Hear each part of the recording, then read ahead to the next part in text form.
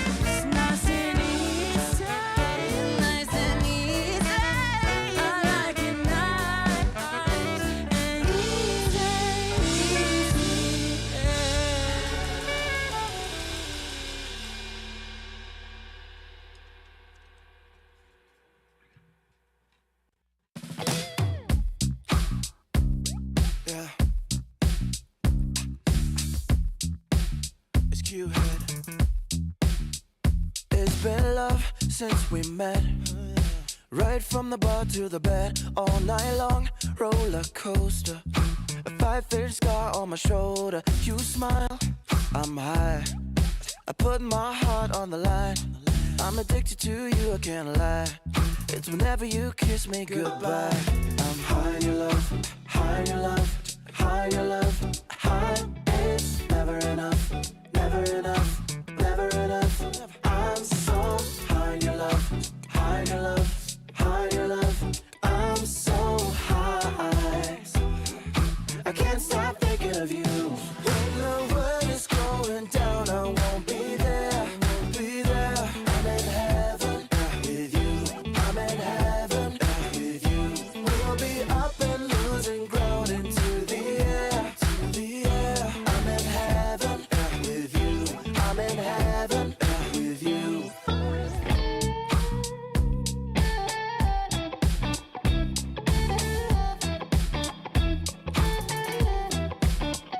And we faced harder times when sweet words turned into lies. We got caught in our nest, yeah. I put our love on a rest. Hit the brake, I'll turn over. And never ever say that you know her. Got a flame to fuel every night. Keep her safe and hold her tight. High in your love, high in your love, high in your love, high. It's never enough, never enough, never enough. I'm so high in your love, high in your love, high in your love. I'm so high, I can't stop thinking of you. When the world is going down, I won't be there, be there. I'm in heaven with you, I'm in heaven with you. We'll be up and losing ground into the air, the air. I'm in heaven with you,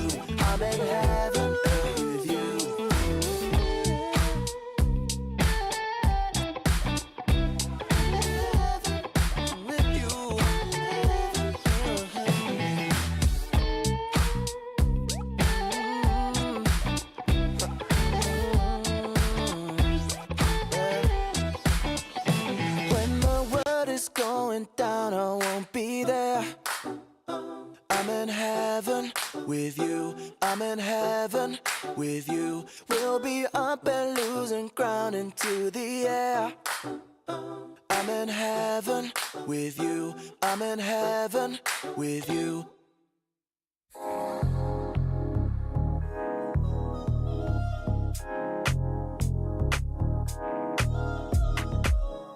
I got no complications clouding up my life. Oh, I'm so done with waiting, gonna let me shine. I'm gonna be fine. I'm gonna get what's mine. Gotta keep on pushing, believe in myself. Keeping my head up, the best I've ever felt. Chase my doubts away. Believe I came to slay. Ooh, I got it in my sights away. Ooh, I'm gonna get my dreams this time. I can't live without it. I'm not giving up this time. Oh, I'm not giving up. Ooh, give it all I got. Ooh, don't you ever stop. Just you keep on, keep on, keep on. Just you keep on. Every day I work hard trying to prove myself. I know I'm worthy, don't rely on no one else. You're gonna see me fly. I'm gonna do it right. Ooh, I got it in my sights away. Ooh, I'm gonna get my dreams this time. I can't live without it. I'm not giving up this time. Oh, I'm not giving up. Ooh, give it all I got. Ooh, don't you ever stop. Just you keep on, keep on, keep on. Just you keep on. Yeah, I'm gonna keep it on. Manifest this year, your new anthem. Yeah, you gotta keep it going. Stay on the path that you've always chosen. I know that you got the power in you. Believe in yourself, cause you know that it's true. Repeat the same words loud every day. I'm a boss, I was born to slay. I'm not giving up. Ooh, give it all I got.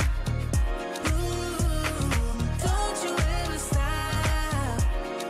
Just you keep on, keep on, keep on. Just you keep on.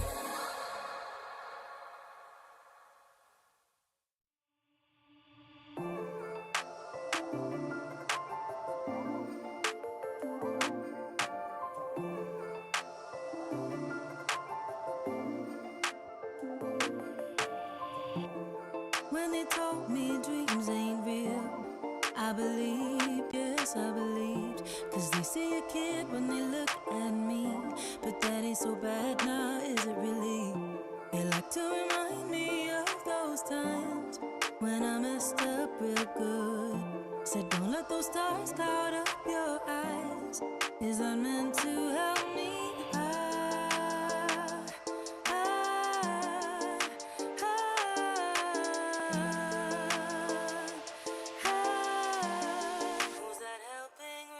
I feel good, like I should, like I should, like I knew that I would. I feel good, like I should, like I should, like I knew that I would. Take me away, away, where sunny islands wait, away. They pretend to know it all while they're frowning at me. Not sure I've ever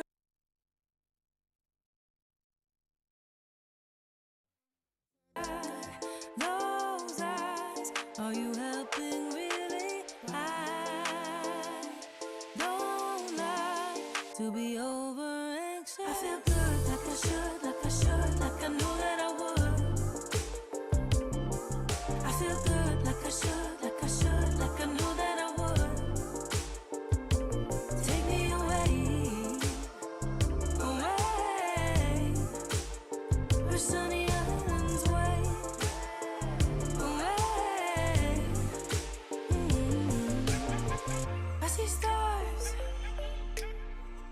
see stars all around me, around me. I see stars. I see stars all around me, around me. I feel good, like I should, like I should, like I knew that I would, knew that I would. I feel good, like I should, like I should, like I knew that I would. Ah, take me away, away, where sunny islands wait, away, away. I need the beaches, on beaches in the sun, just for fun. I need the beaches, on beaches in the sun, all for fun.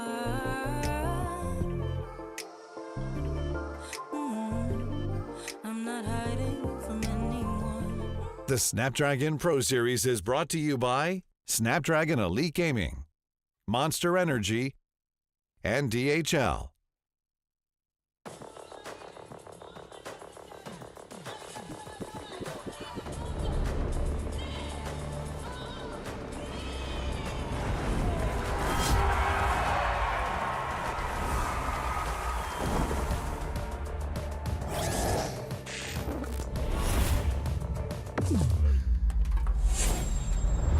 Let the weak melt away. Killing spree.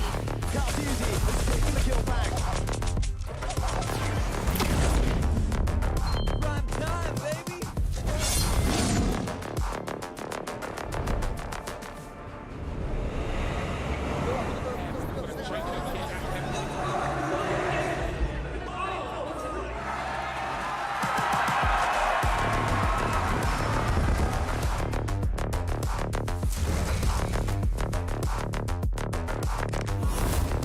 Looks like the players are ready. Here we go!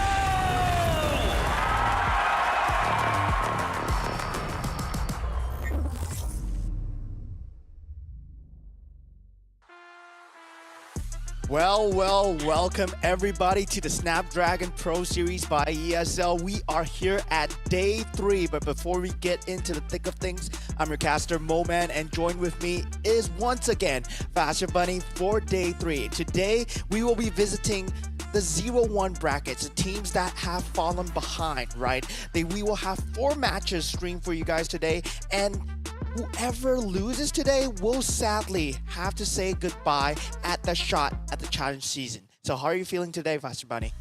Just a heads up for everyone. Yesterday I was down by fever and I might sound a little bit more coarse today, but it's good. I still have the momentum, the energy, and the hype for today, because today is gonna be crucial for us to say c'est la vie for the teams that will not be able to continue on here on the SPN Opal Finals. I mean, it's quite sad, but this is how it is. The journey whereby you have to have a winner. You have to have the best of the best. And if you're not a part of it, you have to be a portrayal of whereby you have to be improving yourself on the next season. But here on out, this is a Swiss bracket again that we want to remind you guys what happened all from the first day of our SPS Opal Finals. Started out with all of our 32 teams meeting with each other, and then they were divided between their wins and their losses. So teams that won was already separated into the 1-0 bracket, whereby they already played off which yesterday on day number 2. Now on day number 3, we're going to see the bracket of 0 to 1, whereby the teams that lost will meet with each other, and those who lost, they still have one more lifeline to go. If they win against each other, they will be able to continue their journey here on the SPS OP Finals. But if they don't, those are the one we will say goodbye. Yeah, whoever wins today will be joining the 1-1 team, the teams that have lost yesterday. And instantly, if they lose today, of course, we will have to say goodbye. But today, we have a lot of Malaysian teams playing in our broadcast, right? So for our first few matches already, I'm very excited for the teams coming up. The predictions have been so spicy coming out from the rest of the casters as well. But definitely, there's a lot of stakes here. It's very high stakes. They cannot pull their strategies anymore.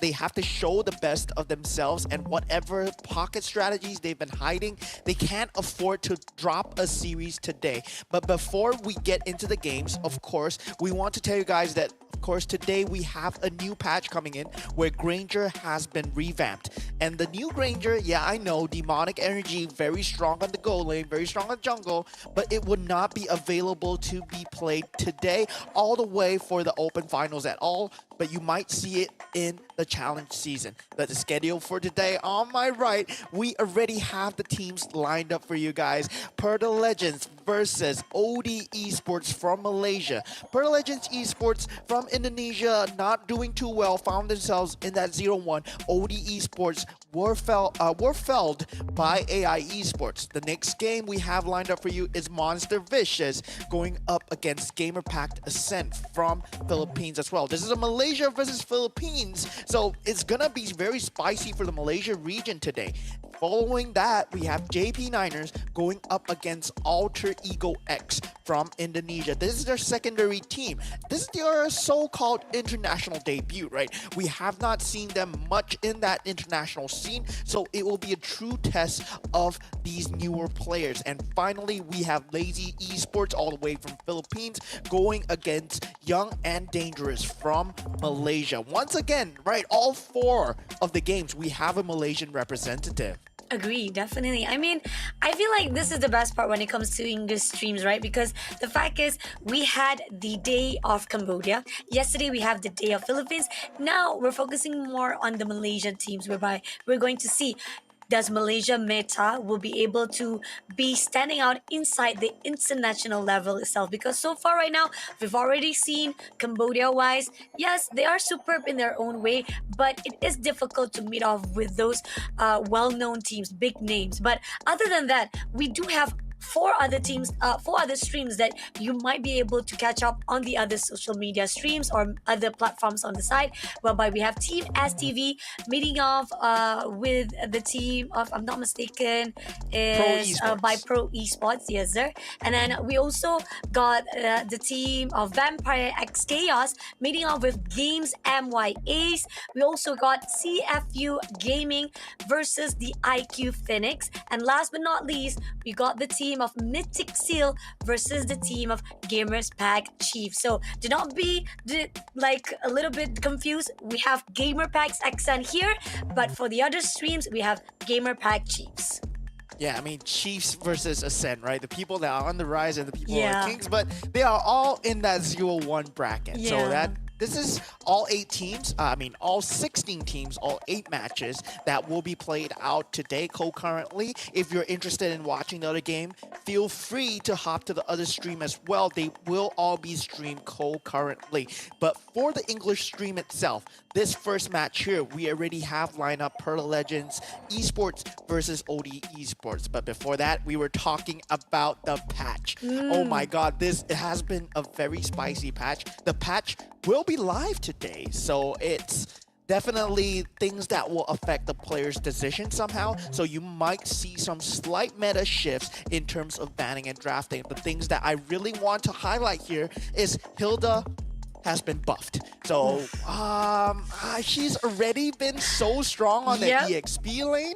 Now I feel that you can play her as a roam and not really be punished because of that skill 2 cooldown buff, right? You take away 2 seconds from that skill 2 and Hilda becomes a very strong powerhouse in terms of having that lane priority as well, clearing out the creep waves, and then you can have the skill 2 for the team fight because the cooldown becomes so short. If you max that, it's 4.5 seconds for the Hilda skill 2. So you can just be whacking away, and then 4 seconds later, you can be whacking away again. Exactly, agree, definitely. I mean, it's something to be talked about or even to think about, because already past 2 days, we've already seen a lot of the teams already prioritizing on Hilda wise, whether they want to ban it out or they want to use it in their own potential. And it shows definitely that Hilda is one of the roamer that can really put out a really good fight. Now with the buff stuff inside our patch for the new series itself. It's going to be very interesting to see whether or not it will give even more differential in the teams that now have been struggling to portray a really good fight inside our SPS Open Finals. Can this meta, can this new revampment can actually make a really game changer for the teams itself? And will we see maybe there's a possibility the Malaysia teams will deny it all and not allow the fact that it's so strong and they don't want to risk that movement coming in from the other teams? Yeah, I mean, if we know, right, the teams definitely know, right? They are professional players. They do this for a living, and I expect them to have this at the back of the heads where, yeah, you know, Hilda might be one of the up-and-coming picks coming up, but definitely there are heroes that might be falling off as well. The two heroes that I want to speak about right now would be the Gato Kacha and the Khalid. Gato Kacha received a very significant damage fall off, so you're not going to be able to deal that much damage, but depending on what you build it with, right? We see that a lot of Gato Kacha, they go for this blade armor build together with the vengeance just to prevent the gold laner from getting any semblance of damage. That still works. So Gato Kacha still one of the stronger picks, and now I think he has an adjustment on his ultimate. The Avatar the Guardian is slightly faster. It's 1/6 faster. So it's 0.2 seconds taken off the delay timing when he actually arrives on the battlefield itself. So it's now 1 second delay instead of 1.2 seconds. So it's not very easy to avoid anymore. It's not as telegraphed. 0.2 seconds is a lot of time in the Land of Dawn. And meanwhile, for Khalid, he has received some scaling adjustments where he's not able to deal that much damage, and his sustainability has been reduced as well. So now it's one of two paths, right? You either build the tank or you either build the damage. And the popular tank meta of Khalid might not be as popular anymore because he's not able to get the same lane priority as someone who has that concussive blast. Potentially, you talk about the Phoveus. Oh, yeah, speaking of Phoveus, he got slightly nerfed too, but we'll have to find out. There's a lot of new things coming out for the patch, so definitely that could be a game changer here for day number 3 itself. But other than that, we also want to talk about the teams that we want to highlight the most here for day number 3, because the fact is, teams to be watched, like we talked about, this is a Malaysia stream, but other than that, we love to know how the Malaysia teams can compete with the other region, because meta-wise, when it comes to Malaysian, there are certain time they can compete but still struggling on the international level. We got Lazy Esports. I know for a fact there's a huge fan base for Lazy Esports. We know how they might be on the rise to be at the same par with their brothers from the Philippines as well, but there's a lot of efforts, there's a lot of training that needs to be grounded up for the Lazy Esports. Monster Vicious, can we say more? I mean, they are performing well. They are one of the MPL's rosters. So definitely they are high rise right now, and the momentum have to be continue on for the SPS Open Finals. The question is, Indonesia, Alter Ego X. So far, we got 2 of Alter Ego that only one from the main roster, which is Alter Ego, the main one, have been performing well. So only Alter Ego X have proven themselves to be on the same standard with their brothers. Yeah, Alter Ego X not getting a favorable matchup on day 1. I think they were up against RRQ Hoshi, right? So we have yet to see them perform against a similar standard of a team. RRQ Hoshi, you got to put them on that pedestal. You got to know that they are one of the top 2 teams in Indonesia right there. And Monster Vicious, I mean, they were up against Evo's struggle by a slight bit, but Monster Vicious, they still managed to get 1 point against Evo's Holy. Lazy Esports, on the other hand, they were up against AI Esports, and they found themselves here 0-1. And AI Esports themselves, I mean, yesterday it was kind of a wonky drafting coming out from both sides. We saw the Angeline coming out from AI Esports, but it was coming out from the other team, and they got instantly countered out by Revitalization Yin, which is, wow, I mean, is that the answer to Angeline? Because Revitalization Yin has been the talk of the town after he came out with that strategy. Crazy, by Alter Ego, right? This is Alter Ego X's big brother saying that, yeah, we know how to counter. Whether Alter Ego X pulls out these kind of really niche strategies, right? It's this kind of small mechanics that counter out each kind of what do you have?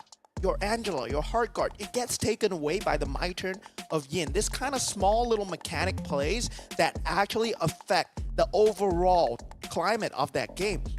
And this is what we've yet to see, whether teams come up with new strategies against the current matters. And this is a very good testing ground, but today might not be it because they have to pull up their best show here. They don't want to give up a series at all. Agree, definitely. And it's quite a little bit not to say risky, more to say like we're worried as well for the teams because again, when it comes to the patch, I know it's gonna actually disrupt them. It's gonna make them very, very cautious on the decision making because there's no try Raren, but at the same time, you gotta make sure that even though with the nerf or with the revampment, it will be portrayed in the skill wise because this is where the fine line of no matter whatever happens in the meta scenes, you'll be able to push through and you know what was the right timing of how you want to actually control the map, how you want to actually pursue for the team fight itself. So it is all about timing, skills, and yeah, possibility of course on the not just on the fate side of the revampment, but hopefully with the guts that the players have when it comes to pushing on the gameplay. So far right now, we're hoping for the teams will be able to be prepared and getting the last hope to still carry on here for the SPS Open Finals.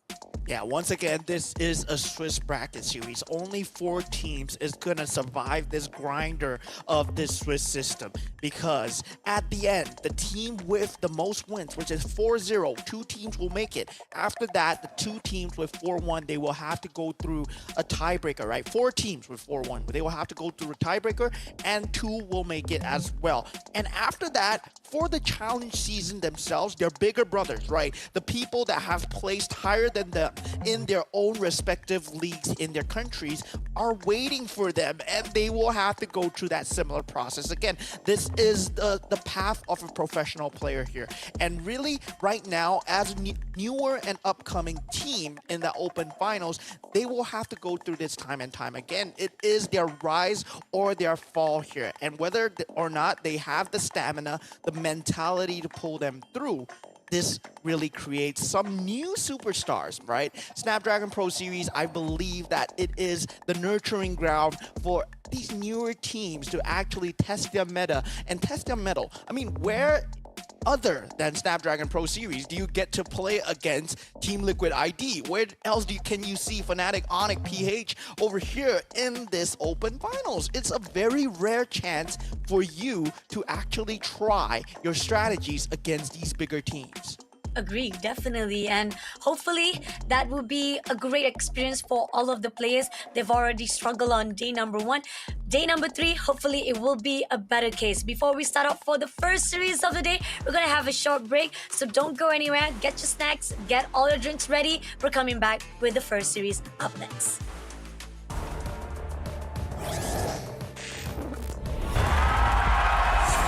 Here we go!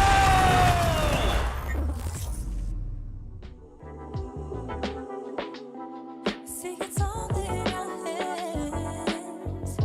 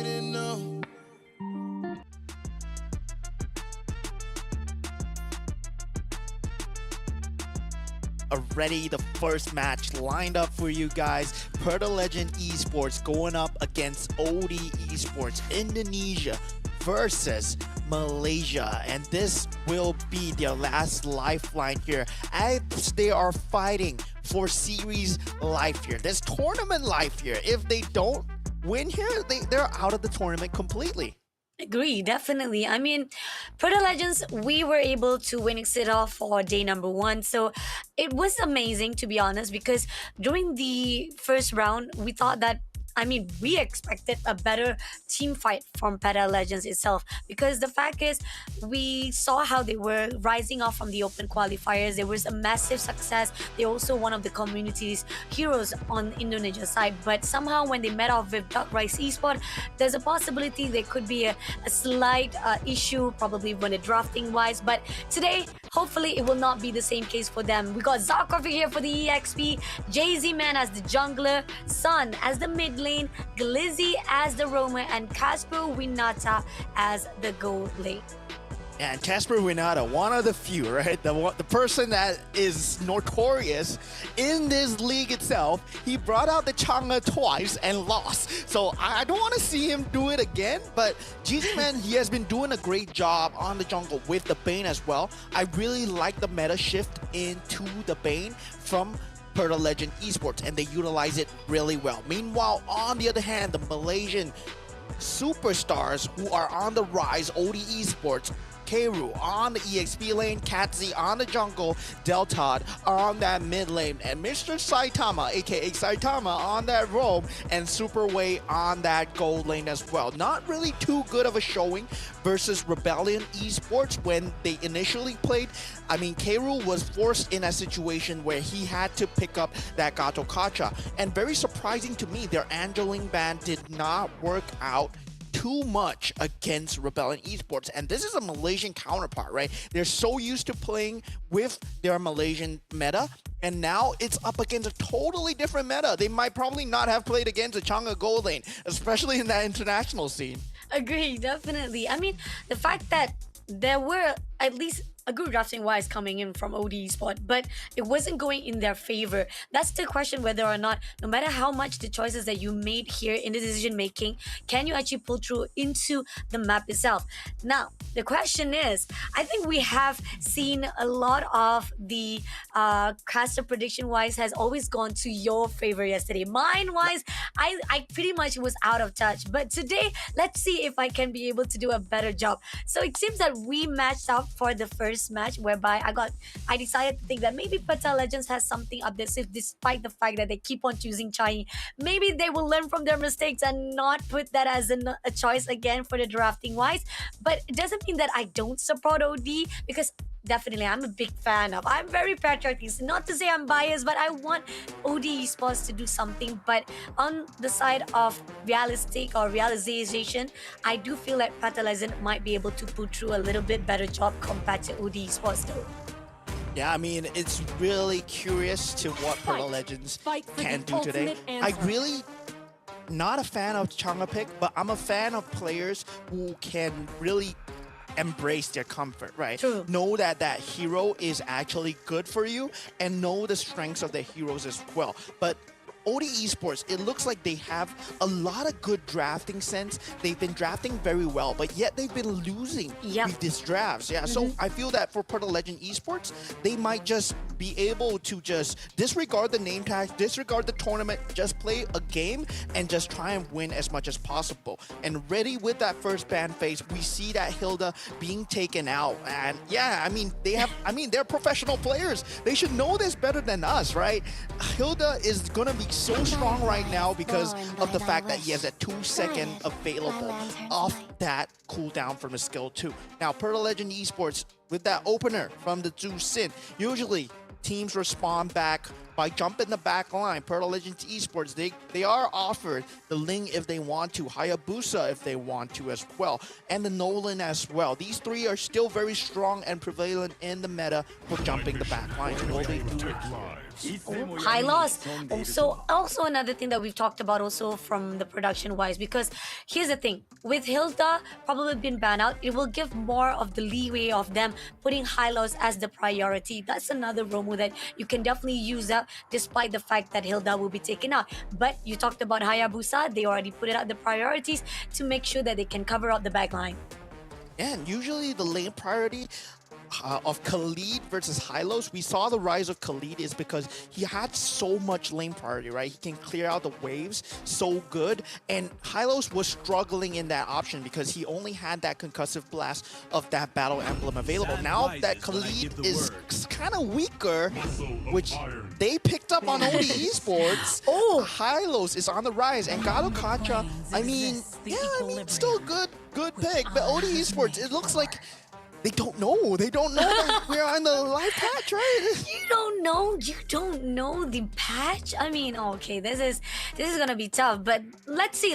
This is the part where we know for a fact, no matter how much of the effects will come into the hero picks or even into the revamption or even the patch note, maybe it doesn't really cost that much, even though it will actually, to be honest, it will affect a little bit, but it depends on the timing itself, the skill wise. Now, how Peta Legends respond, they picked up Yves as well so that they can actually continue on with a really good cover for the backline. Yeah, I mean, Yves itself, it's a very strong pick. And the thing is, right, I'm very curious to see where they put the Khalid and Gato Kacha on. Because right now, as of the patch, from what I'm understanding of it, it's way better to put the Khalid on that EXP lane now. I think roaming Khalid is no longer a viable option, at least not a strong option, right? While meanwhile, the roaming Gato Kacha is still very solid, and the EXP itself is not too important because Avatar Guardian right now is not your main initiation tool. Raging Sandstorm will be.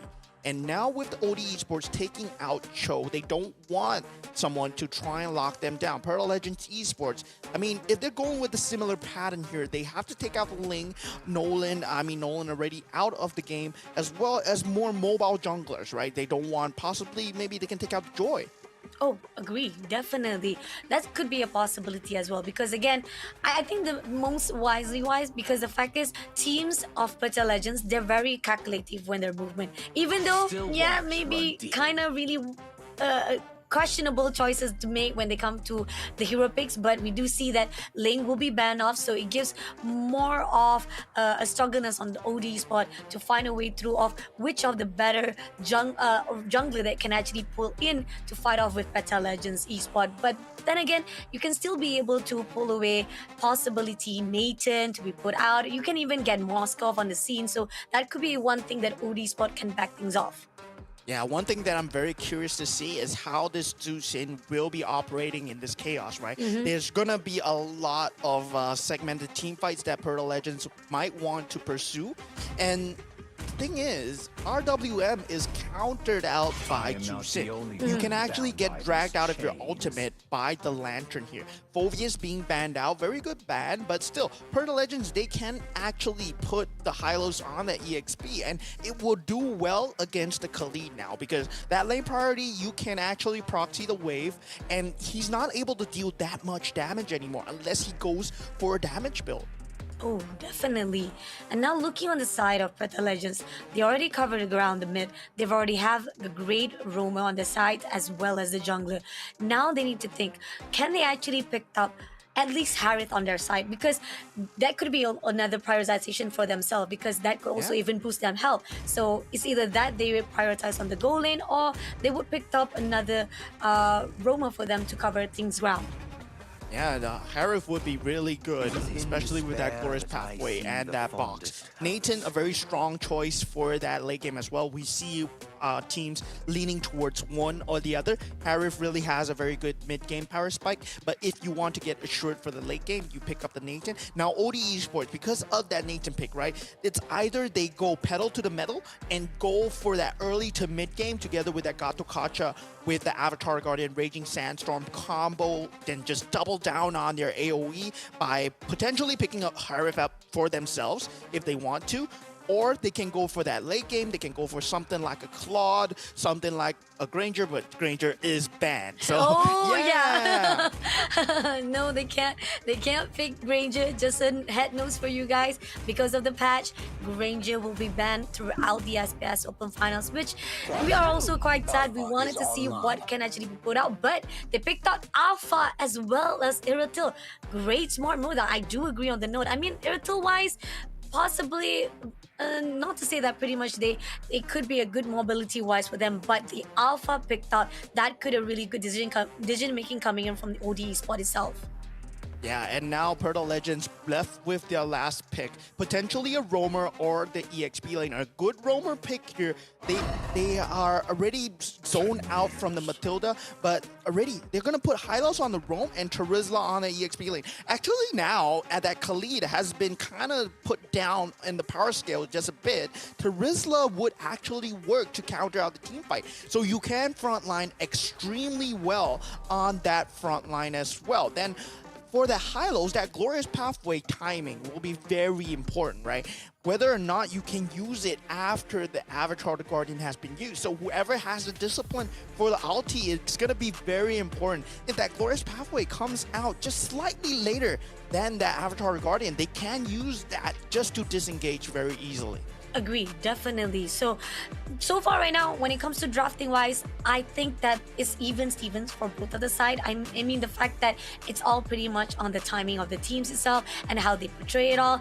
And either so, like, we know for a fact that most of the times teams will try to push in either on going in for team fights, or they might actually try to shut down maybe a little bit earlier on. Let's see how it is. But here on out, this is the first series of the day, number 3, SPS Open Finals. Let's see, Indonesia, Perta Legends versus Malaysia, OD Esports. Yeah, both teams fighting for tournament survival. And what I'm really curious about right now will be that Irritil pick, right? OD Esports, they have a very nice top-down team fight. Very easy to execute, yes, but that in the same time, it's very telegraphed because all their skills require some sort of wind-up. That Raging Sandstorm, you can see it from a mile away. The only thing that they have to watch out for is particularly that Spear of Alpha coming out from Katizi. And Perta Legends, if they play this correctly, they can segment that fight towards that backline with the Hayabusa, with the entropy from the Nathan as well, and use that penalty zone in that front line. Perta Legends, they have to fight a very well executed team fight if they want to win. Meanwhile, for OD Esports, they can just shove 5 members towards Perta Legends and potentially win the team fight. So the name of the game here for Perta Legends is not to 5v5, especially if they don't have that macro advantage going for them. Agree, definitely. So it's a risky move, but then again, Team OD Esport, the question is, are they going to actually make a simple mistake? Because those are the mistakes that they need to be very careful of. Because if Perta Legends spot out some of the positioning are not the right spot for OD Sport, they will try to punish them out. So far right now, we do see teams are going in for their creeps, they're trying to clear it out, try to lay out all the waves for themselves. And now once the turtle has spawned out, we do see Perta Legends will be the first one to test the waters. OD Sport, already spotted out. It's going to be Zarkov. He goes into call TZ first, but doesn't manage. But it's going to give JZ, man, the opportunity to take the turtle straight away. But team fights will contest to go in, or will they actually just try to overextend it off? But it seems that it's not going to be the case. Delto try to actually get the picks coming in from Glizzy, but it's not going to do anything. As again, even despite that all the screams that was done, they are not able to even get anyone for their constellation prize. So it's still a win for Team Perta Legends. Yeah, there you see the weakness of the Khalid really coming through, right? That walking in from Nathan was left unpunished, despite the fact that he did not need to use entropy. That damage is not present anymore. Even with the concussive blast hitting onto Nathan, he could not punish that Nathan. That roam Khalid will not be as strong anymore. And now with the quad shadow in, GZ, man, they want to take away this map control. And Delta almost been taken out. He's going for a fight, but it's going to be the first blood coming in from Cat TZ to shut down straight away. But at the same time, right here, it seems that Perta Legends, a little bit of overextension, but still, it's a fruitful wise coming in from the side of OD Esports. Yeah, that shadow kill, not exactly finding anything, right? GZ Man could not find anyone with the quad shadows and still decided to go in a bit of execution error coming in from Perta Legends. Real world manipulation used very early here. Zakovic now left for dead as he gets chased down that bottom lane by Mr. Saitama. And Katizi, right? Katizi, he has so much damage. He is the crux of everything for OD Esports. As long as they play around Katizi, Perta Legends, they will have a horrible time because of the Zusin protecting him. There's so much AoE that can protect that Spear of Alpha. And that's why I said Perta Legends, they're going to have a harder time executing this. They have to split the fight on two fronts. And if they use that Glorious Pathway like that again, way too early, they will lose a lot of team fights. And it seems that they're going to actually push the fight right to the top lane. We do see that Vive is coming in at the moment right now, but it was just a little bit of tease. Tiltal comes in, the spawns come through, and now they will try to make Glorious Path comes in at the moment right now, stunning off airborns to the side of two players of OD, but at the same time right here, JZ Man getting in for this lane of the Tiltal as well as making a really good KTZ to be shut down. But the process right here, Karu surviving, but barely alive with Casper Winata clearing out the dot with the last hit, and now it's only left with Superway almost coming out alive because the fact is all of those fights were still in the favor of the Legends. Yeah, great segmentation, right? They had to split the fight on two fronts, and now they use Zakovic with that penalty zone in that background. He was hiding in that turtle pit.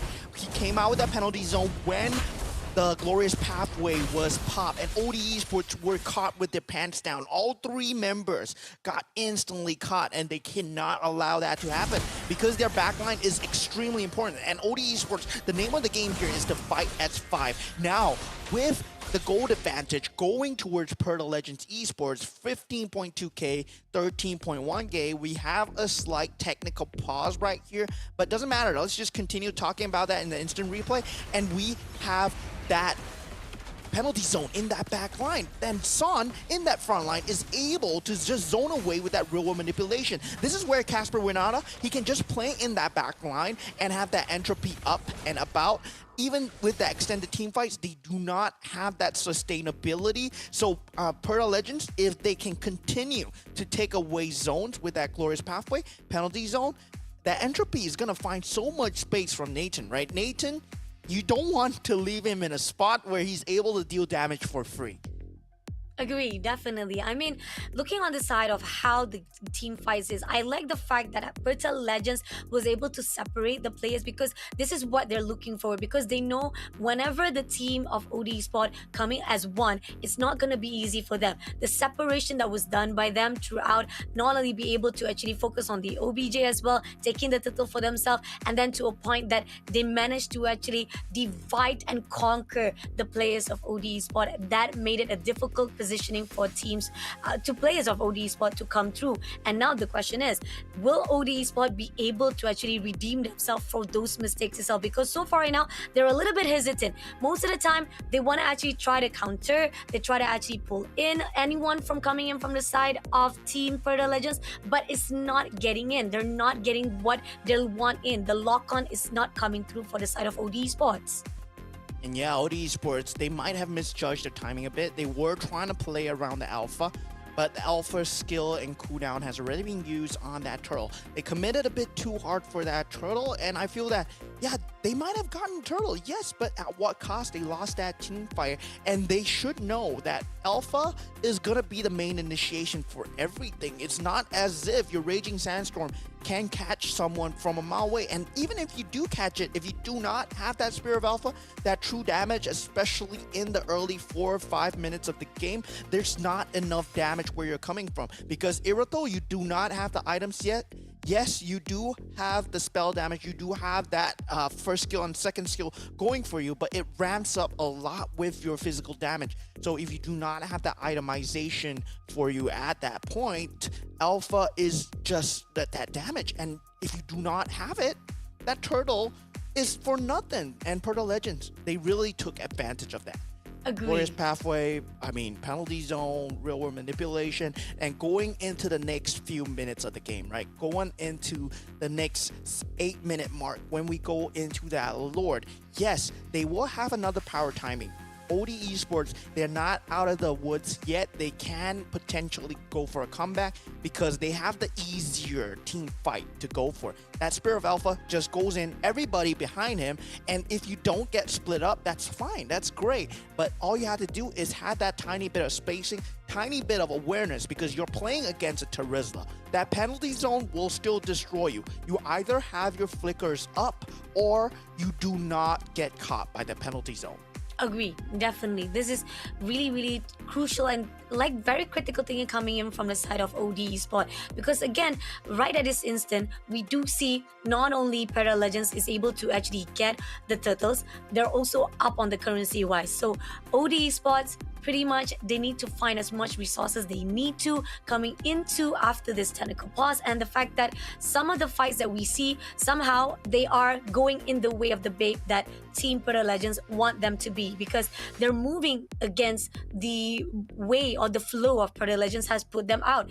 How they want to actually portray it, how they want to actually go in is they have to go against, not to follow the flow of Para Legends, find a way to break through, find a way for them to actually lead their own fight for their own, because the fact is so far, if they actually fall into the traps of Para Legends, it's going to be tough for them to come true for that comeback. And Perta Legends, I think it seems like they're going to have an easier time, right? Finding the Irithel versus finding the Nathan. Because Nathan, right now, if you take a look at his battle spell, it's Purify.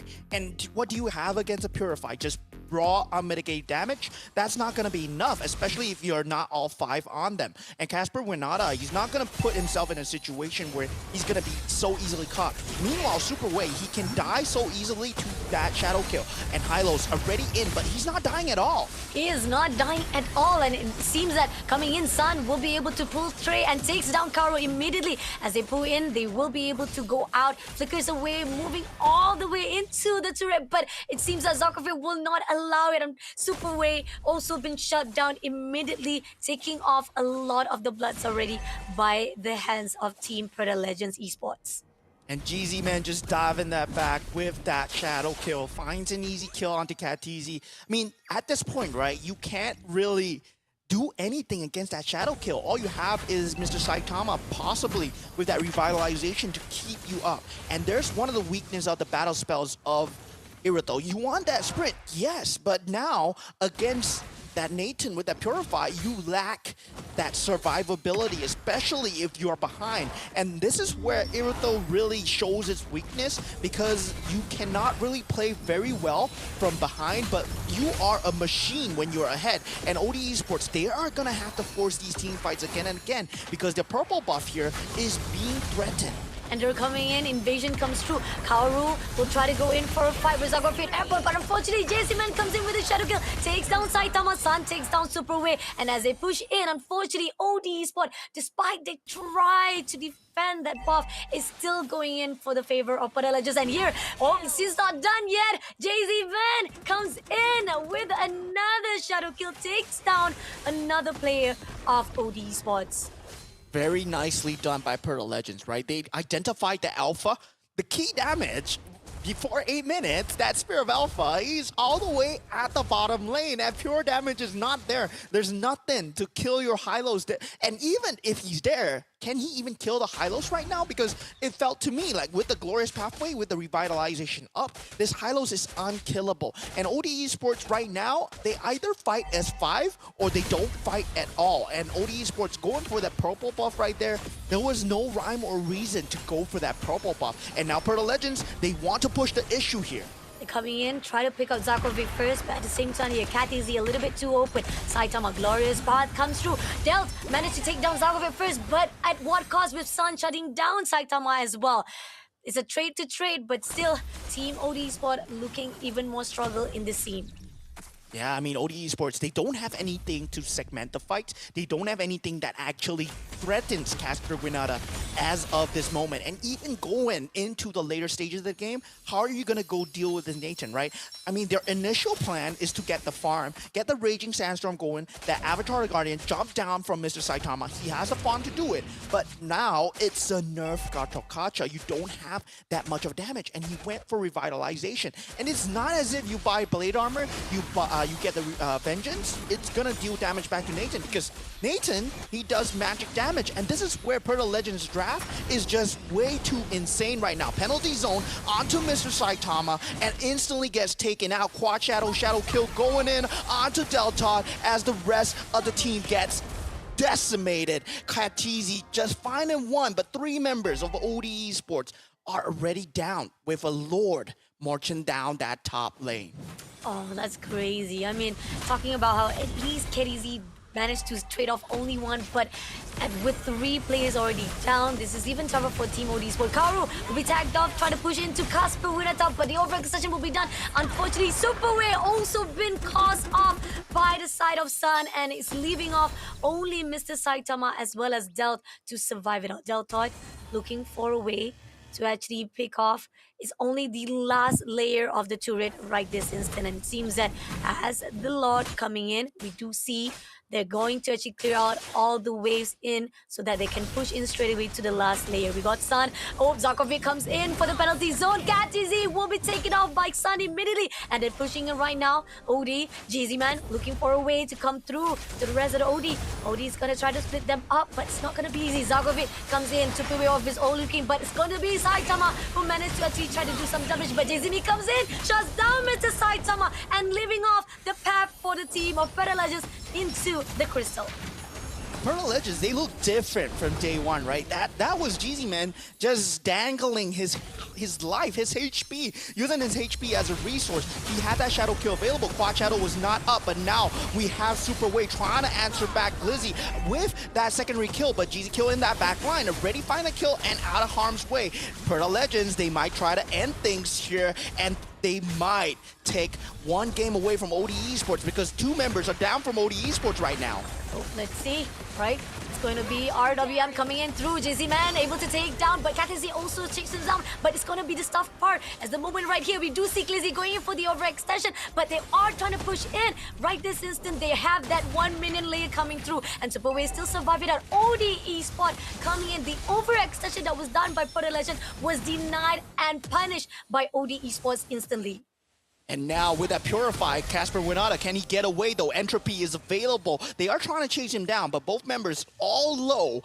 They might not get a consolation prize here. Perta Legends, I mean, with that, they take away the inhibitor turrets, and they have that late game secured. It's still 7,600 gold lead for the side of Indonesia. And with the Lord spawning in 20 seconds, everybody is going to be available. Sure, yes, the Purify might be used right now, but OD Esports, they cannot capitalize because of that lane pressure coming in from that bottom lane, and it's going to be constant super creep pressure coming through. OD Esports, they need to consistently lane clear, consistently proxy waves, and then group as 5, but nothing is being done with that top lane now. And this enhanced Lord, if they fight it, potentially lose their base. Let's see. We do see Glizzy trying to push in. It's going to be Jay-Z man try to take it out, KatZ, but nope. He pulled away first of all. And we do see Karu trying to stir it away Zarkovic. Zarkovic going to go in 1-1, but at the same time, Mr. Saitama will be backing things up. But Jay-Z man takes down Deltot immediately. Karu will be the next one victim for Casper Winata. Glorious path in the way, and it's giving a lot of leeway for Casper Winata to shut down another player. Now Superway almost barely alive trying to survive, but unfortunately Sun denies it with the RWM and making a team wipeout, and this is already a game 1 in the hands of Perta Legends. Yeah, Perta Legends, very clean game coming out against OD Esports. And it's just a very clean execution, right? The way that they started that first few team fights, even though they were down in that first 1 to 2 minutes, it did not matter because they knew their win conditions into the game. And meanwhile for OD Esports, really, I feel that one of the things that really came to bite them in their back was their drafts as well. Khalid not being as strong anymore, Gato Kacha having that weakened damage factor, and they both went for full tank builds. If you take a look at the itemizations, it's still that Thunder Belt on Khalid, and that's a lot of slow factors, yes, but there's no damage anymore. Now, with the new Khalid, I think you gotta build something like a Hunter Strike, a Blade of the Heptases into that tank. You gotta still do that hybrid, especially if you're on the EXP lane, because you're not gonna be able to punish anybody right now. And Mr. Saitama, I mean, he was the roam after all, but right now you don't have that damage to punish anyone, and this is just a faltering in their, I think, their studies here, because I feel that, yeah, Khalid, Gatokacha, you picked both that just recently just got nerfed. I mean, again, it goes down to show that those are the crucial things that you need to consider when it comes to the drafting wise.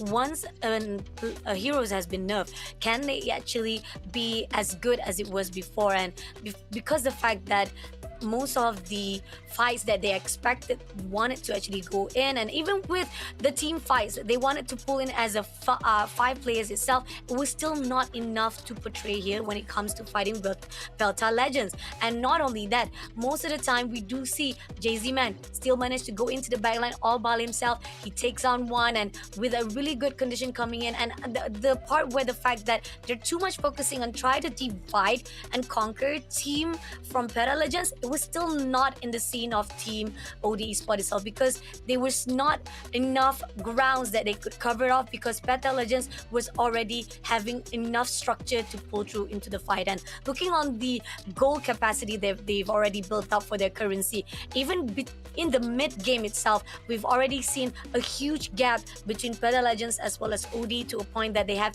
7,000 goals that was already leading up for the team of Peta Legends. Yeah, I mean, the execution-wise as well, right? Mechanics, I mean, Jeezy-Man, he played it to a T. I mean, Hayabusa dangling his HP like that, it's not what you really want to see in a pro player, where in another game, possibly, he might have gotten nuked down and he might have gotten just wrecked. But the thing is, he knows that OD Esports, they only have that Spear of Alpha to actually control and keep him there. So he can play in front without the quad shadows and just use the shadow kill as an escape mechanism, and then the quad shadow later is just a matter of timing for Jeezy Man. And he played that to a T, because every time he was all the way in front, always threatening, dangling his own life as a bait to force these team fights. And once the rest of OD Esports, they answered back, that glorious pathway was there. Son, he was there with the real world manipulation as well. And of course, Casper Wanada in the back, not being touched at all. And this is all started by this Hayabusa, a ninja who is baiting you.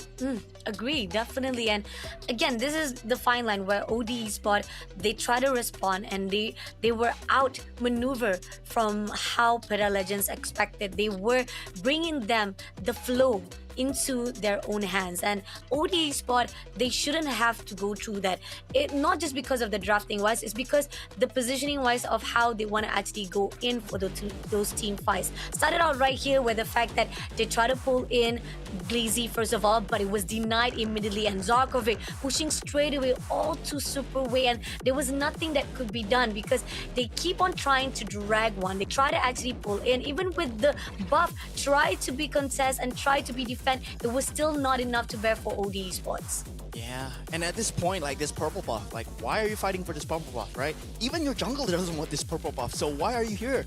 It's just very confusing towards me. And for this Lord itself, there is no Irithel, there's no Khalid, so there's no point in taking this fight, because Pearl Legends, be assured that they are all there. And this fight, yes, Casper Winata, he eventually goes down, and this was a very good trade coming in from OD Esports because of a slight overextension, but just at this last team fight here, Jeezy Man, he is able to just be that backline factor, even with the entropy and the purify available from Casper Winata, is just a lot of damage coming from that backline. Every time the glorious pathway lands on you guys right now, the farm is too far gone for OD Esports to respond as 5. The timing was gone way before that 8-minute mark. It was like at the 6-minute mark where the glorious pathway, it cannot be answered for anymore. Agree, definitely. So now we got our first series, first round been victored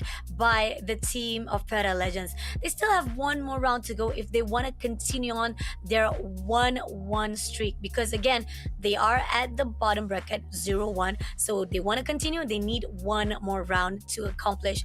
On the side of OD Sport, they can try to prolong this. They can be able to sustain this fight if they get one more point. Can they do so? Because so far right now, with the drafting wise, maybe they can learn from the mistake. Now they know for a fact that how much of the effect can be seen from the nerf that was done by this previous or newly patched node into the MLBB. Because the fact is, you need to be very careful when it comes to your decision making of your heroes, as well as when it comes to timing your team fights. Let's see what's gonna happen on the second rounds, whether or not OD will come back or will Peta Legends come in with a 2-0. We'll be right back after the short breaks.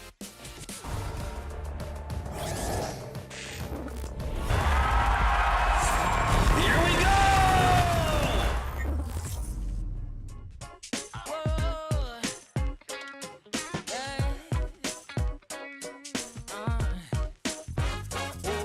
Relax, don't worry about it. Hey, take a second, slow down, yeah. You will see it's all good in the hood.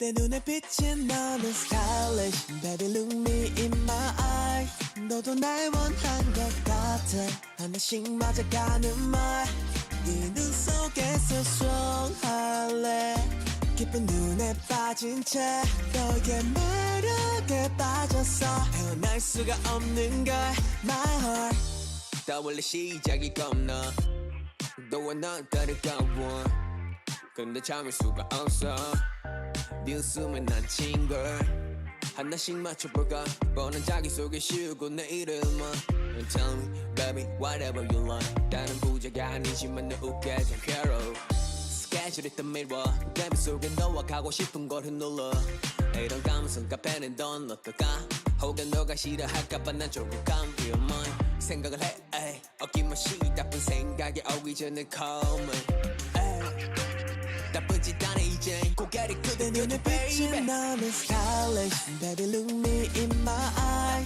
너도 날 원한 것 같아 하나씩 맞아가는 말네 눈 속에서 수영할래 깊은 눈에 빠진 채 너의 매력에 빠졌어 헤어날 수가 없는 걸 My heart 떠나보자고 이번 주 weekend 너와 있으면 내 하루는 비대 친구들이 말해 너 요즘 왜 이래 바보같이 웃으면서 다닌대 단순해 너랑 내한테 빠져버린 나인 걸 어쩔 수 없으니 너를 위해 바치게 네가 가진 모든 것 내 시간 새 내 눈에 선물까지 비친 너는 stylish Baby look me in my eye 너도 날 원한 것 같아 하나씩 맞아가는 말네 눈 속에서 수영할래 깊은 눈에 빠진 채 너의 매력에 빠졌어 헤어날 수가 없는 걸 My heart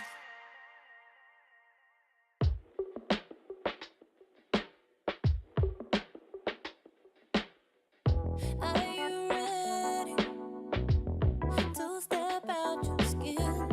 Are you ready?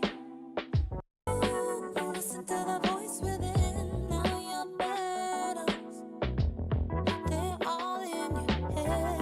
You can win. Welcome back, ladies and gentlemen. We have finished off that first game of the first series of Malaysia versus Indonesia. We have OD Esports from Malaysia, Perta Legends Esports from Indonesia, and now Perta Legends are ahead 1-0. How are you feeling, Bunny, about this? I'm nervous. I'm really nervous because, again, we're talking about how this is the last chance for them. If they do not do good, at least try to get 1 point here so that they can make sure they got a tiebreaker. we're gonna say goodbye to OT Sports. And I love my Malaysian teams. I want them to do the best and they be at this a great, amazing stage so that they can portray their abilities or even rising off from their own community tournaments they've been already. But ODE Sport, they probably, again, we're wondering about it. We talked about it, whether or not they did their homeworks, they heard about, did they read all the patch notes already, or are they just testing the waters, even despite that it's already been nerfed? But hopefully that's not going to be the case here for the second match, because you don't want to test the water anymore. You want to make sure that you make the right decision when you go into the drafting phase, because so far right now, yeah, I mean, despite the fact that you thought that you might be able to pull that team fight, that 5 players win, it's still not in the favor, because every time Perta Legends goes in for the fight, we got the one and only Zarkovic as well as JZ-Man just pulling off such stun, especially JZ-Man to begin with, sacrificing himself to push in and baiting out OD Sport. Those are the things that OD Sport should not actually fall into their trap. And yeah, now we will know whether all the esports did their homework, right? If okay, first things first, Chip is still in that pool. Yeah. So yeah, Chip, I mean, he has gotten a slight nerf, right? He no longer has that airborne ability, but it still does not prevent that team play coming out from that Chip. So first things first, Chip is available. And another thing is, Hilda is still in that pool as well. So now, if Perta Legends, they're playing this right, they don't take out the Chip, they don't take out the Hilda, they secure one for themselves just instantly. Agree, definitely. So interesting choice making coming in from the side of Team Perta Legends. It's as if they know for a fact, either way, if they don't actually ban it off, this could be an opportunity for them. But it seems that Eve will be taken out from the pool. So again, now the question is, OD Sports, are you going to actually ban off Hilda, or will you take away Chip? Because at the end of it all, Hilda should be the priority, but then they ended up banning Matilda. So Perta Legends, are you going to pick up Hilda or not? Okay, so it was Perta Legends, right, versus Duck Rice, where the Chip just was in that pool and nobody touched it. So we might see Perta Legends not pick up the Chip here and go for the Hilda. Possibly. I mean, because they don't really care pretty much. I think we do see like Perta Legends or even Black Rice Esports itself. They were the two teams that deny of the usage of Chip itself. So yeah, there could be a possibility that we're not going to see Chip at all as well. So on the side of Perta Legends, do we see Hilda or not? Or will, if they did suddenly do not pick up Hilda, will ODE Sport pick it up on themselves? Because that's the question. Because Perta Legends, if you let that, no, of course not. So Hilda will be picked up by Perta Legends. So that's something that ODE Sport gotta answer now. So now we can test the theory, like how we said it, that Hilda is gonna be so strong in this meta right now, and Perta Legends, they picked it up. OD Esports, yes, they can pick up the Angela. They can go for the Angela Link combo. Yeah, definitely, it can be done. But can it stand up to this Hilda, this newly buffed Hilda, right? This is a very early game powerhouse, and Link requires that early game. So what I want to see out of Perta Legends is to put that Hilda on that roam and just hunt down that Link, because Angela is not going to be there before the level 4. And if she's there, what can she do? Just blast some waves at you, and it's just going to heal that Link just by a bit. But there's nothing to can do about the creeps. Now, Perta Legends, they go for that Beatrix. Yes, very strong goal laner, especially against an AoE setting. But definitely, they got to go for more team fight. And yeah, Franco, oh my god, this is very aggressive coming out from Perta Legends. I mean, look at this. Perta Legends already putting up not just the offensive side, going off for the damage, but also for the fact that we are going to see a really good stronghold heroes surviving out, not just for the damage, but also on survival, as well as them being able to sustain so long fights. And OD Esport, they have to have a great stronghold for the front line, because they have already a little bit of squishy motion in their own heroes pool. So this is something that OD Sport gotta be careful on that. And Edith, I mean, to respond towards that Hilda, yes, it does shred that Hilda after you get that primordial form, but now Hilda's power spike is assured in that early game, right? So it's going to be very scary to deal with her beyond that level 4. I mean, before that level 4. It's where your skill 2, you at least have it at level 2, at level 3. So you're gonna just beat down the creeps and beat down Hilda. You can proxy the waves because you get that regeneration, but they have to take away fast team fighters for OD Esports. Nolan is a very good choice. Another invasive choice that they can take out will be the Roger as well. So if Perta Legends are playing this correctly, they have a Franco, they have a Hilda. All they have to do is pick up a very aggressive jungler that can be up at Ling's face. And in terms of that, their Alpha is also available. Hayabusa is still available. Okay, Hayabusa is banned. So can pick up the Alpha. Yeah, they can pick up the Alpha, definitely. But I like the fact that they already banned off Hayabusa. So that's something that can actually shut down a little bit of Para Legends. But option is still open for the side of Para Legends. Now, they want to actually try to figure out whether or not OD Esports is going to actually do even more of cover off on their backline. So Harith is going to be covered up. So they're going to ban off OD Esports. Yeah, I mean, in terms of the late game, right? Ling is a very good late game in terms of pos 1. But for Perta Legends, for them, it's to not get to that late game. Is not get to that 20-minute, 15-minute to 20-minute stage where Ling is able to jump around the map, clear your creep waves at the same time. So for OD Esports, they got to stop that initial aggression coming in from OD Esports. Because Angela itself, as the mid laner, you don't exactly have a lot of lane priority. And once again, they go for the Gato Kacha. I mean, with that concussive blast, there is still a lot of lane priority. There is still a lot of denial. But something I would have liked to see would have been the Grok to actually counter out the Franco because of that control immunity. You can block out the hook. The suppress doesn't really affect you too much because you have that wall charge. And looking on the side of Perta Legends, right, so far they already got what they need. Only probably pretty much they just need, they have the opportunity already. They can pick up Alpha, and now they're picking up Valentina. So the question is, oh, they picked up Joy. So aggressive. No, they're going all out for offensive now.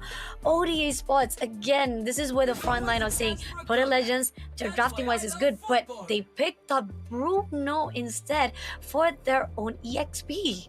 Okay, so actually, I feel that the Bruno pick is a bad pick for OD Esports, right? Because the thing is, Bruno really thrives when you can run together with your team. Yeah, you're a soccer player, right? You need a soccer team. So you run together in team, you group up, and then you deal so much damage. And your range is quite limited because you're collecting your balls to get the crit damage going. But Beatrix, you deny that because you have so much zone denial, right? Nibiru's Passion, I mean, in terms of having that AoE, there is a huge AoE coming out from that rocket launcher, the shotgun, as well as the machine gun that, I mean, SMG, right? SMG I mean, what's her name again? Beatrix has. So there is so much AoE.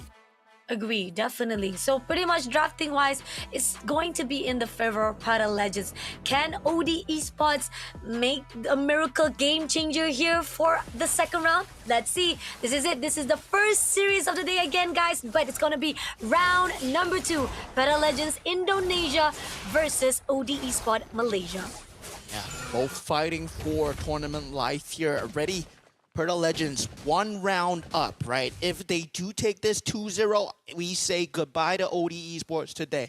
So they have to hang on. And now with that hook onto Katizi, I mean, it's very early in the game.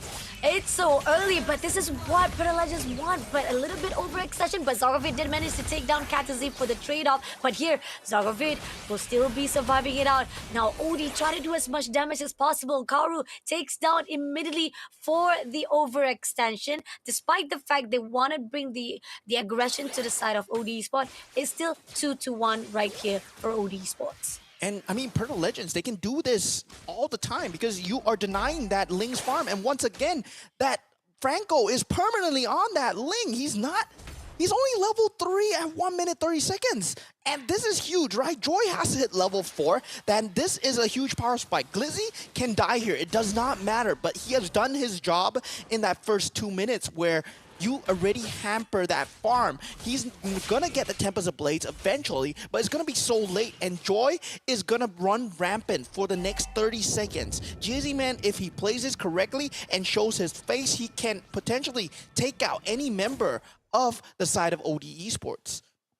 And at this moment, we do see that the Till is about to be spawning off right at the top lane. And somehow they're going to go in for the skirmish at the mid. We got Karu getting a lot of damage. Had to pull away straight from the fight itself. By the same time, right here, Dizzy Man pushing in straight to Saitama. But Saitama didn't manage to actually go in for the fight. They ended up pushing away Peta Legends. Almost close enough for a casualty. But Zagovic seems like he wants more. But then again, this is the opening they need. They had so much pressure given out to OD. They will be able to take the turtle unless Mr. Saitama and Karu will have to say something. But nope, not gonna be able to do anything as Joy will be able to move away freely.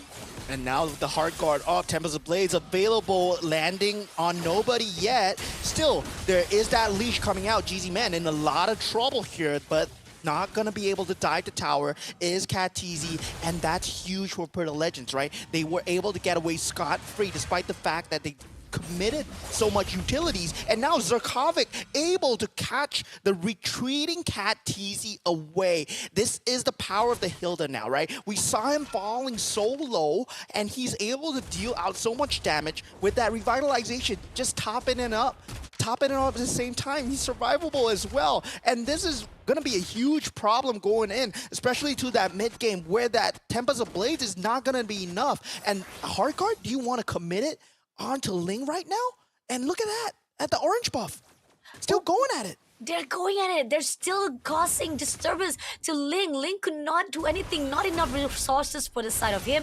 And somehow, Team OD Esports still struggling to help it out. And Joy going in freely right here. We do see that GZ-Man doesn't even need to worry with the help of coming in from the side of Zarkovic, pushing it. And now, we do see 1v1 situation coming in with Mr. Saitama. But Zarkovic doing as much push as possible. He's already done his job, giving all the freeway for the side of GZ-Man to make a really good cover of map control for Team Perta Legends. This is not going to be easy for OD, but here on out, they're going to fight it off right here at the bottom lane. And this is what the Franco does, right? You can give up your life time and time again. You're just running into spaces, just disrupting the enemy tempo and making sure that your team gets the macro out of the way. And with that, despite the fact that they're losing the kills, it's already 1,300. Yes, I mean, finally, they do catch Casper Winata on the bottom lane. Great catch by OD Esports. But on the top side, there is the turtle spawning. Glizzy, he hooks the Ling in and finds the suppress. Deltod is gonna die together with him. They do take out Glizzy for the trouble, but it's double kill from Zarkovic. It's a huge overextension on OD Esports' part. Perta Legends, they just turned a mistake by losing Casper Winata into a win there. Complete W. Completely able to trade it off and making a great comeback for the side of Perta Legends. OD Esports, unfortunately, the overextension is giving them a lot of cost right here. And this is right here. We do see that Mr. Saitama managed to pull away from the fight being ganged up. But at the same time, right here, it seems that Perta Legends gonna try to actually tease off OD Esports. Not gonna allow it. Will be denied instantly. But Glizzy looking away to pick up anyone. He spotted out Superway, but he doesn't actually try to connect the dot. But Zarkovic overlooking to Kaoru, and it seems that there could be an information, but it seems that he spotted out Katsizi, who goes in for the farm and try to actually disturb it, but with the help of Hargod, at least he still survived it out. But still, it's not going to be easy with Katsizi still not being able to get as much resources he needs. Yeah, this is the constant pressure already from that previous iteration of that Hilda. You're gonna have this constant pressure in your jungle. And now with the Franco and the Joy, who thrives off just jumping off walls, hooking your creeps through walls, or perhaps even you, with that suppression, you're not gonna be able to hold this jungle here. And Avatar the Guardian being used, Keru already being taken out here. Saitama's in the thick of things. Oh, and Sun takes down Mr. Saitama immediately. Unfortunately, not being able to bounce out from the fight, as well as the fact that Superway tried to do as damage as possible. It was still not enough for Team OD Esports to back things up. Here on out, Hilda, it seems that Zarkovic already spotted out Ling. Ling managed to score away, did have the help with the hard guard, but it seems that Sun is not going to be enough. We do see the movement comes through, just barely coming out alive with so much aggression coming in from Peta Legends. Yeah, but a consolation prize for KTZ. They do get the top tier turret. The macro play is somewhat going as well, but they need to get more objectives, right? They need to get the bottom lane turret and that mid lane turret as well. And OD Esports, they gotta split up the map. They cannot fight 5-on-5 right now. That Beatrix is way too powerful with the AoE damage. The Joy has reached level 12. 3 levels ahead of KTZ. That's just a lot of damage, and you're not gonna be able to win a retribution battle. Anything that you do is on the farm right now, and Casper Winata already with that AoE damage just brings down the judgment on that mid lane. 2 members already down. I mean, they cannot fight right now. Karuk tries to come in for a fight with Sun, but it's not going to be enough, as we see right here. Instantly, Zarkovic comes through. Oh, and Casper wanted to take down Karu. Kaltizi also will be double kill, and Superway tried to come in for barely alive, but here on out, Hardgut comes in. Superway finally gets a really good backup, but at what cost? With at least 2 players already down the line, the team of OD Esports also having a lot of struggles right here to try to trade it off. Yeah, I mean, that was a crazy extension from Zarkovic. He finds the retribution on the Deltod, brings the damage on him once again. If Deltod shows himself on the map, that's just a mistake right now, because you're an Angela, and already Saitama, he finds himself with Glizzy, has to use the Avatar Guardian out, but I don't think he's gonna make it out. Casper Winata with the snipe down. Per the Legends, I mean, they have so much map control, and they are keeping that map control, making sure that OD Esports do not get an inkling of space. Keiru, underneath this Cure turret, you want to recall back home? We're not allowing you. Son with that finish, and Casper Winata takes out the tower for the troubles. KTZ, he's doing what he can on the top lane, right? He's doing what he can, but Zarkovic, it's always him on that link duty, and it's been the story of this entire 8 minutes, mind you. It's only been 9 minutes, and it just feels like Pearl Legends, they're playing as if it's 15 minutes into the game. They are controlling every single corner of the map, and here on out, it seems that Glizzy, as well as the side of Casper Winata, they know for a fact that they need to actually take down already the second layer of mid. They're clearing out invasion on the side of territory, spotted out Deltoid, it's gonna be Glizzy. They push in straight away to the side of Deltoid. Deltoid almost coming very live, but KTZ did manage to take down one of the players, Zarkovic, but at the same time, at what cost? Zarkovic was shut down. GZ Man managing to waste of right the trades for the side of Deltoid, as well as Karu, and then coming in with the team wiped out as Casper Winata shuts down immediately the last man standing, making the team of Peta Legends even more indestructible here in this 9 minutes. And that's the thing, right? When you play a Ling and Angela, you don't have that lane priority in the mid lane. That's why you need to play something on the jungle, I mean on the roam, that has a very high lane priority, can clear the waves for you and have that invasive defense at the same time. So Gato Kacha, I feel that it doesn't cross all the boxes where it's gonna be able to defend your mid lane and the jungle at the same time. So we do see people trying to bring up that Ruby, bring up that Grok, because you have that sustainability. And once again, Mr. Saitama falling down. And it's just per the Legends, they have so much map control right now. OD Esports, it's not a point where they can show themselves on the map because they've given up too much in terms of macro. It's already a 10,000 gold lead for Pearl Legends Esports, and that hook onto Superway, it's just the icing on the cake. Pearl Legends, they look all but set with the Lord on that mid lane. 4 members left. Oh. And Mr. Zaira trying to go in, but unfortunately he's not going to be able to do so as Jiziman takes down KTZ. Double kill coming in from Delta. But at the same time, right here, Karu will be the next victim. We do see Zarkovic straight away going in all out with Jiziman, shutting down Mr. Saitama. Time wiped out again for the side of Team OD Esports, and Team Peta Legends will be saying goodbye to our Malaysia team as they are coming back into the 1-1 bracket. Congratulations to Perta Legend Esports for going up again to the 1-1 bracket. And OD Esports, nice try, but definitely you did not perform too well today versus Perta Legends Esports. I mean, it was an 11-minute game.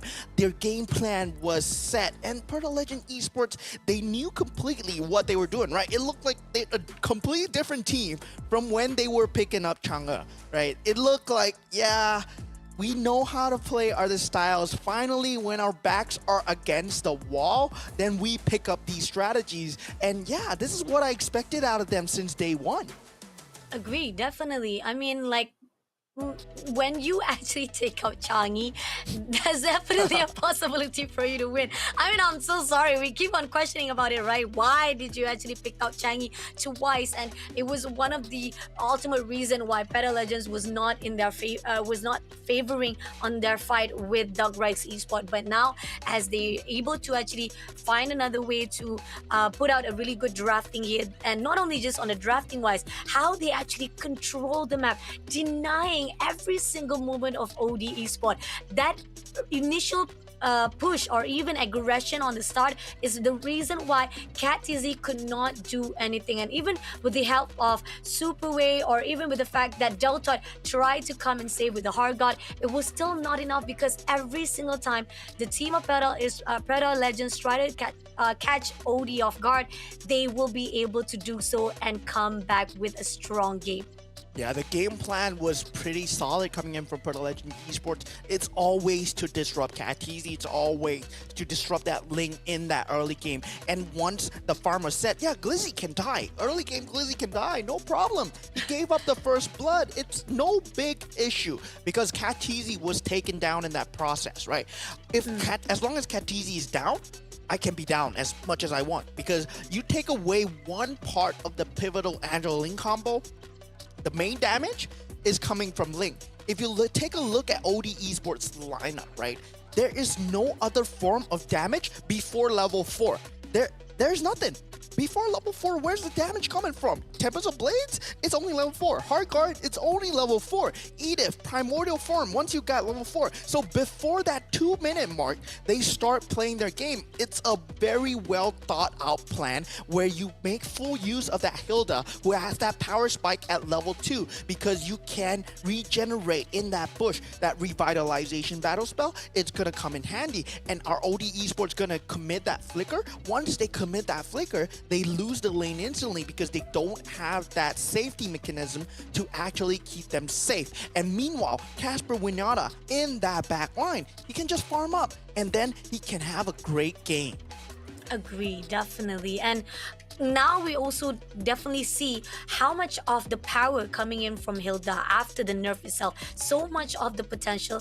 This is where the fine line of where are we going to actually see SPS Open Finals for the rest of the teams? Are they going to allow so much of the potential coming in from Hilda, or will they deny it? But Casper Winata as the MVP, it was just superbly amazing. It definitely has shown on the side of how much potential, how much ground that Casper Winata was able to cover it out. And even with the last shot, it was when Mr. Saitama was trying to survive it out, try to actually run away for survival, it was still denied at the end of it all.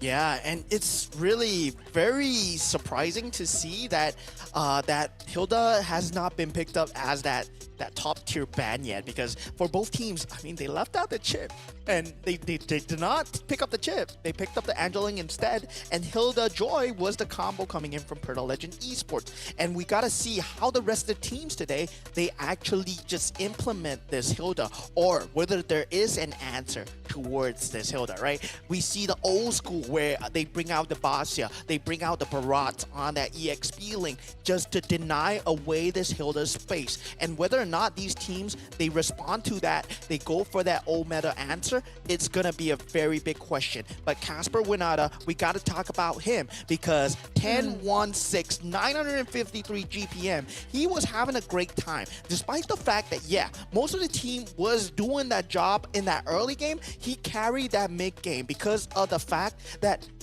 the hero just worked out for him. Who picks Bruno into a Beatrix? Because Beatrix is going to destroy that team fight lineup that you have. And Casper Winata piloting that to a T here. You see this early game, Glizzy. Yeah, you die. It's okay. But look at their target prioritization. Zarkovic is going full ham onto Katizi, making sure that he is on Katizi duty. Zarkovic, he gives up his own life here, but his job is done because he's not going to get level 4. Busy with this hook play here and the suppress. Now, Deltot is going to give up his own life as well. And that's not a roaming Angela. That's a mid lane Angela. That's a lot of the farm. That's a lot of priority being given. Now, Casper Winata, he's going to have the best time of his life because the rest of the team is able to hold them down. Once again, I mean, Casper Winata and that backline, just that spacing, playing safe. That Avatar the Guardian, get with that slight buff, 0.2 seconds, is not even good enough here.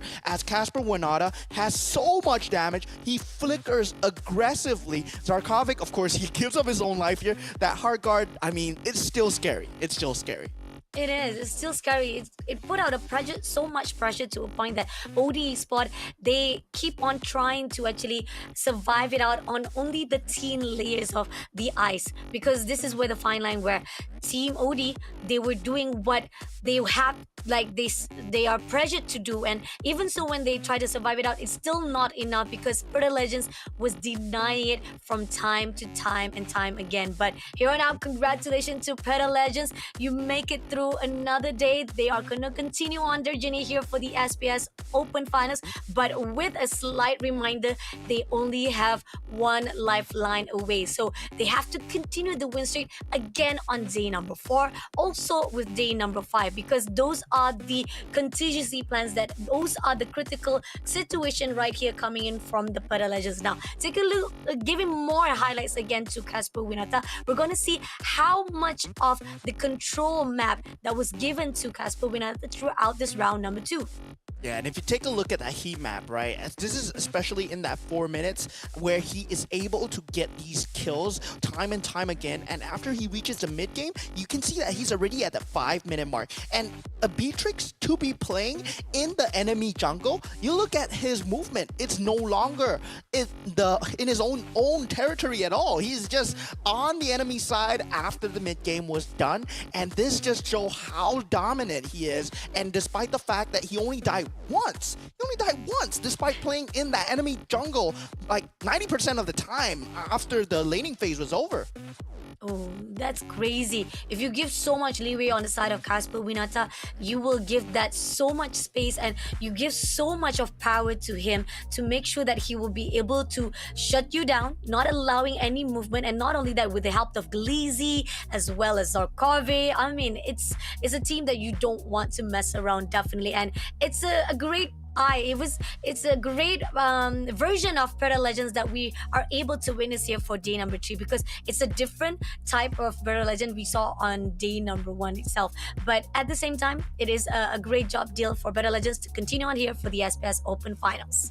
And meanwhile, for the other stream, TSV gets taken out by Pro Esports. We'll be seeing you next time, TSV. But Pro Esports live to fight another day in that Snapdragon Pro Series as they head on to the 1-1 bracket. Good job on the other side. I will have to look at the games for that as well, especially if you want to check out the VODs. You can check out on ESL Asia and, of course, on our socials on top as well. But for now, we will have the next game coming up soon after a short break. But we're not going to short break yet. Let me talk just a little bit, because the next game is going to be Monster Vicious, right? Monster Vicious versus Gamer Pact Ascent.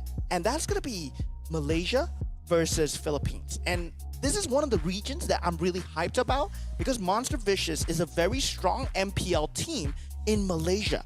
And Gamer Pact Ascent is just a community team in Philippines, right? We don't really know much about Gamer Pact Ascent rather than their community games that have been given towards us.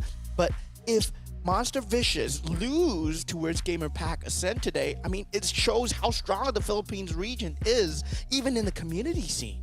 Agree, definitely. But then again, I'm hopefully that's not going to be the case though, because again, you're talking about the MPL of Monster Vicious, right? And they have portrayed such a powerful gameplay. They're already on the same level of the fine line with Team Vatmos themselves as well. So this is a critical moment where Monster Vicious, can you continue on with your level of standard that you portray here? Can at least we see Malaysia meta gameplay will be able to be stand out into the international level? Because so far right now they are amazing on our region, but into the international wise, there's so many other regions that can stand out and put you down. So MY, they gotta do something to prove themselves. Before that, we're gonna have a short break, so come back right here for the second series of Monster Vicious versus the Gamers Pack Ascent.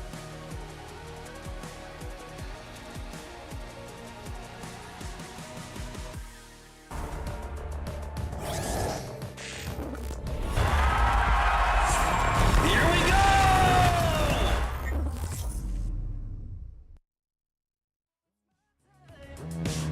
Give it too much now, but I ain't going back. So give me the green light. Give me the green light. 'Cause I'm standing fine. So give me the green light. The green light. I will stand and fight. I will stand and fight. I will stand and fight. I will stand and fight. I will stand and fight. I will stand and fight. I will stand and fight.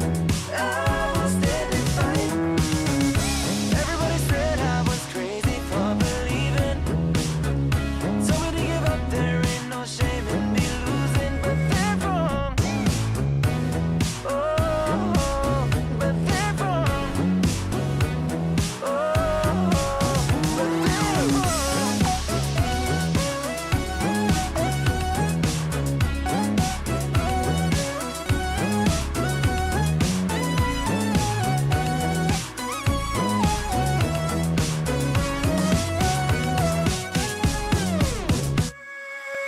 I keep to win 'cause I know it's my time.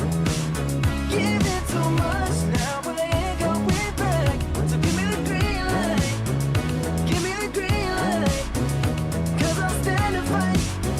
So give me the green light. The green light. I will stand and fight. I will stand and fight. I will stand and fight. I will stand and fight. I will stand and fight. I will stand and fight. I will stand and fight. I will stand and fight.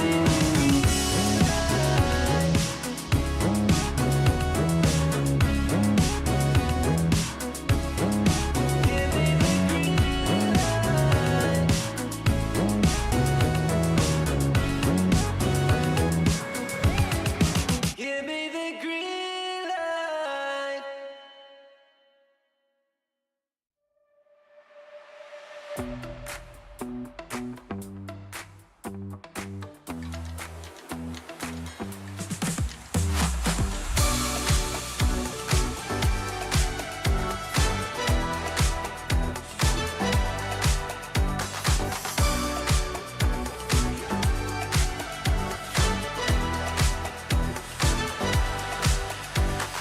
Walking through the bar, all eyes on me. People picking up my energy. The music never stops. They play my song on repeat, on repeat. I'm flying till I hit the sky. The melody is getting high. You know how to free my mind, my mind. When I'm with you, my world is golden, so golden. Baby, you make my heart shine gold.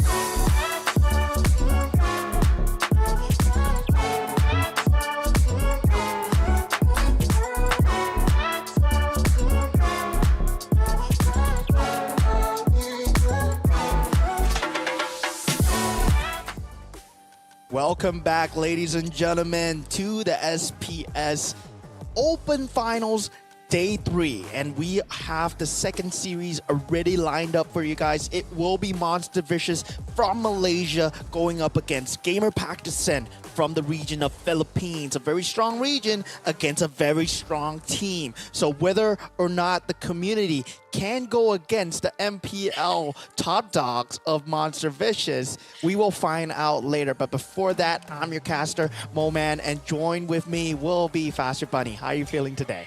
I'm feeling good. I mean, look at it. I mean, I'm not too good actually, to be honest. I'm a little bit sad, but at least our prediction was right, whereby we got the one and only Malaysian team, the first ever Malaysian team to say goodbye today. Moving into our SPS Open Finals, we do say hooray to Put the Legends for continuing on their journey, as well as to say goodbye to Team SV as well. But now the question is, which are the teams next to be saying goodbye? Will it be Monster Vicious? And we've talked about this. Monster Vicious is one of the MPL's teams for MY, and they are well known for their success. They are on par on a level that so far rising off and be able to actually be on the same footstep like the brothers of MY teams as well. We got Zeno here for EXP, we got Uni as the jungler, Mazi as the mid lane, Nova Escobar as the roamer, and Ruff as the gold lane. And yeah, these are one of the teams that you want to look out for. And we already mentioned, right, early on, this is one of the teams that really have that X factor in them, and I saw them during playoffs. This Nova Escobar guy, you don't want to give him Tigreal, but at the same time, you don't want to give Fanny over to Uni because he's so strong on that Fanny. And it's one of those teams where you cannot really ban out because Ruff has a very wide pool of gold laners as well. And the trio, the mid trio for Martzi, Uni, and Nova Escobar, they are so strong. Going into that mid game, going into that late game, they still play to the strengths really, really well. And we just have to see how Gamerpack Ascent, they will answer to these powerhouses. But the good thing is, right, because Monster Vicious, they're so more well-known that you can do your research. You can do your research on them, what heroes they play, going into that banning and drafting patterns. And for the side of Philippines, we're gonna have Cram on the EXP lane. I don't think this is the same Cram, right? And Lix on the Lix on the jungle, Starboy on the mid lane, Damian on the roam, Teddy QT on that gold lane. Oh, and we talked about how they are from Philippine teams, and there's so many teams from the Philippines that has been performing well. They are well known as a region that really contributes or even built up a very strong teams inside the community of MLBB itself. But Gamerpack Ascent, from the previous fights against the team, if I'm not mistaken, it was by Team Vamos itself, it shows how much of the potential that are not shown just yet by GPA. So we're wondering or not, with the amount of different type of nerf that was done here for our patch today, is it going to actually affect their gameplay, or was it because they met up with Team Vamos too early on that they've been denied of to show their own capability or potential? Who knows? Maybe with Monster Vicious, this is where they will be able to shine out the most. Yeah, I mean, Gamerpack Ascent, for them, it has been a rough journey, right? Meeting two Malaysia MPL teams back to back is going to be Vamos first, right? They met Vamos, they got 2-0'd, and now Monster Vicious, I feel they are going to get 2-0 too. And it seems that I do agree on that note as well. This is where I definitely hyped out the Malaysian team. I really hope that Monster Vicious, they gotta be able to actually bring out the pride here for MY, because so far right now we've already said goodbye to one of the MY teams. Let's not say goodbye even more so to another MY team. But Philippines would also the same thing. They want to make sure that more of their teams be able to shine as a star inside the SPS Open Finals. And GPA, they want to also follow the footstep of Gamer Packs Chief, and that should be the case as well here. But I mean, so far right now, in my concern for right now for Monster Vicious, how they are going to actually go in for the drafting, because we saw how it is when it comes to OD Sport. It's as if there's two sides. Either they didn't actually know, they didn't do their homeworks, or they did the homework but they actually deny it and they just try to go in for the dry run and see how it goes and how much of the effects will be on the nerf itself. And they got what they actually wanted. They learned those mistakes, and somehow they're now saying goodbye to SPS Open Finals. And I don't want that to happen, not only to Monster Vicious but also to GPA. Yeah, I mean, for gamer packed Ascent, because the thing is, it's always about knowing where you are in the league, and this is a good chance to really test themselves, right? To find out where they stand in this league as well, especially since they're going up against an MPL regular season and playoff player as well. So this is the Malaysia scene. This is what you're going up when you go into that internationals, when eventually every team wants to go there, right? Every team wants to be the representation for their country, and I believe Gamer Pack Ascent, they want to be that representation for Philippines as well. But this is what you're up against. This is what you're up against. This is who you're going to be fighting against when you reach this top level. And these top level teams, they've been playing every day. If you see their hours, I think it's like 14 hours of games a day. They wake up at 8 a.m., start scrimming all the way until 10 p.m. And that's just a crazy, crazy schedule. And meanwhile, have they done their homework? That's going to be very important here. We talked about the Hilda the first game. This is going to be a litmus test of the new meta moving forward with this patch, right? Some of the heroes have been taken out of the pool.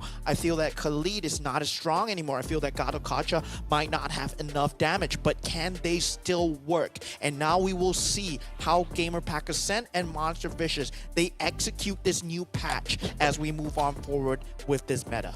Oh, and we do see that the opening window of Hilda is already there. The question is, will GPA take it? It seems that they will be taking Matilda instead.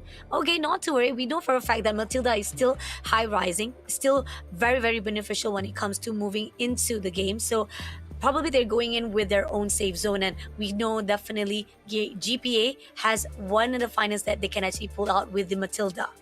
Yeah, Matilda opening really strong, but the thing is, right, Monster Vicious, they have 2 picks, and the Alpha is not out of the pool. So they can actually go for an Alpha Hilda opener if they want to play Deny and get a good strategy for themselves at the same time, because Hilda, it will be flexible. You can put him on the EXP lane, you can still put him on the roam, but they have their pick of heroes as well. If they want to go for this really fast playstyle, they can choose to go for the Hayabusa, and they take the Alpha away and they open up with a Eve instead. I mean, Eve, we see Eve being a very strong priority for most teams in SPS, not so much in the MPL playoffs. But definitely within the last few days, we see that Eve, there's a very high priority there.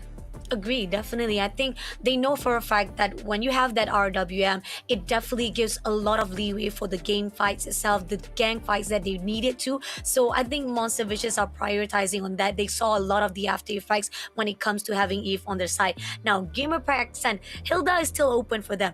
Are they going to actually try to take that? So far right now, we haven't seen the teams try to pick up it then, and it's still open for them to be taken off. But instead, Hylos, another good decision making as well, to be picked up. So Gamer Pack Ascent will be using not only Hylos but Moskov as their EXP. And Monster Vicious with the final pick left over, right? The way that you want to answer towards a Hylos, it's either you have that high mobility to get out of the glorious pathway. Meanwhile, you can really answer with a team fight on team fight. And it looks like they already have a Eve, they already have an Alpha, so it might just be a meat grinder. You want to have that bloodbath. Monster Vicious, I mean, they don't shy away from team fights either. So they might potentially just pick up a very aggressive hero here. And if they go for that EXP lane, they can go for that Terizla, they can go for, okay, CC, okay.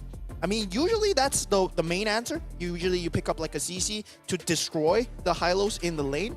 And yeah, if let's say 1v1, CC just wins the Hylos because you have so much sustainability. Even with the revitalization on the Hylos, he's not going to be able to withstand your yo-yos if you play it correctly. Interesting. All right, good move coming in from Monster Vicious. Not only that, we do see export also been banned out. I like the fact that they want to actually control all the aggression or even the damage wise from GPX, and they know for a fact that this could easily goes ruptured not just on the front side but also on the back line. So having export to be banned out is a good decision making coming up from Monster Vicious. But GPA responding wise, taking out Hearth as well from the hands of Monster Vicious.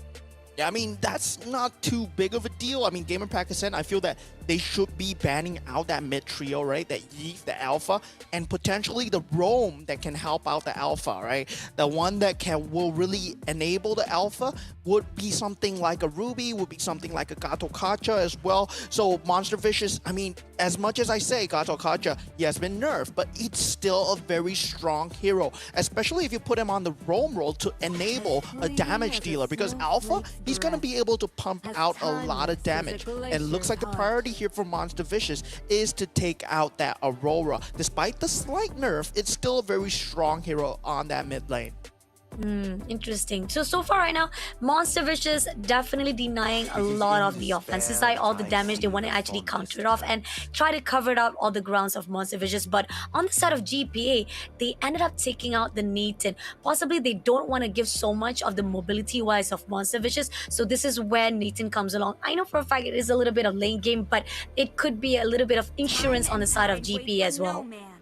Yeah, and Monster Vicious, they answer back with the Beatrix. I mean, gold laner-wise, they have their picks because Ruff, he can play the Irithel, he can play the Beatrix. Anything that you throw at him, he will be able to pilot it. Now, Gamerpack Ascent, where is your mid trio, right? Now you need to secure your mage, you need to get that damage going, and it seems to me like you can actually play that Vexana in this mid lane right now, though the airborne time has been nerfed by a slight bit, but that's still a lot of control. And if you want to go back to the previous meta, you can go for the Zosk, but Zosk, I feel with the Hylos, still an extremely strong combo if they wish to do it, because they have the Matilda to actually enable their jungler, which they have yet to pick.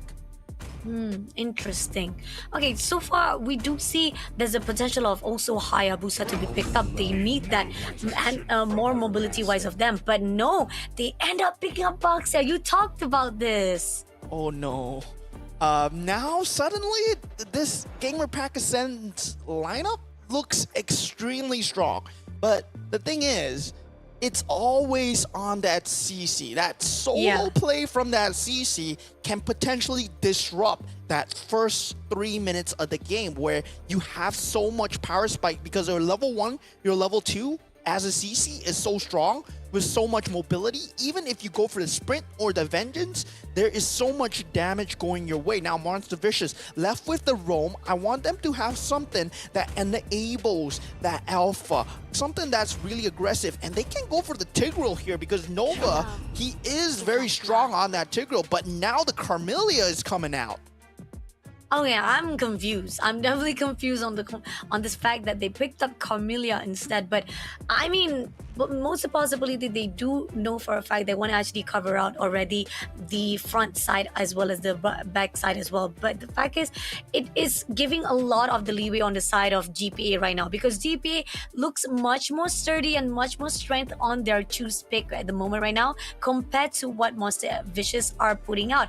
But it depends. It depends on how they actually try to maneuver and try to control on the early game stages, because this is where the fine line is. Can you actually counter all the aggressions that have been put out by GPA first off? Yeah, the funny thing is, right, the strong heroes that we thought would potentially just define this patch, Yoda was not picked. Yeah. Khalid was, okay, Khalid slight nerf, ignored. Gato Kacha, I mean, ignored as well. I mean, Tigreal on Nova Escobar could have been a great pick, but that Carmelo pick, I still feel is really strong because they're going for that team fight, right? You can see for the RWM, a Spear of Alpha, that's definitely what they want, that AoE with that Beatrix. But let's just find out as we head on into Game 2, Series 2, Game 1 of today, Monster Vicious Malaysia versus Gamerpacked Ascent from the Philippines. Let's find out. Let's find out. Second series of the day. Will it be a 2-0 or will it be a fight that we will definitely see Gamer Pack Xan giving a lot of highlights for the Philippine teams? So far right now, we do see some of the engagement-wise will be giving a lot of their leeway to try to cover up their grounds, getting all the farms they needed.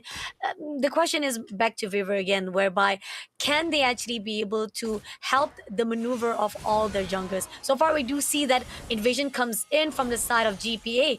They've taken off some of the potential. Nova try to actually pick up the space as well as try to cover up the motions that's coming in from GPA. But still, it's not gonna be easy. I feel a lot of aggressions coming in from GPA is gonna push a lot of the team from a lot of the players from Monster Vicious at this moment on the crucial early games.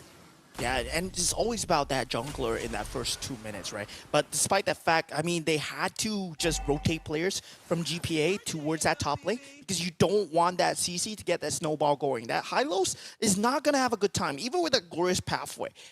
Well, meanwhile, before this 2 minutes, I expect the mid laners to move towards that top lane where you want that level 4 before that first turtle spawn. Definitely, Uni is going to have a great time because he is an alpha here. You have so much damage in compared to the Boxia.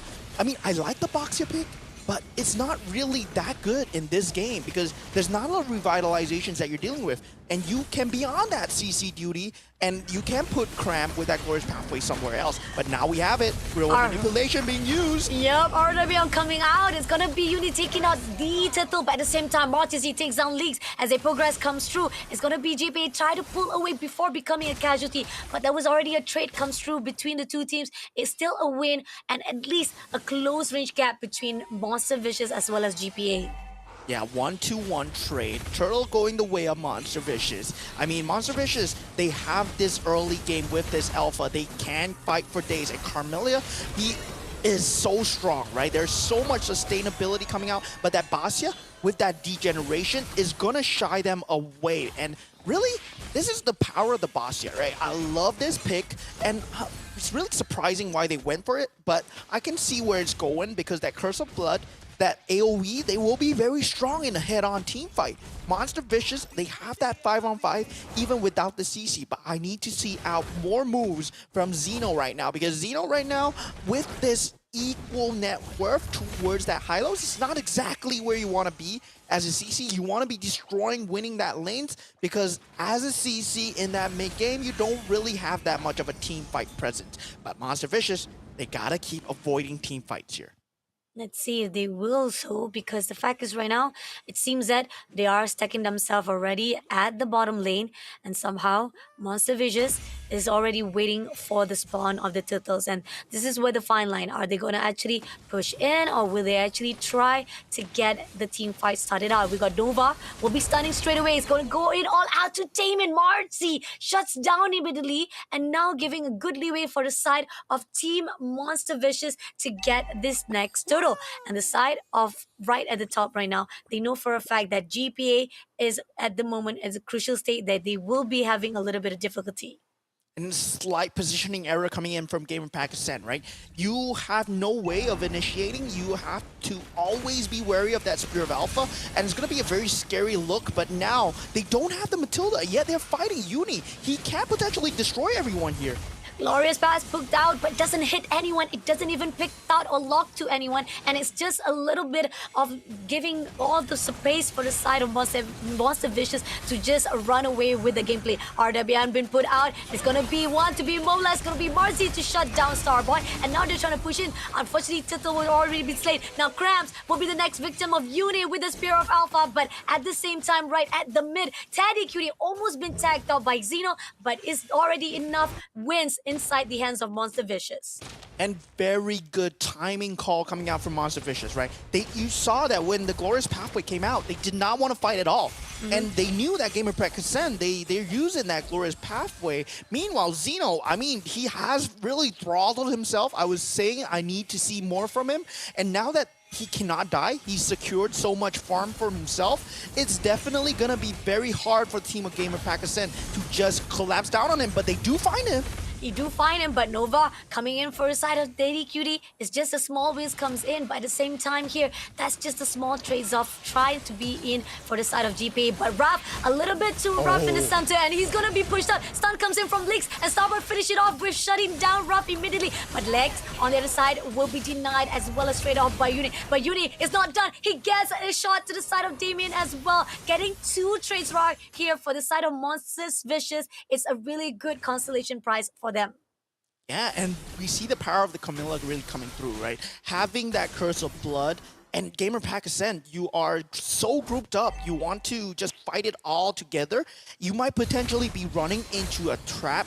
And yes, you did take out Xeno early on, but you're so deep in the enemy jungle. And now Cram, he has forced to use that Glorious Pathway to escape to no avail. I mean, Monster Vicious right now, you gotta avoid the alpha from Gamer Ascent. Gamer Ascent, once you see the alpha, it's just no go for you. As long as you have the Spear of Alpha, it's a guaranteed kill, even on the high-lows.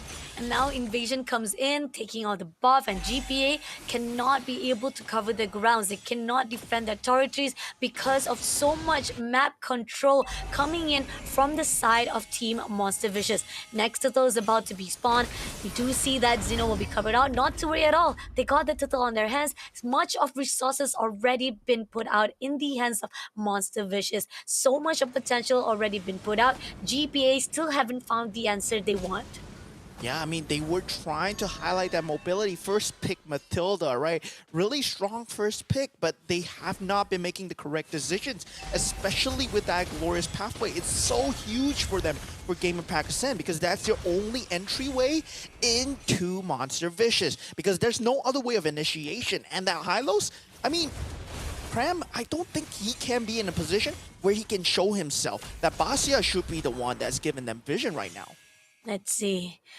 We have so much of the fight coming in, and at the moment right now, Lex is right in the open. They're going to go in for the gang up. Ruff did manage to steal away a turret at the same process. GPA, despite they are in the constitute to try to take down Uni, at what cost? Because at the moment, it gives so much potential of Ruff to clear out the waves for the team of Monster Vicious. And now with the real world manipulation being used, they are running into that meat grinder. The ultimates are so strong. Carmelia, real world manipulation, and the Beatrix on top. They will not stand a chance. Gamer Ascent, they have to fall back for now. 2 members are already down. I mean, Monster Vicious, they have this 4,000 gold lead right now. Ruff is just farming up a storm right now. And without that Glorious Pathway, they used it on the bottom lane. They picked up Uni, yes. But that Glorious Pathway is meant for more. It's not just meant for one pickoff. There's just no way that Gamer Ascent does not know this. So they have to take that next fight really, really carefully. Oh, Teddy Yuri going in for the first turret, at least getting in the second one. But at the same time right here, getting up straight to Uni. And at the moment right now, they try to find at least one of the win itself. But Uni managed to break through, shuts down immediately Teddy Cutie, and Damon backing off, not in the right time by Zeno. Right this instant, will try to push him away. And this could give a good positioning as well as space for Team Monster Vicious to get that lot for themselves. And once again, who do you think you are, right? Yeah. Who do you think you are to fight against a level 14 alpha that's the jungler on the map with that orange buff active? Because there's no way you're taking Uni down unless it's all 5 members. And Gamer Ascent, I mean, even with that Glorious Pathway, they had a horrible time. And now they use it once again. I feel it's too early. You might be running into a meat grinder or Monster Vicious once again. It's not even enough. It's just futile. And here, Ruff takes down Teddy Cutie. Zedon takes down Crab and pushing on to Nova Escobar. A little bit of extension, but still, it's a trade-off for the side of GPA. But more damage was already been put out by Monster Vicious, leaving out only 2 players. And as the Lord marching in into the top lane, Monster Vicious will try to clear out all of the waves so that they can get at least into the final layer of the turrets. And look at that, with the blink in, with the flicker in from Nova X Kobar, that real world manipulation just caught them off guard. Too much damage coming in from Ruff in that back line. They used that glorious pathway just slightly too early. It's so telegraphed. And I just feel that at this point, Cram is better off in that bushes and putting that glorious pathway when the fight happens as a counter initiation tool. Once again, glorious pathway has been used just to deny everything, and this is such a huge ultimate coming in from GPA every single time. Monster Vicious, they will just take advantage of the fact that this skill is on cooldown. RWM been put out right this instant. Cram is right in the mid. Unfortunately, will be shut down by Ruff. And an instant right here, we do see Daddy Cutie giving a lot of pressure, taking down a couple of the overextension coming in from the side of Monster Visuals. But at the same time, what cost right here as they're pushing in, we do see Marcy takes down Lix and now leaving on Damien. Damien trying to come through, but Mansi, lots of blood's already been built out, and it's gonna be Damien to getting the double kill, leaving on Nova Xbar. Such a really good defense coming in for the team of GPA, but at least for now, they get a breather. And there we have it, right? The microplay that they had to make was sacrificing Teddy Cutie with that super crazy decision of jumping in that back line with the Spear of Destruction. There was no other way that they were reaching Ruff, and Teddy Cutie made that call to jump in with that Spear of Destruction. That was the only way. That was the only opening that they had. And now, with that out of the way, Game Impact Ascent, they still have a lot of net worth that they had to fight through. Look at this, they were fighting into the meat grinder, and Teddy Cutie going into that backline onto Ruff, that's the damage gone. This is the first few steps that they need to be taken. It's not a head-on team fight.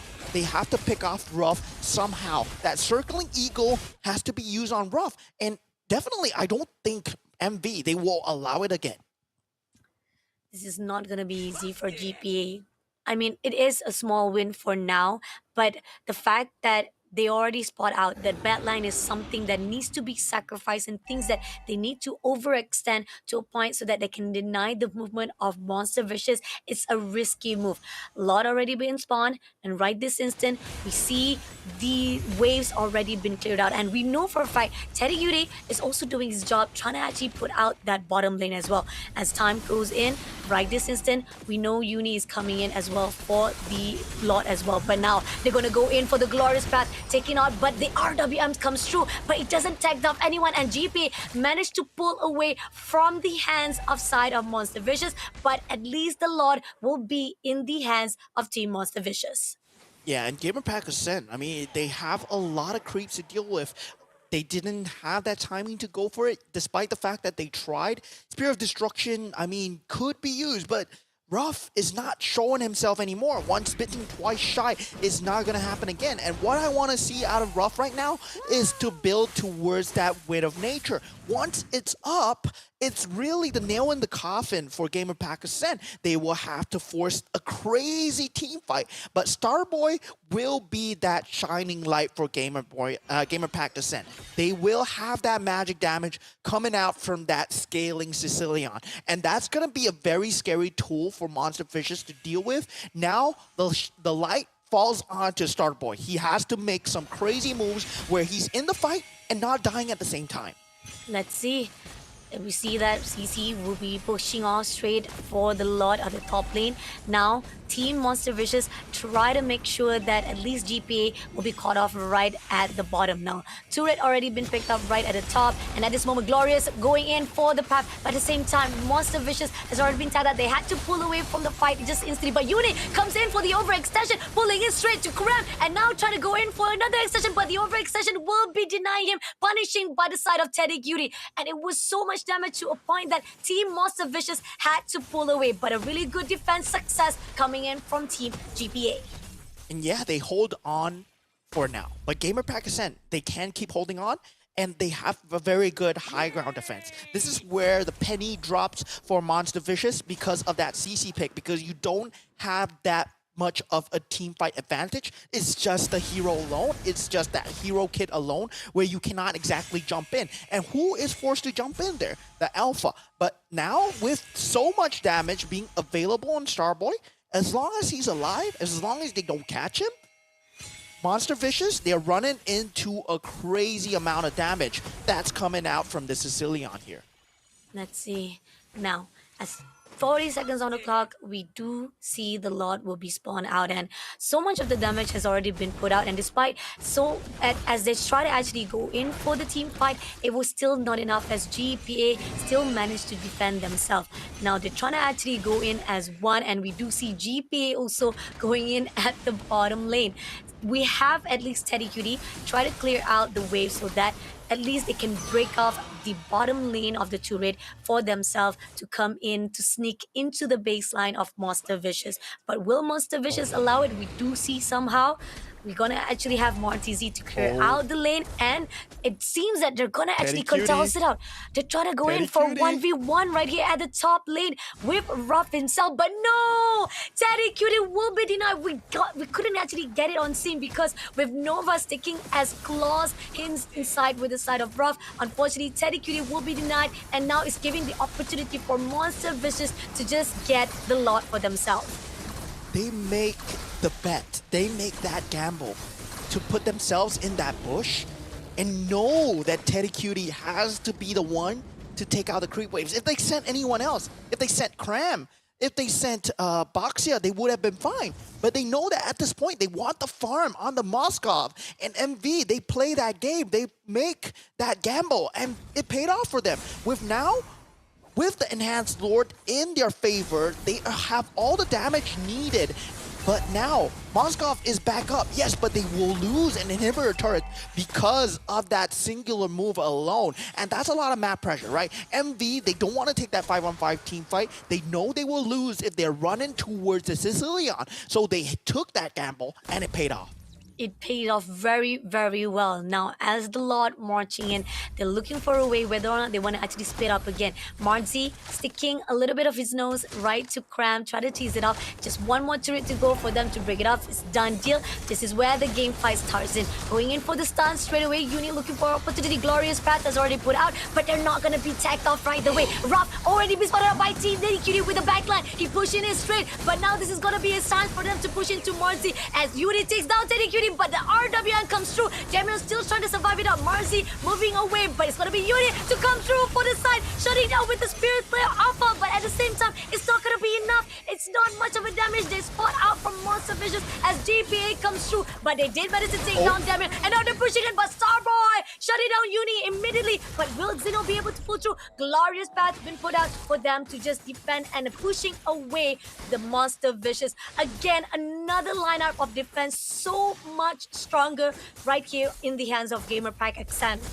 And it just felt like Ruff fell asleep on the job, right? Yeah. Because the thing is, there was Moskov just shooting spears at you, and he was just standing there, just trying to deal the damage. I'm pretty sure he had the tools to actually escape out of there, at least a wind chant from the Wind of Nature or a flicker away. But he thought that he was dealing the most damage. He thought he was the biggest boy on the map. But Teddy Cutie is dealing the damage right now. And this is why I said Monster Vicious, they don't want to run back. As long as Starboy is alive, there's so much damage coming out of the Sicilian. And this is why teams are scared of the Sicilian combo with the Carmelia. But now they have that Carmelia.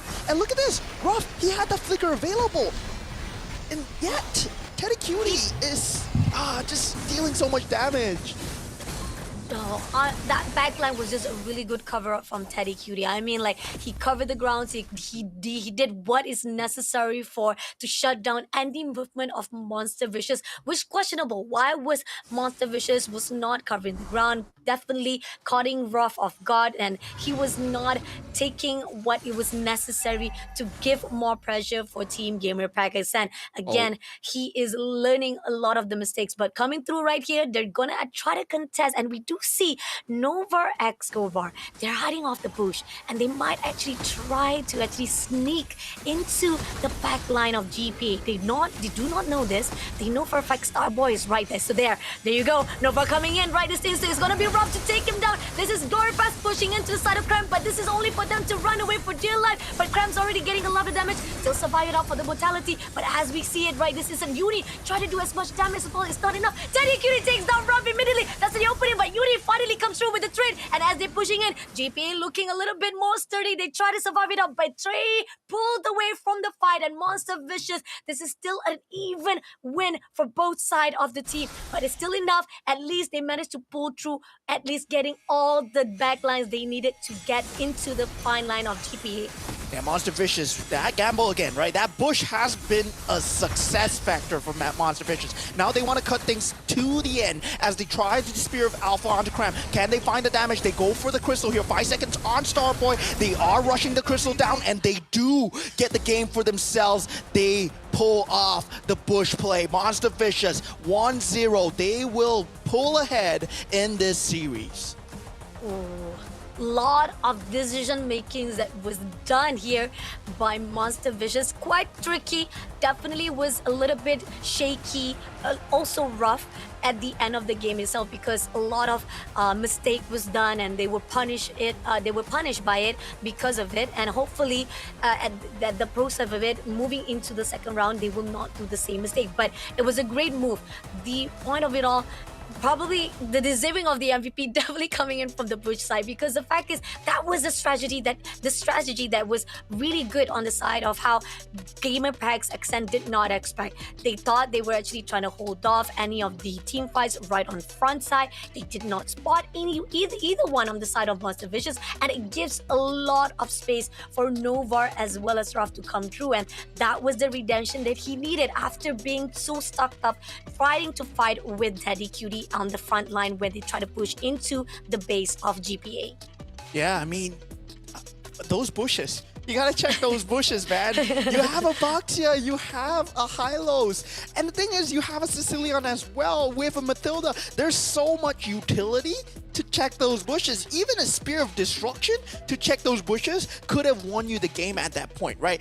At that point, a Spear of Destruction is not able to get you that positioning, but it's good for that scouting mechanism, because at that point you don't really want to join a team fight with the Spear of Destruction. You want to be with your team so you can actually use it to scout out those bushes. But Ruff and Nova Escobar, they are playing guerrilla warfare in the bushes, and it is working out for them, because first time Teddy Cutie got caught, they lost 2 inhibitor turrets, and the next time they found the flank while using Uni to bring down that Radiant Lord onto half, and they just sacrificed Uni's life right there. Doesn't matter, because they found the opening for that team fight. Definitely agree. And looking on the stats right now, so much of the cover ground, and I pretty much see how teams from MV as well as GPA, they try to actually go in for the scrimmage, and a lot of time that GPA try to defend, and it was a really good motion coming in from them, because the fact is team GPA defense mechanism wise was superb. They had the damage they need. They have all the counters necessity, even with Teddy Cutie making micro decision making that makes a lot of changes, or even making a lot of struggle for Monster Vicious to even come through. It takes 3 times for them to actually push into the base and going into the crystal for them to get this win. It's tough. It's a long call, but this is something that Monster Vicious has to be careful coming into the second round. But then again, it's still a win for them. And Marzi, right, this isn't getting the MVP with 8-1-1 KDA on their side is just amazing.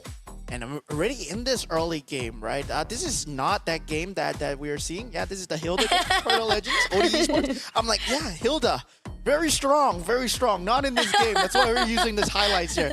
But definitely Marzi, I gotta say, right, the moment he managed to get that real world manipulation going, and his timing for real world manipulation was very disciplined. A good Eve player is very disciplined on that real world manipulation. Every time that real world manipulation comes out, it's definitely to save a team fight or to win a team fight. It's never for defensive usage. And the thing is, Marzi always found that key opportunity with that real-world manipulation, despite the fact that there were so many AoE to be aware of. There is that glorious pathway, which is meant as a straight lane towards you. That high-lows, usually we see it as the answer towards Eve so that the entire team can run towards you in that real-world manipulation. And despite the fact that they had a CC, they still made it work because that Carmilla really is proving to show a lot of dividends. That investment really paid off, right? That bush play, oh my God.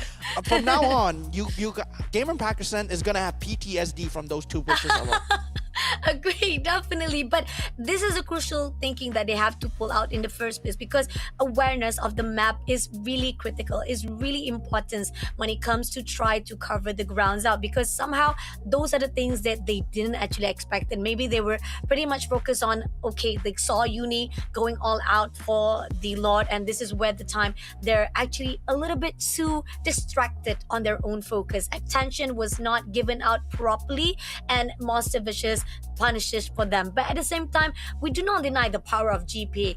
That was a super move coming in from Teddy Cutie itself, and how they managed to actually give a lot of the potential for Teddy Cutie to break in every movement of Monster Vicious. But then again, Monster Vicious, they got a double down coming into the second round, and if they want to finish this quickly for the second series, hopefully if this happens again for GPA to be probably not realizing all the scoutings or the awareness that they put out, it could be another case of win for Monster Vicious. Yeah, and they had the tools, right? Gamer Pack Ascent, they did have the tools.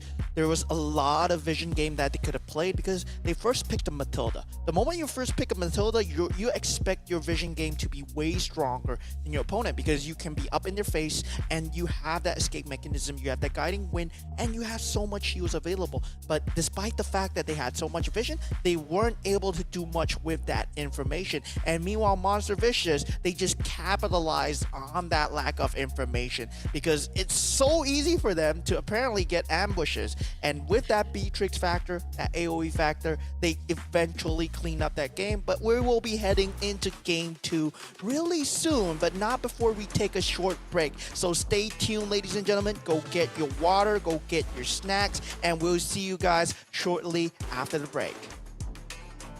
The Snapdragon Pro Series is brought to you by Snapdragon Elite Gaming, Monster Energy, and DHL.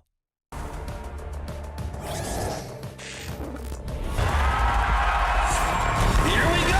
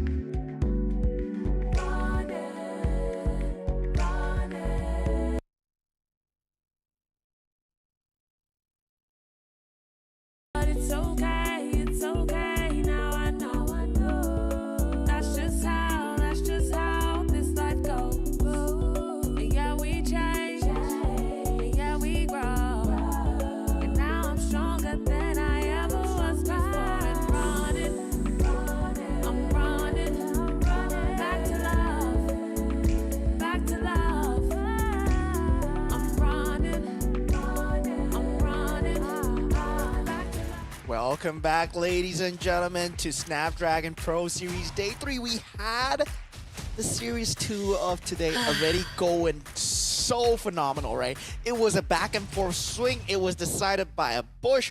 I mean, that Lord fight, that was so crazy. It looked like Gamer Pack Ascent were on the cusp of a comeback, but Monster Vicious just shut that down. And now they find themselves up 1-0 against this Philippines team. Monster Vicious all the way from Malaysia, the MPL playoffs team, going up against Gamer Pack Ascent, and they find themselves struggling just a little bit.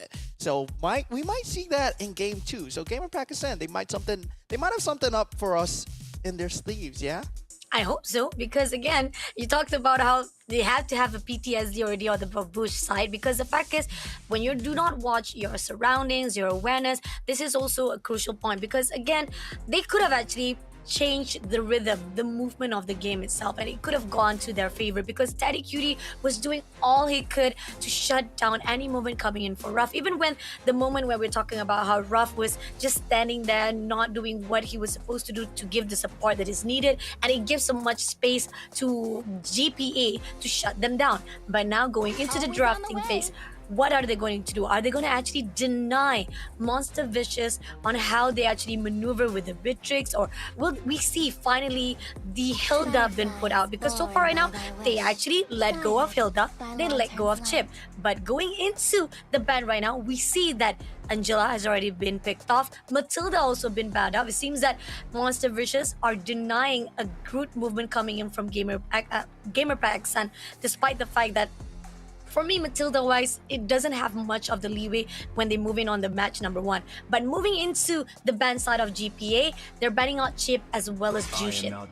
Yeah, I mean, Monster Vicious, they do take out the Phoveus here, right? I would really favor taking out the Hylos versus the Phoveus, but still Phoveus a very strong initiator in the meta right now, despite the slight nerf.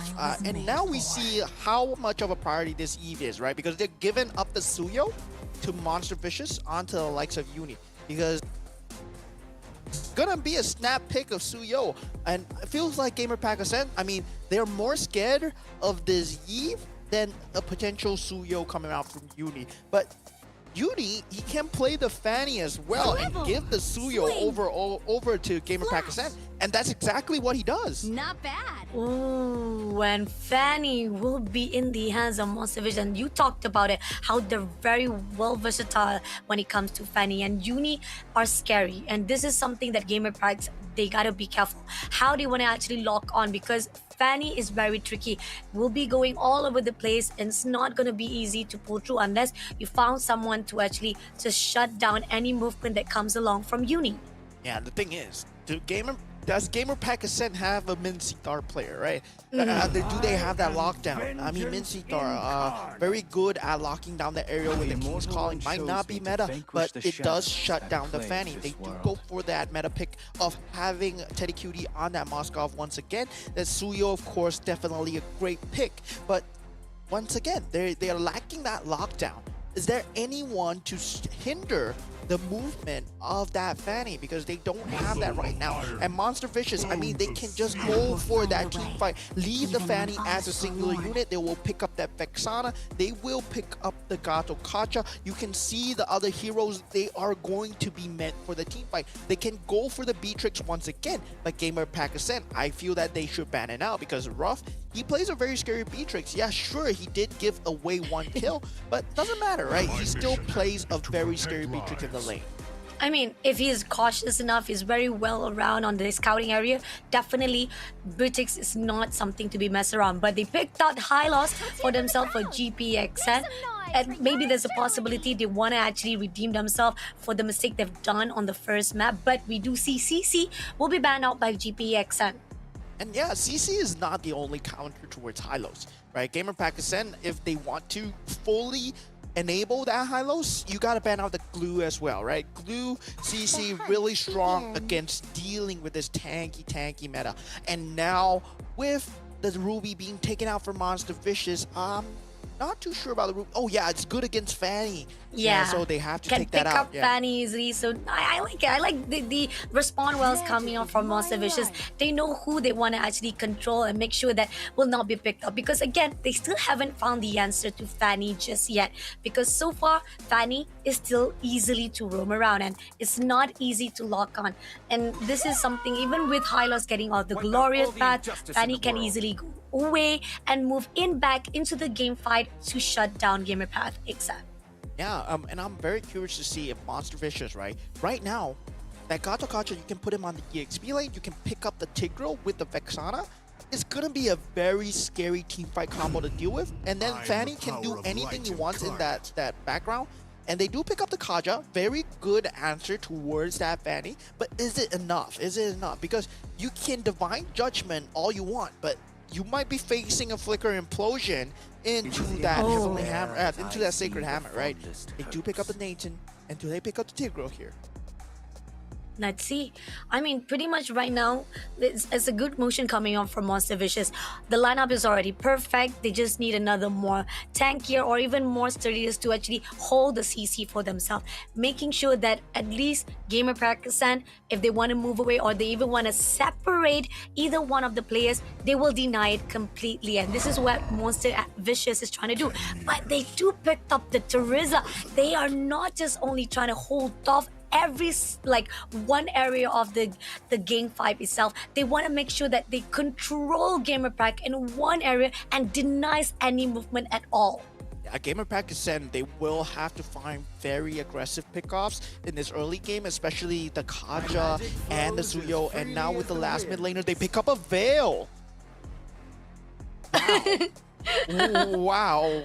Wow, that's just way off meta. I mean, it could be okay a case as well. I mean, with the power coming and the skills-wise coming on from Veil, I know it's not easy because you talked about how Kaja can be able to pick up Fanny, but it's not easy as he is very mobile. So maybe a possibility of Veil pushing away Fanny when it's needed, when it's necessary, so that there will be a way for Gamer Pakistan. I'm not sure.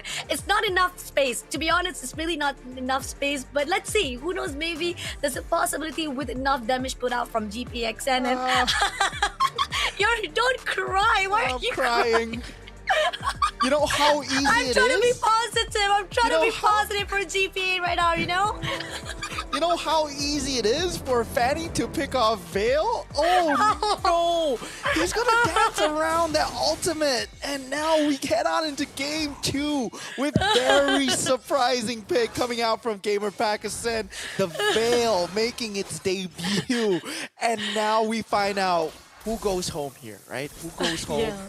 And I mean, I predicted 2-0, and I'm sticking to my prediction right now. We all are. We all are predicting the same case right now. And with the decision making coming on from Gamer Pakistan with that lineup, it's gonna be even more confirmed. But let's see how it goes. We hope the best for the Philippine teams. Again, guys, this is the second series of the day, round number 2. Are we going to say goodbye to our Philippine teams, or will we see another game to be able to get a good fight? Monster Vicious from Malaysia, looking good so far. And I like the fact that they know what they need to be done. So far, again, the one thing they need to be aware of as well, because of the fact that they have Fanny, the motion that was done on round number 1, bushes are their best friends again from time and time again. And GPA, they need to be aware of it. Yeah, and the thing is, Veil itself, you don't have that very strong of a lane priority versus the Vexana. You can see that Vexana already has a slight EXP advantage. That's because of the fact that Vexana, you can just spam out that Nerf Blast alone. And Xeno, it's the first move of the game, but Yuni's around to answer back, and Lakes, he gets taken out. That's a Suyo. So that is the early game advantage that they wanted, right? Having the Kaja, having that Veil, that level 4 with the Divine Judgment, that's the exact game plan, all thrown out the window. What do you do now, Gamer Pakistan? Because Monster Vicious, they are not gonna let this advantage go. And a Fanny picking up a turtle at 2 minutes in, this is just bad news bears for GPA right now. It is. It is such a bad news. The fact that Xeno already picking up legs, and now we do see the fact that map control is already giving out to Monster Vicious. And we do see there is a contest coming in for the crabs, but it doesn't even matter because the fact is they are grounding off a really good control on the map. And somehow leaks they will be trying to give so much space for him to at least farm it out, get as much as buff as he needed. But is it gonna be enough with the fact that Uni having so much space already, covering all the grounds and always available whenever it's needed when it comes to team fights? Yeah, Avatar the Guardian being used onto Cram here. I mean, Glorious Pathway is being used. Ultimate from Starboy actually finding a lot of mark, but Uni is left unchecked as he manages to get Starboy in that backlines. A consolation prize, right? 1-to-1 trade. Gamer Pakistan, they deal a lot of damage, but it's not enough. I mean, this was the prime situation where that Veil ultimate hits onto multiple targets is still not enough. Is still not enough, and looking for the answers that is needed by team GPA right now. And we know for a fact that coming in right now is going to be Uni try to overextend to Starboy. Oh, just a little bit of tease, and they did manage to screw away, but with only just one hit, Uni giving so much pressure to a point that team Gamer Pack Ascent, they had to pull away straight away. Not much of them to cover the grounds of their own territory. And Team Monster Vicious, they know that if they control this in their own flow, in their own way, it could go in their own line right now. And meanwhile, for Monster Vicious, right, they don't really have a timer on them. They don't really have to fight against a clock as long as they can keep this somewhat of an even advantage going, despite the fact that the net worth is not in their favor. Their Fanny scales way harder than what a Suyo does. And this is the power of having that Fanny, right? And he's left unchecked. What I expected out of Gamer Pakistan is to go for this early game team fight. They might be trying right now. Pram, he uses the Glorious Pathway though.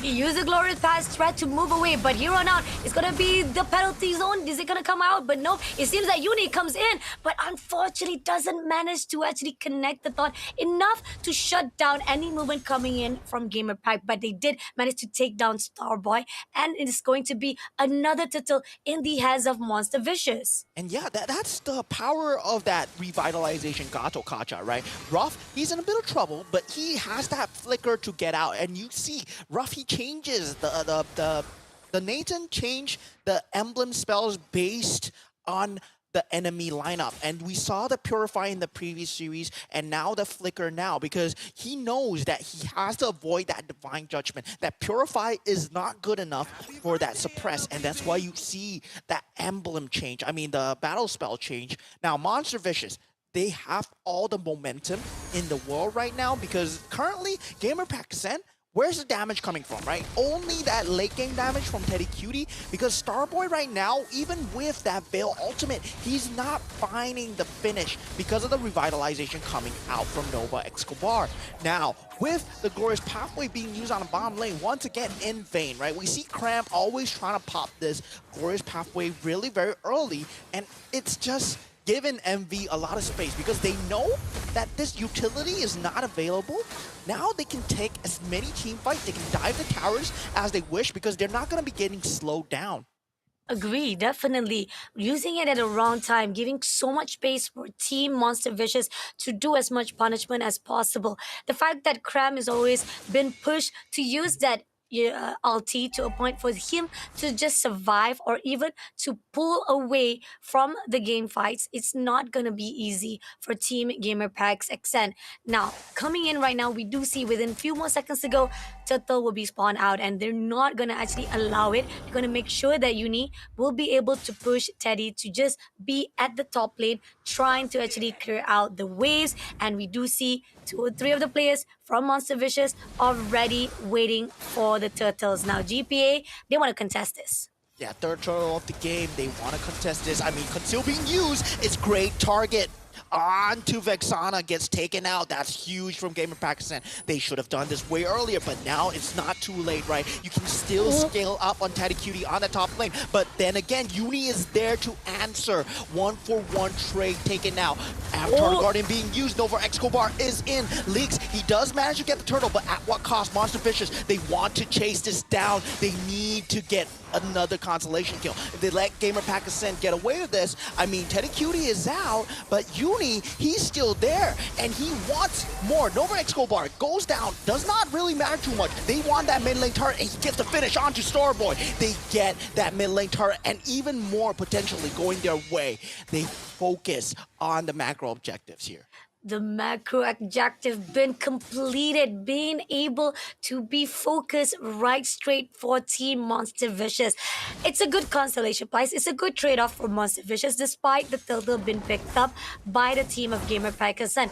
It doesn't even give much of the differential coming in from the currency wise as well, because still Monster Vicious is still in the lead with 3,000 goals in their hands, and here on out, it seems that Teddy Cutie has already spotted out Uni, but not to worry, Nova also already expecting, but GPA does not allow it. It seems that their awareness right now when it comes to Bush has been improved, and this is where the fine line that we know GPA is getting a little bit better and a little bit more defensive on their side, but going into the instant replay, unfortunately we're not being able to see it because of the side, but I do feel like it's deserving on the side of how they actually managed to get a hold of the backline.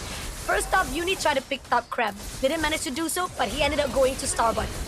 Doesn't matter, at least you get what you needed from that team fight itself. And the most important thing here is, right, they get this mid lane turret here. That's so much space going to the favor of Uni.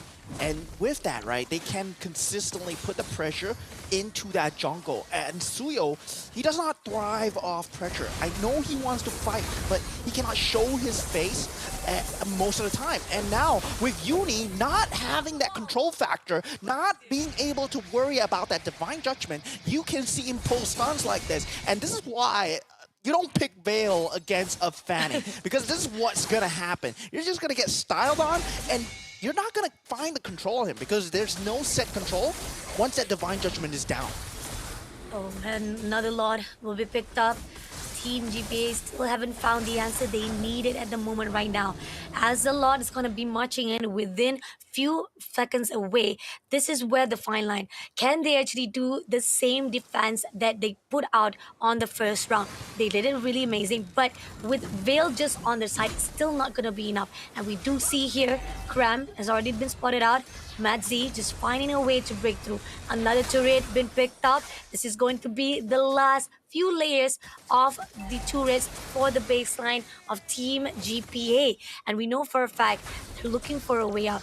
We do see that Uni is far behind, and they're going to allow this to let GPA to just be focusing on the front side of the game itself. But there is going to be a possibility of Teddy QT try to make sure they can clear out that top side. But is that going to be a great positioning coming in from GPA? Somehow, so much pressure been put out on the mid lane, and now as the Lord marching in right here, we do see Uni overextension coming in at the top, almost barely coming alive, but it's still close enough to tell. Right this instant, that overextension, will it be at a cost? Here on out, we do see Cram clearing out the lot because of the fact that Uni tried to go in 1v2 situation with Teddy Cutie. It was still not available, but he comes back alive. He shuts down Teddy Cutie immediately, and that's the opening it needed for Team Monster Vicious.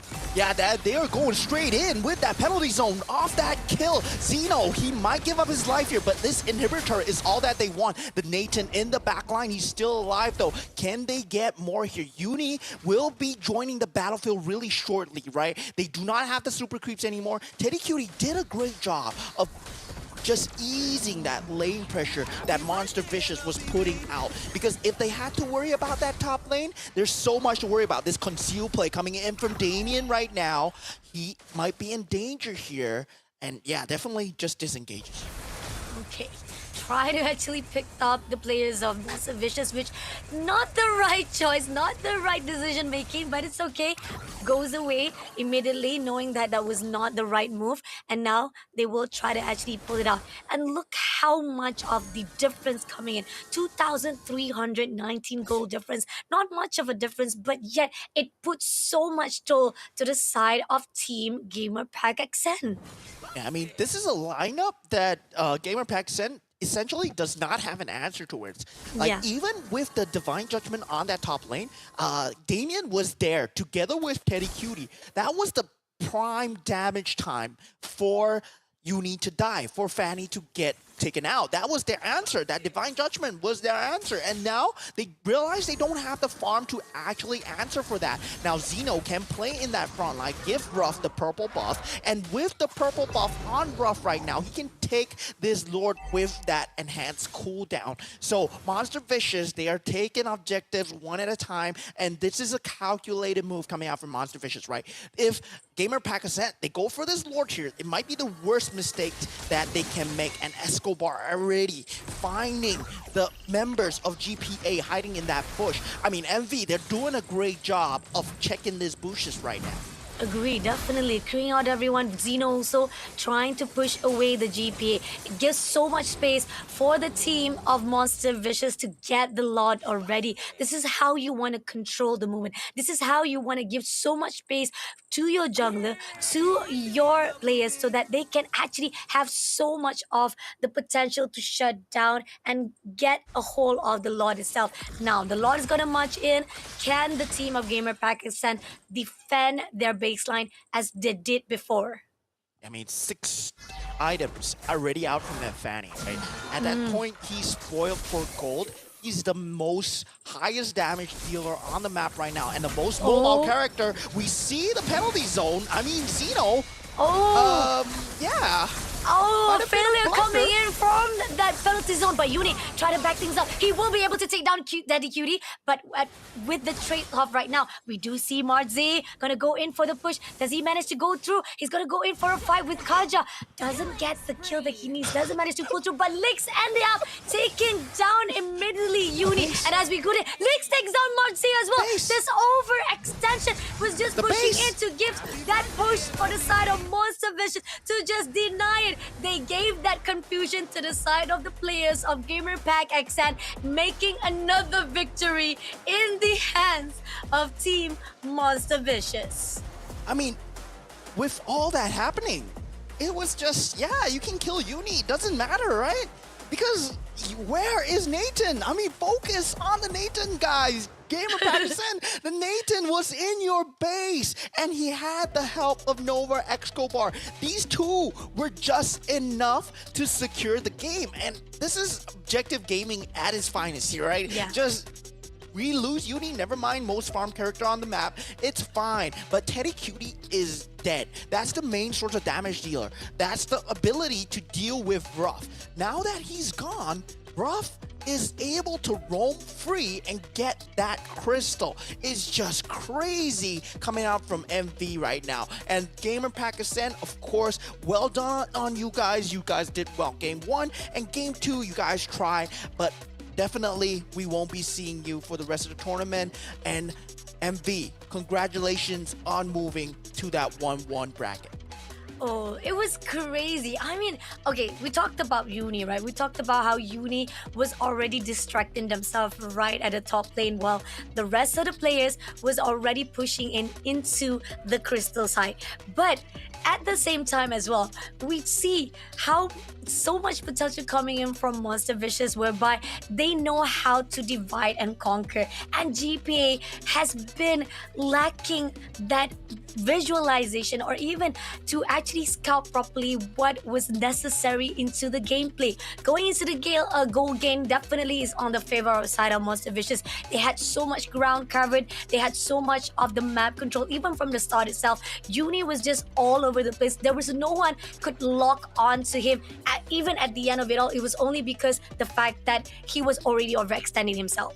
And the feeling of just hopelessness for GPA as they did not have an answer for the Fanny, that's just very scary feeling to deal with. Because yeah, you have that divine judgment, but the moment you use it and it's on the Fanny, it's on target that you want, but still you're unable to kill him, and Uni gets a counter kill on Teddy Cutie.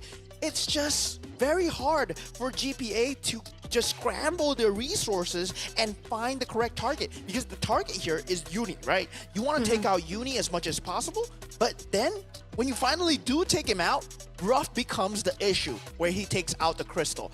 And this is where, yeah, the drafting comes into question, because you picked up the Veil thinking that it was the answer to that Fanny, but definitely I don't feel so, right? You could have picked up that Aurora. Even the Nana could have done way better, because you have that survivability, and it's all about survivability or control. And something that would have been really great in the old meta to pick up against that Fanny that we see that teams use is that Paramis against that Fanny, having that Nether Realm, so that the Fanny wastes the energy and does not get a secondary entry into that team fight, especially into that mid game.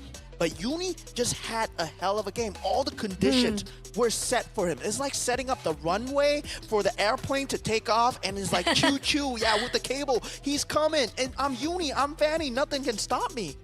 Definitely agree. I mean, and there was so much investment that was put out by Monster Vicious. I mean, putting out 3 players right at the top. I mean, even the question is that Zeno was already putting out the penalty zone. It didn't pick up anyone, that's for sure. And he had to sacrifice himself because he was giving a lot of distraction for Unit to come through. Started out really good. I mean, those trade-off that was done. I mean, yes, Starboy did manage to shut down Vexana. This is where the Fine Line Gamer Pack Ascent wanted to come in, where you want to actually find out if you can't pick up Uni, find a way for you to actually shut down most of the damage kill. But at the same time, this is where all of the pressure's put in. Uni takes down, and there was so much of the investment they put out right at the top just for the sake of Uni. At the end of it all, it gives the opportunity for those who are inside the crystal, whereby you have Ruff, you got Nova just pushing so much pressure to Karam as well as Starboy, and they could not do anything.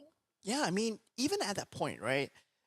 This is where the weaknesses of non-meta heroes versus meta heroes come into question. Because there's a reason why Veil is non-meta. Because even with 2 creep waves pushing in, you had a roamer, you had your mage. Any other meta mage would have been able to clear out those creep waves because they have that creep priority. If you think about it, Vexana would have been able to clear it out. Aurora would have been able to clear it out, but Veil does not have that cooldown, especially if you don't have that farm. And really, MV, they take full advantage knowing that Veil is not going to be able to clear out 2 enhanced super creep waves coming in with that Lord, and fully taking advantage of that fight and just throwing that penalty zone. I thought, what, Zeno, what was he doing? But right? Yeah, right, yeah. It was exactly. It was just a ruse. Yeah, I was also confused. But best part about it, we got a glimpse that we're gonna have an interview with the Malaysia team, Monster Vicious, coming up soon. We're gonna hold on. We have a queue coming in, but not to worry though. I'm actually quite not sure whether or not is the interview coming in for our side or is it gonna be on the BM street. But other than that, that's amazing. Congratulations to Monster Vicious. We get the interview here from the Monster Vicious, and it's by the one and only Ruff. I think we have a lot of questions for him, so let's welcome Ruff. Congratulations for the 2nd series of the day. You guys did amazing. The calculated decision making that was done. But my first question, if you don't mind, Mo, I want to ask him first. What was your process thought on that first match when you saw Teddy Cutie? You guys was already invading into the baseline, right? But then you were started. You were like staggered in one point. What was happening at that time? Firstly, thank you. And at the best moment, I didn't expect yet. I didn't expect that Sicilian damage is to pain like that. Oh. And the basic attack Moskov was very far with the new item, you know, crossbow. That was a very, very long range, right? Yeah, You weren't expecting very, that. very far. have the flicker. I saw you have your skills available, and what is Ruff doing? Why is he dying? But that was a great play coming from you guys going into the bush. Did you expect Teddy Cutie to go on that top lane when you and Nova were in that top lane bush?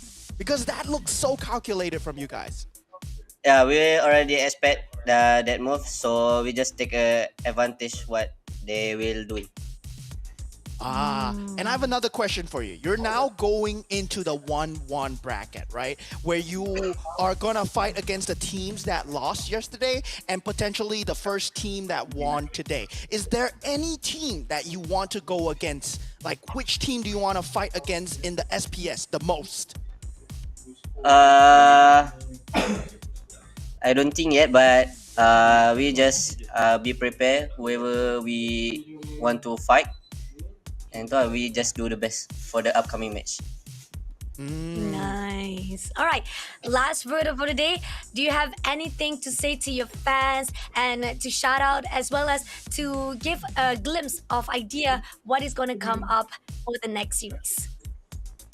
Thank you for those who supporting us, and thank you for coaches for helping us a lot, and for our teammate who play very well today. And I hope we can consistent for the upcoming match. Thank you. Nice. All right. Thank you for the interview. Congratulations again. We'll see you again next time. Bye, Rob. Good luck. Alright. Bye. Oh, that was amazing. Yeah. And yeah, that really comes into question, right? What was Ruff doing in the first game? Yeah. I mean, he's not a player that I expected to die to that Moskov. And now that he said that, that makes a lot of sense because there's new itemization coming in from Moskov to increase his attack range. So as a player, you know your spacing, because I'm a gold laner myself, you know your spacing between your heroes, and you know that if I stand here and the Moskov stands here, he can't reach me. But now with that new itemization, it changes the way that the game is played. And this shows how Teddy Cutie actually just played with their heads. But then again, he got played with that bush. That was a good idea. Yeah, definitely. I mean, the fact that those are the things that we are talking about. Itemization was just amazing on Gamerpack Ascent. I mean, second round, probably the choices of the heroes could have been better, but round number one, that was the defense that we're talking about. That was superb by GPA themselves, and that was the reason why Monster Vicious was having a lot of struggle to try to break into the baseline, try to get that crystal, but at the end of it all, they found a way to actually break out. They make another move on the bush, and that was why Team GPA did not expect that. Now, moving into round number two, Falter comes through because of the choices of heroes. Not much can be done. I mean, Uni was just all over the place, and this is where we see Monster Vicious coming up top so amazingly, and hopefully they will continue the score series because, again, finally, the lifeline still continues for them here for the SPS Open Finals. But for GPA, this is where we say goodbye to our Philippines team. But it's not done for us yet. We're not going to say goodbye, but we will say see you on the next series because we got the third series coming up next.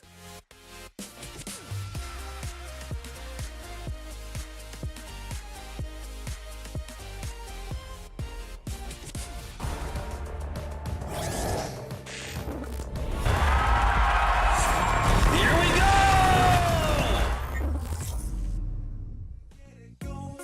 Keep it moving, won't stop. Rhythm overflowing. Don't stop, gotta get it going. Keep it moving, won't stop. Rhythm overflowing. Don't stop, don't stop.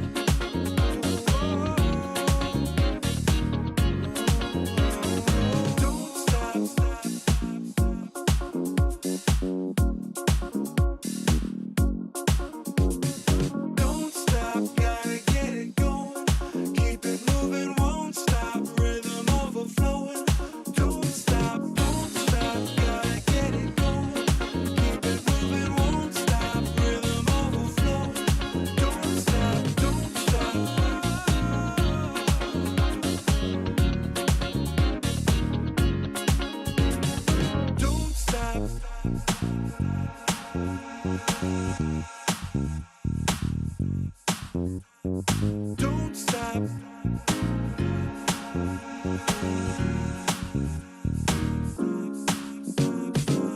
stop, gotta get it going.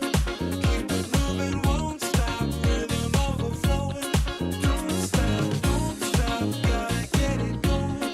Keep it moving, won't stop. Rhythm overflowing. Don't stop, don't stop.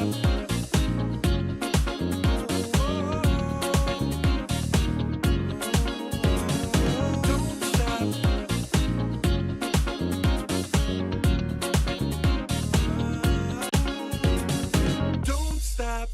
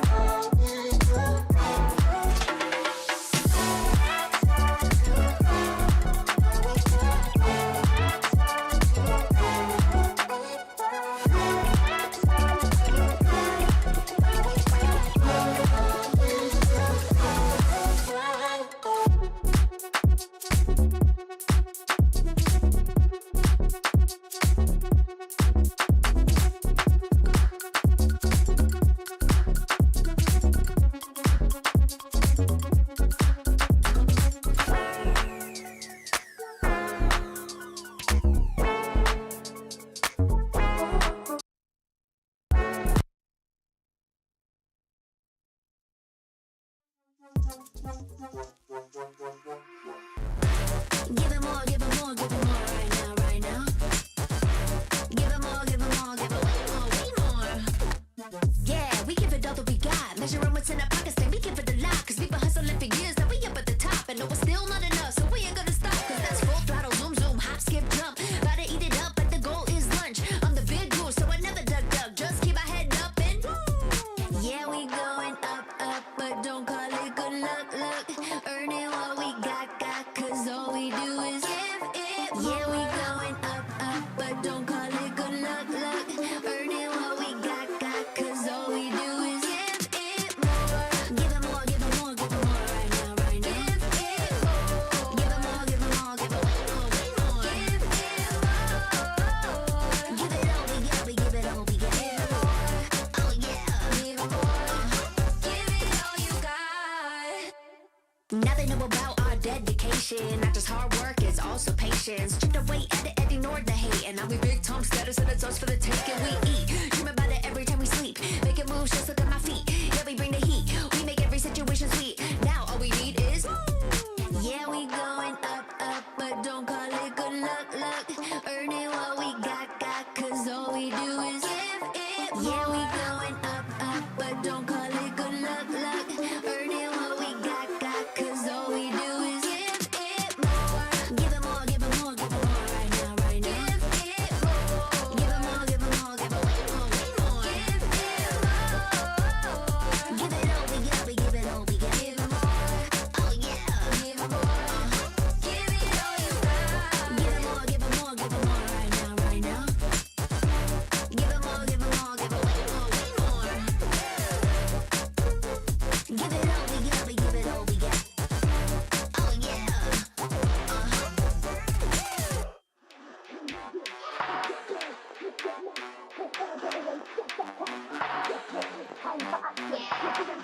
Main attraction, your vibes, not satisfaction. Feel the bass, chemical reaction. You're feeling fine. Chemical reaction.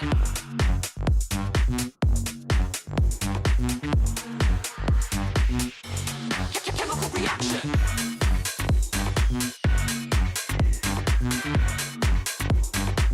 Guess what is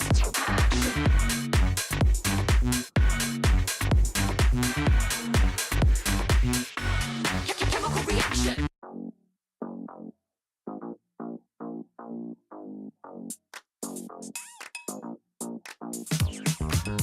cutie, dressed up and I'm glistening. I'm the gift, don't wrap me like it's Christmas. Once I'm yours, you'll know what you've been missing. Feeling like we should get into mischief. Listen, you've been looking like you're down on your luck. Need a girl like me to come through, lift you up. Hold me in your hand, I like when you touch me. Keep me around or you might get lucky. I'ma keep you with the good mood. Keep you up all night. Never around you. Baby, this is so vibe. Got me dancing like it's so. Well, welcome back, everybody. We are now at match 3 of the Open Finals for Snapdragon Pro Series, where we have JP9ers going up against Alter Ego X. And this is gonna be a crazy series because honestly, I have no clue that who's gonna win. My predictions were just based off of feelings alone, and it's gonna be a very scary series for both teams because this is a very different meta from what they're used to. Agree, definitely. So far, we do see some of the teams, they are affected by it, by the nerfs that has been put out by the heroes. But yet, there are certain heroes that even though being nerfed, has been the popular choices, like Gato Kacha. Not much of the effects has already been done. People still picked it up. But others team result, when we've talked about or we witnessed the Monster Vicious taking down GPA, now we have another team that have to say goodbye. We have to say goodbye to the teams from Malaysia, 2 of the teams Malaysia to be exact, right? So we got Games MYAs have to say goodbye as they lost to another Malaysia team, unfortunately, and that is by Vampire X Chaos. Yeah, Vampire XX Chaos will be heading on into that 1-1 bracket. But speaking of that 1-1 bracket, right? Who do you think will go into the 1-1 bracket for JP9ers versus Alter Ego X? Oh, I don't know, man. It is really tough. I mean, we do have our prediction right after this. And before that, we must introduce the players. And we need to talk about the players as well. Because the fact is, JP9ers, I'm a Malaysian, so obviously I'm gonna support them. That's for sure. We got Yitzi right here for the EXP. We got Max as the jungler. We got Zach Cutie at the mid lane. Rossi at the roamer side. And Loliel will be the goalie.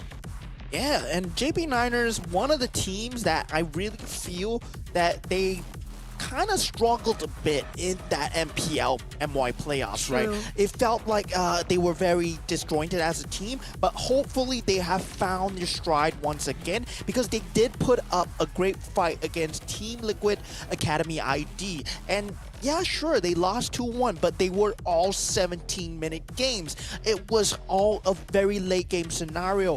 And now that we're in the newer meta, will this meta shift favor them? That's something that we'll have to find out in the game itself, because I know that Max is very insane on that jungle, especially when you put him on an assassin, something that can jump the back line. If you give him that Suyo, he's gonna destroy you as well. But meanwhile, the rest of the team has been falling behind. Zach Cutie, he has stepped up though, and I feel that the rest of the team, if they can match the pace, JP9ers look like a very, very solid team.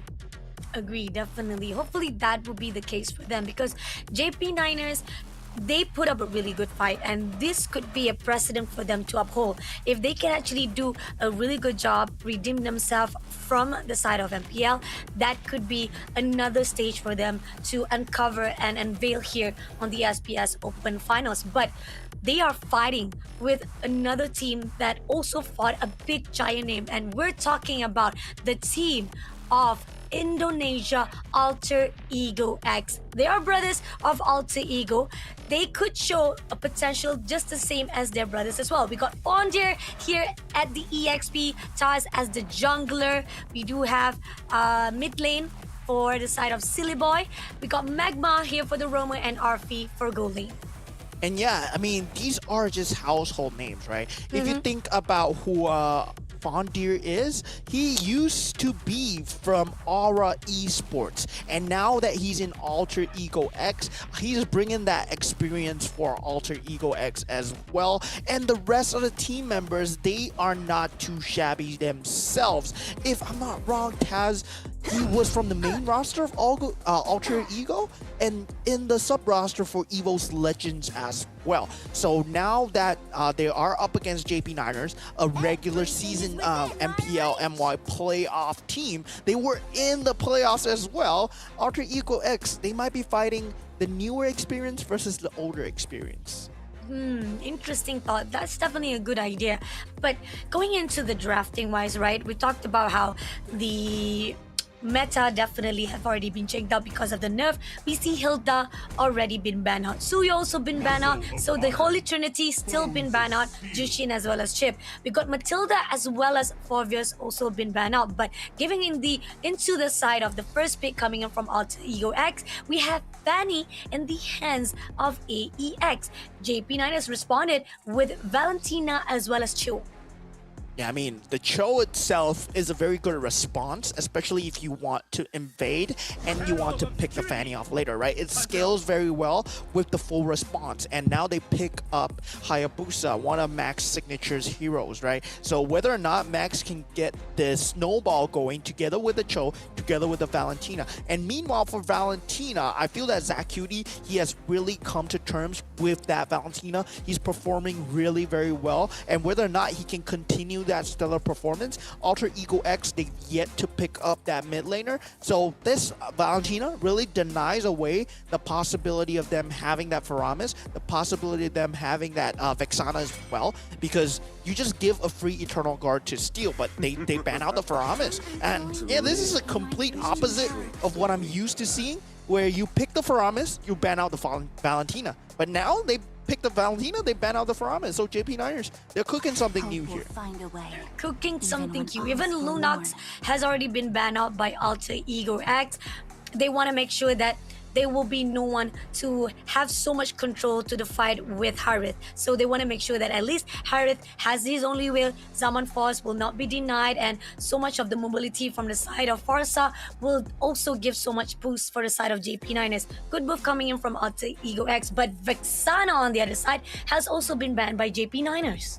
Yeah, I mean, in terms of JP9ers bans, I feel that, yeah, they could have handled these two picks with the Valentina. I mean, this is what the Valentina is meant for, but they might be up to something else with that Valentina. Might be a very aggressive Valentina that we're seeing, and it might be a Roam Khalid, Roam Khalid that they might be using, and an EXP Cho. So yeah, definitely kind of more aggressive. But whether or not Alter Ego X, they see this coming, right? If they can set up the defense in time, whether the initial aggression coming through from JP Niners is controlled, then that will be very good for Alter Ego X. And they're going with the Fredrin pick on that EXP lane with the Aurora. Aurora has a very strong lane priority and is still one of the stronger picks in this mid lane. I'm surprised we didn't see it till now. Interesting. And the fact that right now, Alter Ego already completed the lineup. JP9ers, they need to find a response. So far right now, I do feel like Romer, Khalid, we've talked about it, how Khalid has been nerfed. So we saw how it was already picked up for the first series, and it wasn't that much power that was given. So let's see if JP9ers will be able to boost up. But they picked up the carry, so that could be a really good beneficial. Great long range, great mobility wise, so much damage been put out, but they really need to be careful, as carry needs to be aware of the situation of where the right timing to fight off with the team of Alter Ego X. Yeah, the itemization of the carry will be very important against the Harith, whether he has that magic defense. I mean, we are shying away from that tank carry meta into a more damage-centric carry, right? And it's really good for the side of Alter Ego X because, I mean, they have the damage to deal with. I mean, the Harith is just a very strong zoning tool coming out. And the Fanny itself, it has that late game assurance. So it's very scary for both sides. They have the answers, right? The carry is the answer to the Gato Kacha, is the answer to the Frederick because of the shred that you can deal just from that light wheel alone. But let's just see how they fare as we enter the Land of Dawn. Game 1 of Alter Ego X versus JP Niners, and loser goes home.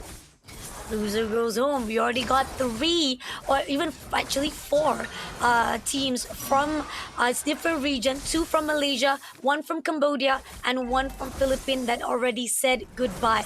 Which team here from our third series that are we going to say goodbye next? Now, scrimmage started out already at the mid right here as Rozzy giving a little bit more pressure to Silly Boy, and Magma had to actually give a lot of the support and backup, just barely enough time so that they can still survive it out. But still, it seems that Zacuity trying to go in for a push to fight it out, but Silly Boy still been backed up, denied after denial. JP9 is going all out aggression from the start. Yeah, I mean, JP9ers, this is what we expected, right? They picked up this Roamer Khalid, and this is how you want to play that Roamer Khalid. You want to put that pressure on. Now the pressure is on year 3. Whether he can find this pick onto Taz here, and it's very important, does get the cable away, and it does keep his own life for now. But there's a lot of timing taken away from Alter Ego X because the Fanny has to recall, and now the cycle has been taken away. Hayabusa will have a slight little advantage, and that might go towards his way. Shadow Kill is available for Max if he wants to use it here. Ooh, almost tried it close enough to tag off Zacuity, but not gonna be in any sort of position. Gonna actually call back again. And it seems that at the progress right now, all the teasing coming in from the mid lane is still not pushing in into any of the first blood so far. But Turtle will be spawning out, and here Magma getting the input is need. Fonda picking on, inserting himself right in this nose. He going in for a fight, but it's gonna be a Slane coming in, and Fonda unfortunately does manage to actually trade it off. A win comes through from the side of JB9er, but at the cost of Max. Yeah, Lolio gets another trade on the top lane. Arfi going down there. That's huge for Carry, right? And Carry, it's one of the heroes that can actually deal with the late game really well because there's a lot of survivability. Magma, he's not exactly in a lot of trouble. He does not have the level 4 yet, but it's not too much of a big deal. Has the revitalization still available. And this is the power of the Fredrin. The ability to taunt and keep someone there. This is why he was so good in that tank meta for so long. And now with that slight buff, yeah, he's not a good tank jungler still because the itemization is not there. But this is the adjustment that Alter Ego X made because the EXP lane, he's strong. Oh, coming in right now is gonna be Taz to push in, but JP9 is coming in order to fight, but he did manage to scurry, surviving on those team fights. Great coming through, but a little bit too late to be pushing in for the side of Alter Ego X. But then again, there was so much engagement right now at this instant. We do see Magma pushing in for that altercation, but it wasn't getting any of the response they need by JP9s. Good discipline coming in from JP9s though, but despite whatever it is, so much of the aggression is giving a lot of futile intervention or even futile of a resource has been put out. But again, Taz try to pick a big, try to do a little bit of the switching side of for the side of JP9s, but it's still not enough. But here on out, Magma coming in is gonna be the push they need it, but Max comes through, still denying it, and Razi pushing on the door, and Magma will be taken out. Yeah, Arfi following up with the Zayman's Force here. He will be able to chase down Yi here. Does have the Shumpo to get away. 1, 2, 3 combo. Zacuity, though, he is waiting in this bush. Arfi, you are in a lot of trouble, my friend. And Zacuity does not have the damage for the finish. Lolio not there in time. But the thing is, Max, he was so low, and he managed to get the quad shadow away from that team fight. Now, 2-2 will be the scoreline, neck and neck. But who does this favor here, right? Who does this favor? Because they do have that late game scaling way better for JP9ers because of the fact that they have so much AoE for that team fight and they have a way to deal with that Fanny. That Cho, once you can scale up, it's an EXP lane Cho. He's going to have that farm and he's going to have the ability to lock that Fanny down. Meanwhile, Lolio, he might be in a slight bit of trouble. Razi's there to help. Does use the Raging Sandstorm here. Quad Shadow is available. Avatar the Guardian to respond, but not going to be finding anything yet. But a stolen IMU, Avatar the Guardian, straight onto Magma. JP9ers, they want the constellation, and they do get it. Skypiercer picked up on Max, and a free turtle to boot. Oh, great move coming in for the side of Team JP9ers. a little bit of the instigation that came through from the side of Alter Ego X ended up being backfired, and now giving that support for JP9s to even cover the grounds out. But here, coming in for a fight right in the mid lanes, almost being able to push out Fondir, but at the same time, Fondir is not giving up, tried to survive it out and try to push into Razi, but so much of potential of survivability to a point that they could not do anything.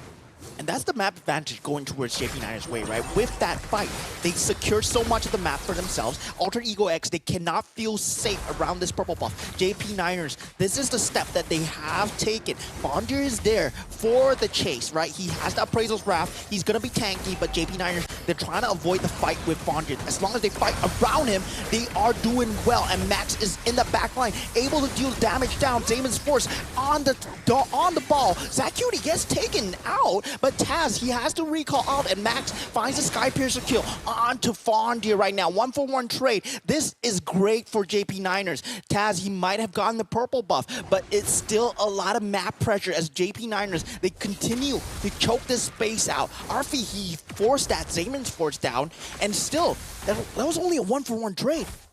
It was only 1-for-1 trade, and still it's just a minor fight to be unfold or even victory. But here on out, seems that Taz, a little bit overextension, try to push into Max. Not to worry though, definitely not the right timing. You want to actually push in, especially the fact that Max already going into level 10 right now. And we do see as the time progresses, JP9ers still have a really good cover for themselves, a really good defense coming in for their side that Team AEX still have not able to get the right response. Yeah, the problem is, right, Lolio, he hasn't died yet.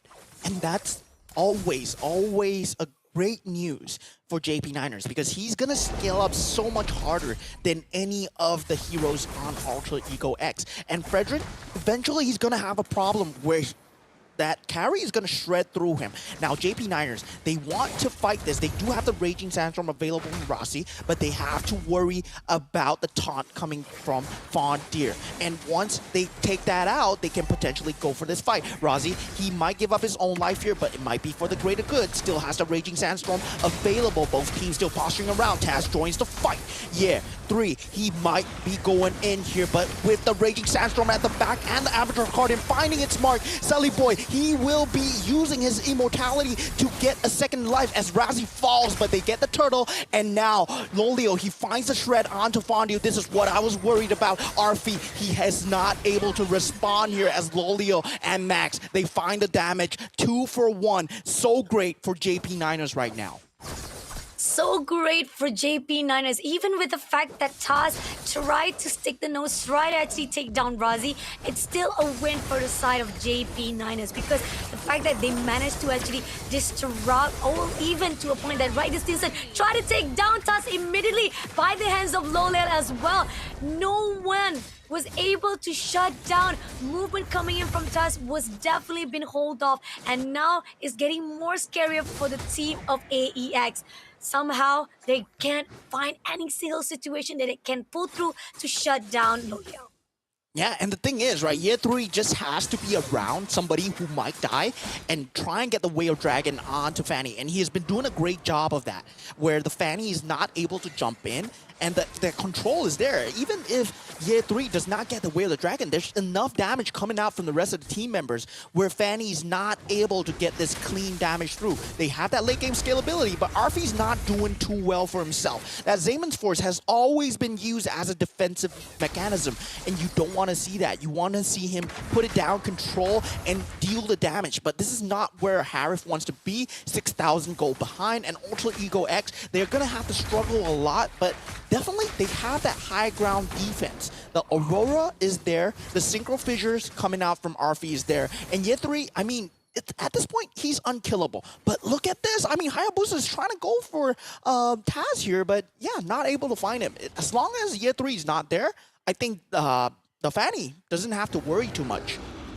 Okay, let's see. I mean, the fact that they want to go in one on one and they know for a fact that they try to push in, but at the same time, they did push out the rest of the players from the side of Team AEX to actually be giving the opportunity to get the lot. And they will be securing at least the objective of only the second turret in their hands. It's not going to be enough, but at least that's at least a cover ground that this AEX is looking for. But as the lot will be marching in, they're going to go in for a fight here. And now Taz, a little bit to say, but at the same time, Magma coming in for the push, but not going to be able to do so. As they're pushing in, Magma will be giving the opportunity of that Zaman Force to be shut down Arfi immediately. Unfortunately, no matter what they do, Arfi is just doing that as a defense point to a point that Team JP Nandes can deny and punish him. Yeah, at this point, Alter Ego X, they're playing for the long game. They have to hold on to the turrets. Already, only one outer turret left. Only the inhibitors and one outer turret is left. And yet he does go in with the Wheel Dragon, finds the pick onto Magma. Frigid Glacier there, but not enough. Fondir, he has to retreat right now. Taz cannot withstand the barrage of damage coming out from Bolio at this point. And they still have the Lord to worry about. These super creeps, I mean, they are dealing a lot of damage, but still, JP Niners, it's not good that they cannot get an inhibitor off of this. Lolio, he potentially might die here, but Taz is the one that falls instead. And Alter Ego X, they lose a key member. JP Niners, they have to push the advantage right now. Zach Cutie trying to force something right now. They do have the Raging Sandstorm, but they don't have the creeps to work with. The Lord and the bottom waves are there right now. Lolio, he can go in. Wave the Dragon onto Magma. They will lose the Avatar Guardian. No more revitalization is there. Zaman's Force eventually finds his mark, but it is not enough at this point. Max, he can go free form, and this crystal will be taken by JP Niners. They take an extremely calculated team fight at the correct moment. Congratulations to them. Congratulations to the team of JP Niners. Definitely a great, very quick fight indeed coming in from the side of JP Niners to end it all at the end of the game, because the fact is, no matter how much AEX tried to actually defend it, the moment when Yatri was able to pick up Mema, that was the opening that was needed by JP Niners. No matter how much, even the overextension that was done by Taz to pull through Loliel, it gives so much point that Loliel was already buff. He was already so survival, so much damage that was put out to him that Taz could not do anything. Yeah, and if you look at Loliel's itemization, right? Corrosive Scythe and second item Rose Gold Meteor. This is just so that he does not die to Taz. And this is such a great itemization. This is why he has 0 deaths. Because you go for that Rose Gold Meteor, Taz thinking that gold lane is easy, because you can pick him off anytime. But Rose Gold Meteor has that cooldown where it's much shorter than the Immortality, it's much shorter than the Wind of Nature. So it's a lot of damage and yet a lot of defensive capability. And with that, Taz is unable to burst him down unless you have 6 items. This is such a great itemization coming out from Lolio at this point. And year 3, he's did such a great job of making sure that Fanny is never safe, because that Whaler Dragon, once it connected once and twice, Taz just got very, very scared. He couldn't go back in, and now in that late game where Taz is just getting shredded, Year 3 can kick anybody he wants. Agree, definitely. But the fact that AEX try to find a way to break in, and the fact that Yatri was already spotting out Taz so many times, even breaking off Magma, that was the reason so much of the potential that AEX was shut down every single time. Sillaboy tried to actually cover out the high ground. There was so much of that motion that it was given out by AEX that can take down at least turn down a notch from the side of JP Niners, but it was still not enough though. And Loliel as the MVP, deserving wise, because they let him freely just do what he wants to do right at the bottom lane, freely, was not untouched at all, and Team AEX was letting them go with that. Yeah, the thing is, right, the strong part about this Khalid roam, this pick here, it gives you so much map pressure if you're unable to answer. And with that Fanny pick, you're not able to answer within that first 5 minutes of the game, because you don't have that damage to actually burst the Khalid down, because you don't have the items, you don't have that damage, and the Khalid is permanently running at you. And you can see year 3, he went for the concussive blast on the choke because he wants that lane priority so that he can join the team fights. This was a very good calculation coming out from the rest of the team from JP Niners. They were on the same page, and I really like this because even though Max, he was in danger so many of the time, it was a lot of wasted damage onto Max where he would get away. And then Lolio, he's just there with that short range carry, jumping in, dealing so much damage. And 908 GPM is not something that you want to go against, especially in a late game scenario. That you saw that Frederick, right? He looked like he was just butter. Oh yeah, definitely. That was when Fondier just had to back things up. When the fact is he should be the one who cover all the front side. But this is where we see they try to actually tease out. They try to contest that turtle. Yeah, JP Niners did manage to get the turtle, and it was a trade-off, but it's still a win for themselves. And as they prove on, try to actually contest for the buff side. Taz try to push in. That defense was so much of lacking of power and space to a point that JP was able to do so much damage to them. Yeah, then once the Sky Piercer was picked up from Max, and look at this Zayman's Force, right? It's not finding anything. And Razi permanently using that Raging Sandstorm onto Arfi at all times, just disabling him in his own Zayman's Force. And Lolio just being alive here is just free damage. Alter Ego X, they cannot take his team fight. And if they do, they're gonna die. And Sully Boy just stands there and proves that. And look at this. Arfi trolls down the Zayman's Force. But once again, Raging Sandstorm comes out. Razi did an extremely good job of making sure that Arfi cannot play a game at all. And look at this. Razi is always on Arfi. Arfi cannot do anything. Finally takes him out. Great target coming in from the side of JP Niners. They know who they want to actually shut down. They want to not allow any of the engagement comes through. And this is where JP Niners looking better than ever. And this is just the first round of the series, the third series of the day. And somehow JP Niners, our Malaysian teams, rising off really good. I mean, we've talked about how they are having a struggle on the MPL scenes. They're still finding their strats. They're still finding a way how to actually leveling up themselves into the scene of MLBB. But compared to the side of AEX, somehow AEX is looking a little bit beneath of Team JP Niners, and they gotta do something coming into the second round, because again, we're saying that this is the last chance, the opportunity of either side to say goodbye. If AEX does not go back to the drawing board, figure out what to do on the next run, it's going to be the end for AEX Indonesia. We're gonna have a short break, but we're right back after this for the second round of this third series.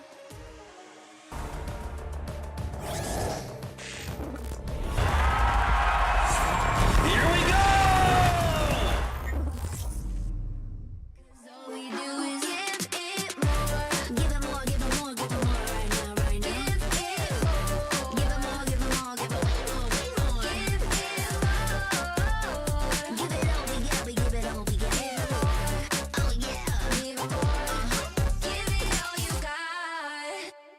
Now they know about our dedication. Not just hard work, it's also patience. Chipped away at it, ignored the hate. And now we big time status, and it's us for the taking. We eat, dream about it every time we sleep. Making moves, just look at my feet.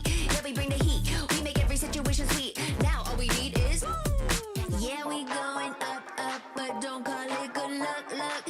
Earning what we got, cause all we do is give it. Yeah, we going up, up, but don't call it good luck, luck. Earning what we got, cause all we do is give it more. Give it more, give it more, give it more right now, right now. Give it more. Give it more, give it more, give it more, give it more. Give it all we got, we give it all we got. Give it more. Oh yeah. Give it more. Give it all you got. Give it more, give it more, give it more right now, right now. Give it more, give it more, give it more, give it more. Give it all we got, we give it all we got. Oh yeah. I'm the type of girl that turns logic into atoms. Think you know it all, but then you let me get inside your head. Yeah. Steady jump design. Think I know your kind. I'm about to break another code now. Pretty in disguise. Bugging up your life. This is my syntax. 3, 2, 1, deploy. XOX code. Run it again. XOX code. Run it again. Steady jump design. Think I know your kind. Steady jump design. Think I know your kind. Steady jump design. Think I know your kind. I'm about to break another code now. Pretty in disguise. Bugging up your life. This is my syntax. 3, 2, 1, deploy. XOX code. Run it again. XOX code. Welcome back, ladies and gentlemen. We just had this first game of the Series 3 of JP Niners versus Alter Ego X, where JP Niners came out on top, and now they're finding themselves at match point versus Alter Ego X. Meanwhile, on the Indonesian side, they are 1 point away from going home, but still, I feel that they have a lot up their sleeves because for me, they pulled out that Fredrin EXP lane that I feel that, yeah, it's going to be very strong in this meta, going for that buff, and it was a correct answer for the Hayabusa. But that carry pick coming in from JP Niners, that draft mentality against that Gato Kacha, I feel that because of that, the Fanny couldn't even find its mark. And I really like the use of them having that Khalid on the roam and the Cho on the EXP lane. Agree, definitely. It was just a perfectly executed plan from JP Niners. They know who they want to actually counter. I mean, so much of the movement that was already stuck because of the wheel coming in from Carry and Cho. Every single time that we keep on seeing Year 3 picking up everyone from the side of Team AEX, this is where the fine line that are they going to allow Year 3 to give much more points of the side that they can be picked up again from time and time again. Now going into the drafting of round number 2, we still see the same patterns, but they do deny of the usage of our Khalid now from JP Niners. We saw how it was so hard to actually contain the power coming in from Razi. So Khalid is out from the pool right now. Even Fulvius, Jushin, that's going to be the holy trinity of Suyo as well as Chip. And Gatot Kacha also been banned out by JP Niners. Yeah, a lot of the revitalization heroes have been taken out, but Alter Ego X really prioritizing that Cho on possibly Vondir or Magma. But JP Niners, I mean, if they really want to go pound for pound, if they want to fight head-to-head, they can go for the Hilda. Yeah, they do go for the Hilda. And then the Valentina onto Zacuity as well. Very good defensive mechanism in terms of having that lane priority itself. Valentina covers a lot of bases, right? When you think about them using the mage, it cancels out a lot of that mage pressure. But now Alter Ego X, with that Cho pick, they can go for the Fanny now. They're not that scared because now you don't have Year 3 on that Cho. But now with JP Niners, right? JP Niners, you need to think about controlling that Fanny down. And one of the ways of controlling that Fanny down is to find her in that early game. And that Hilda might be a great answer already. So I don't know. I really don't know too much about this. But that Eve pick is not going to be looking too good for Alter Ego X, given the fact that IMU is an option. RWM can be stolen as well, and that can lock down your Fanny. JP9 now, do they go for that control? That control factor paired together with that Hilda to actually shut down the Fanny in that early game. agree, definitely. I mean, like, again, the counterattacks coming in from Alter Ego, it's not really coming through at the moment right now. And JP9ers, they've already got it a really good round from themselves. Hilda definitely will be able to pull through. They put out Nolan into the scene right here, and this is gonna give much more offensive side for JP9ers. A lot of damage. Still, I feel that Nolan and Fanny, they have the same like power timings. It's just that Nolan is much more mobile when at level 1 and level 2. Now JP9ers, right? Actually, they could have gotten away with taking a Ruby, but if they can get it on the 4th and 5th pick, that Ruby pick is gonna be so good because yeah, it counters all 3 heroes of Alter Ego X, right? Cho, you want to jump in, Fanny, you want to jump in, and then Eve, you're just standing there. So it's very easy for that Ruby to play against these 3 heroes. And whether Alter Ego X ban that out right now is going to be very important for them. Oh, and we do see JP9ers also banning out Bruno, so that could be something to actually. Oh, they ban out Tigreal as well. Yeah, Tigreal was a very scary pick. Yeah, JP9ers could have went for the Ruby and Tigreal. I like the way that Alter Ego X are banning out right now. And JP9ers, if they are going with the same route, I mean, they can ban out more of the goal laners. The Harif still in that pool as well. So, I mean, Alter Ego X, despite Arfi not having a great game, it's mostly on the hands of Razi on that Khalid, just raging sandstorm him every time he wants to use that Zaman Swords. It's just not a good time. But now, without Razi on that Khalid, that Harif is actually a good option.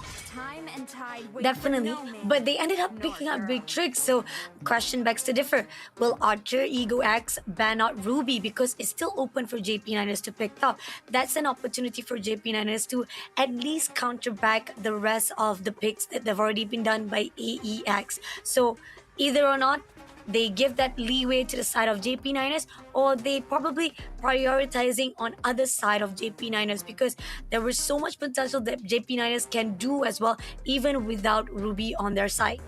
Yeah, I mean, even without Ruby, they're still very aggressive. They can double down on the aggressiveness.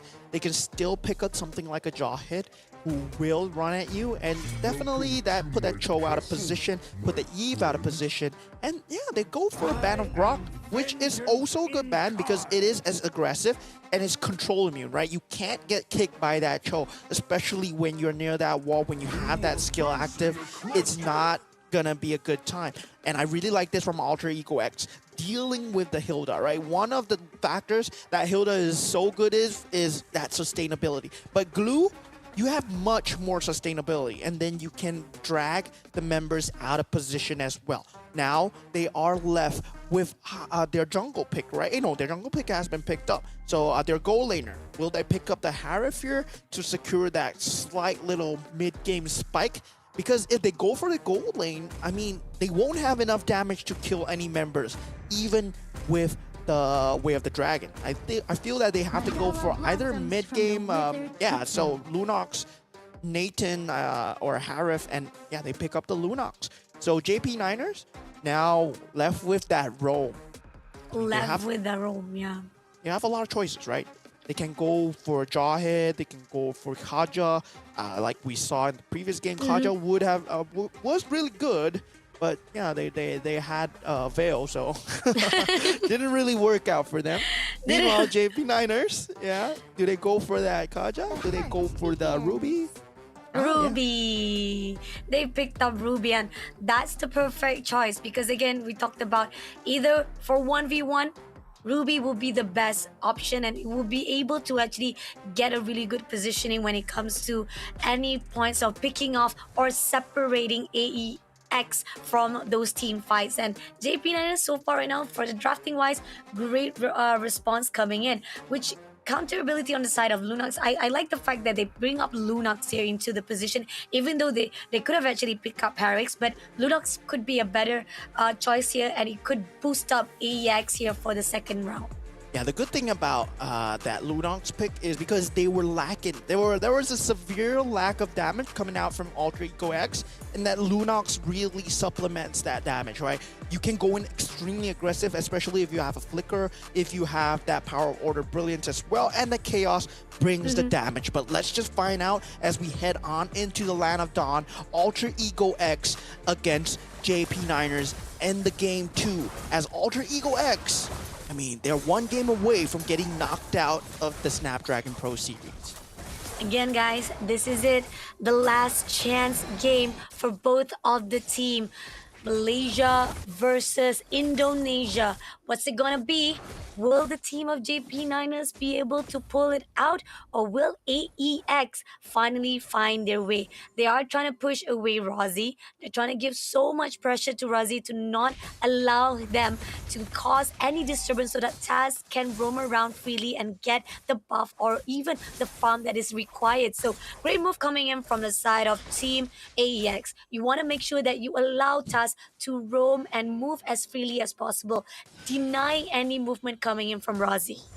And yeah, Rozzy on this roam Hilda, right? This is where I wanted Hilda to be. I think this is going to be the new meta moving forward, and Rozzy on this roam Hilda is going to be very strong. But we are going to go for a slight little pause as the players need to settle some issues on their side.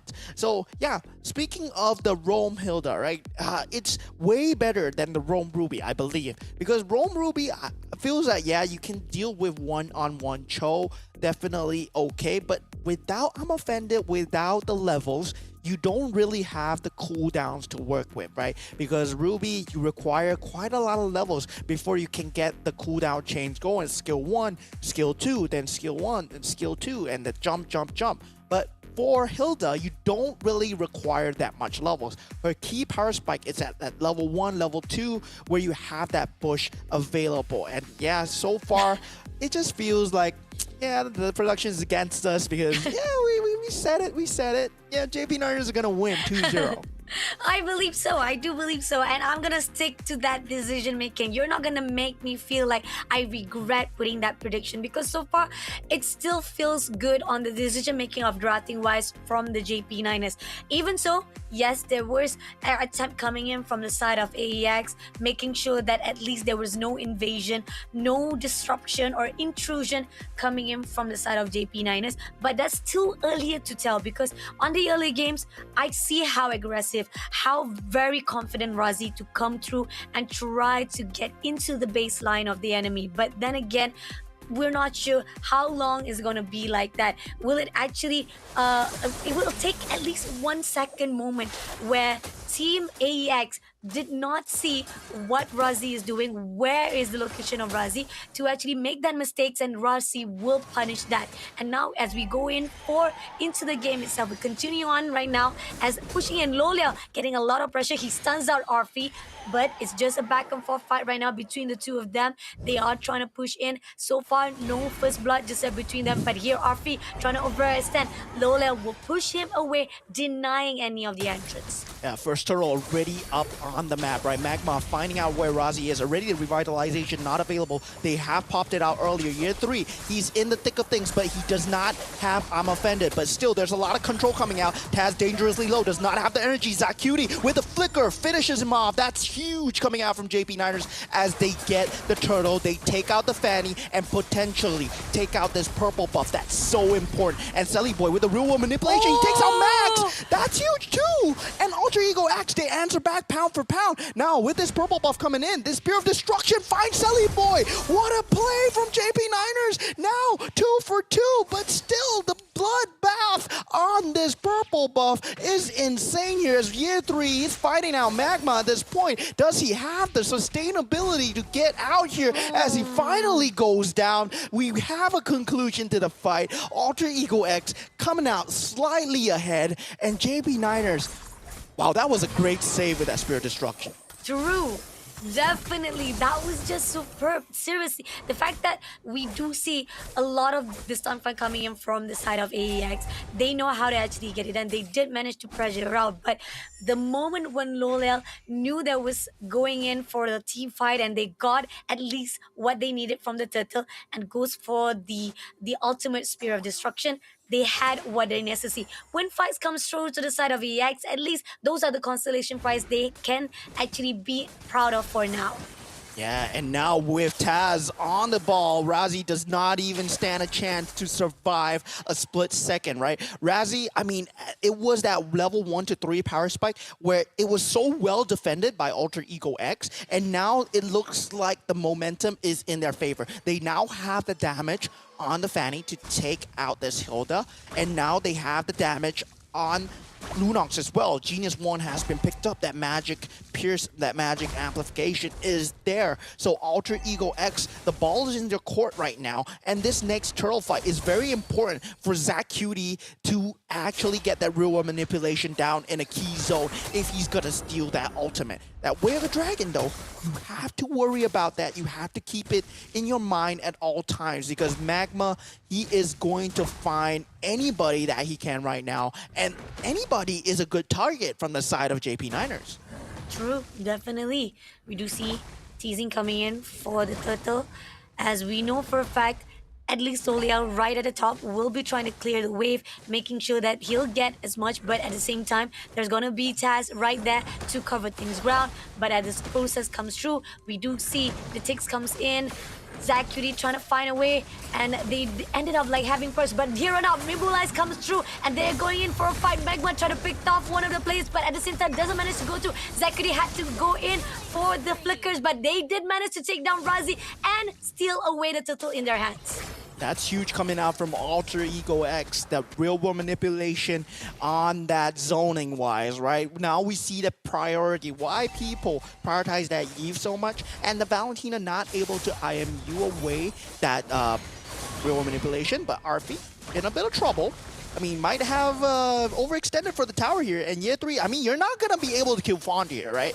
If you kill Fondir here, I mean, it's going to be crazy because he has that stick available. And yeah, he's going to pop it to get away. Now, Max, he's trying to find that consolation kill, trying to still get the better Fondir. Now that the stick is not available, he has to defend here. Year 3 in a lot of trouble. But Magma, he's falling down. And Razi in the back lane finds the dunk. Oh my God, what a play coming out from Razi as he managed to redeem himself from that mid game.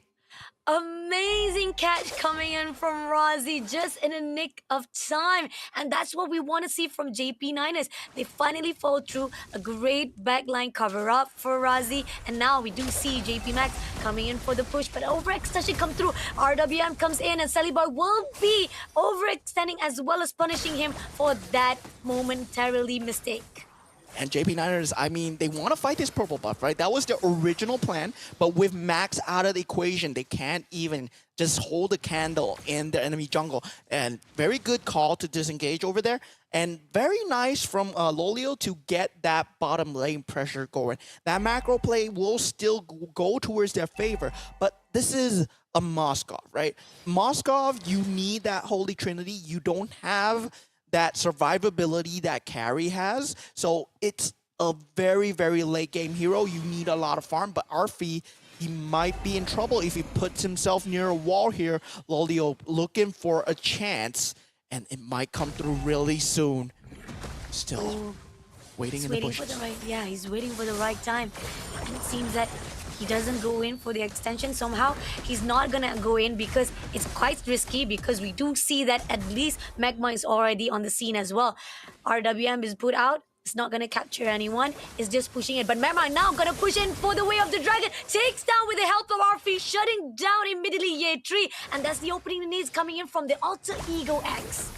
And the thing is, I'm very curious to see what Year 3's item builds are, because you shouldn't be dying like that as a Ruby. But with this turtle fight ongoing, we'll put that on hold for now. Taz, he manages to get the turtle, and they will disengage her. I mean, there's no reason to continue on this extended team fight, right? But now we see Lolio. He might be overextending here as he's in a bit of trouble. But Selly Boy, he's in danger, and he gets shut down by Max right now. But at the same time, Lolio gets traded for on that bottom lane, and Lolio really overextending himself. He thought that that mid lane fight was enough to bring in Taz, but they traded Silly Boy for Lolio there. Good call from Alter Ego X, but now we see a potential trade here. Taz, he might be in a lot of danger, but there's no control. There's no control whatsoever. Good call coming in. Great response from the side of Taz. But then again, that was a really good position coming in from JB9S. So far right now, it's 2 for 2. At least they are tied right now for the side. No matter how much, the currency-wise, it's not much of the downside because it's only like 400 goes down for the side of Team Alter Ego X for now. But still, they still manage to control the map. They'll still be able to put out a really good fight when it comes to any teams. And this is where AEX is putting a better show compared to the first round. Yeah, it's really a close fight here. I mean, both teams, they scale very well into that mid game, late game, because you have that Lunox Fanny, that damage combo. And now with Selly Boy online, right, he has that glowing wand. There's going to be a lot of damage. But the problem is, Zach Cutie hasn't shown his hand yet. And Year 3 is first in the Spear of Despair, not finding anything. Fondir, he's very low. He does have that stick to get out. But Arfie's not in that situation. He does use the power of Order Chaos to get away. And I mean, he gets kicked. Lolio gets kicked by Magma. He finds the kill. Taz in the back line takes out Max as well. This is going so well for Alter Ego X, and Razi cannot do anything as he watched his teammates fall 3 for nothing here. Alter Ego X, if they can get this mid lane turret, creeps are not in their favor, but still 15 seconds away on Max. This Lord, if they can rush it down, it's just a free Lord for them. It is. It's definitely a free Lord for them. No way the team of JP9ers can do anything. I mean, they could have actually tagged out Rafi. That was the position coming in from Year 3. But no matter how much he tried to go in, that's denial coming in from the side of Magma as well as Taz. And JP9ers, they haven't found the secureness that they needed to fight in with Team AEX. Yeah, and what Lolio giveth, Lolio taketh away, right? He jumped in, and yeah, he just put himself in the worst possible situation where he's the most damage on the map right now. And really, Max itself, he's not having a great game. He's been getting caught by Magma time and time again. And this is the power of that show. He just brings a threat of death, especially when he is so ahead. With the Lord already marching down, they don't have the creep waves really synced up, but that bottom lane will be crashing in as well. So if Fanny manages to clean that out, they will get that mid lane turret push going as well. But JP9ers do a great job of identifying the segmented push. They take out the Lord first, then they will go towards that bottom lane. Okay, good clearing out right here. Even with Magma try to pick up the players of JP9ers, it's still not going to be in their favor, but they will be able to clear out the second level. But here Magma overextending, trying to find a way. It's going to be either Zach Cutie if they can pull it out, but closing in at the moment right now, it seems that AEX prioritizing the safe zone, especially the space side, because they're not going to allow JP9ers to get away. They're just waiting for Magma to at least pick it up, find the opening they needed, because so far the map control is already in their side. Yeah, and that Demon Hunter sword has been picked up right now from Moskov, right? And once he has that, I mean, it's gonna be very hard for Fondir to stand at the front anymore. But JP9ers, they don't have that map advantage already. They lost that map advantage going into this mid game. So Alter Ego X, if they make a mistake here, JP9ers, they still have an entryway into the game. Magma though, conceal play. Whoa, that was so close right there. Could have found a way of dragging onto an unsuspecting member. But Razi, his position is known here. His position is known, and the fact that AEX knows the getaway and they're trying to actually pull Razi try to give a lot of the bait comes through, but at the same time, with 40 seconds on the clock, they have the lot to be spawned out. They're still waiting to try to scrimmage it out, and as we do see, Taz is doing so much of the objectives goal, whereby clearing out all the waves so that they can still go in for that bottom lane. And we do see Max try to push in right at the top. That could be a situation of 1v1 right here. Will Max be spotted out? He hasn't been spotted out. He still survived it out inside the bushes. So far, he goes clear for him. Yeah, Taz just with that energy conservation, really well done to cycle through that bush and not walk back. Because as a Fanny, I mean, if you're walking, something's wrong. So definitely through the bushes, you have to have that kind of just game sense. But now Year 3 does pick up that immortality. So he's gonna be able to go in these team fights just a lot more unhindered and a lot more unhinged. He's not needing to be scared of death anymore. As long as he can just disrupt that Cho, that's just the main job, right? Lolio deals the damage, Max deals the damage, and ZachCutie, so far, he's been playing a perfect game of not dying. And he's been just that main factor that's keeping JP Niners just glued together. Such great patience coming in from Max. He's just waiting for the right time to find a way so that he can go in for the back line of AEX. If you can find that opening, that could be a great opportunity for JP Niners to come through. Now just waiting for the right time. They got the lot to be taken out, but no, Max has already been spotted out, and it's gonna be a kill coming in for the side of Max, whereby Taz comes in, ZachCutie is open. Now RWM been put it out on the hole, and as ZachCutie been thought out, and here and now they're gonna go in for Razi as well. RP takes down Razi, and this is the opening that was not been spotted out by team of JP Niners. Team AEX counter ability as well as scouting, so aware for the situation. It gives them so much leeway, and now Team JP Niners losing a lot of the glimpse of hope to survive this round number 2. Lolio, I don't think you are in a situation where you can survive. Yep, you're gonna get taken out right there.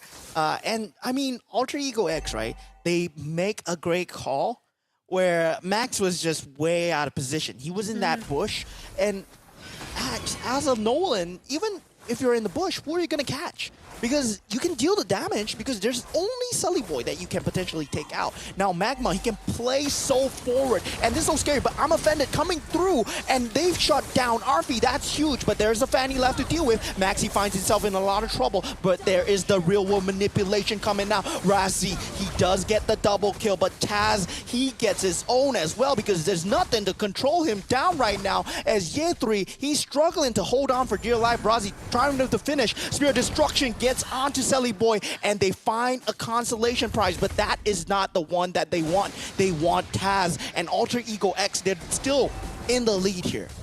They still in the lead, they still managed to neutralize the situation, but at what cost? So much of destruction has already been done at the baseline, only leaving 2 turrets for their defense.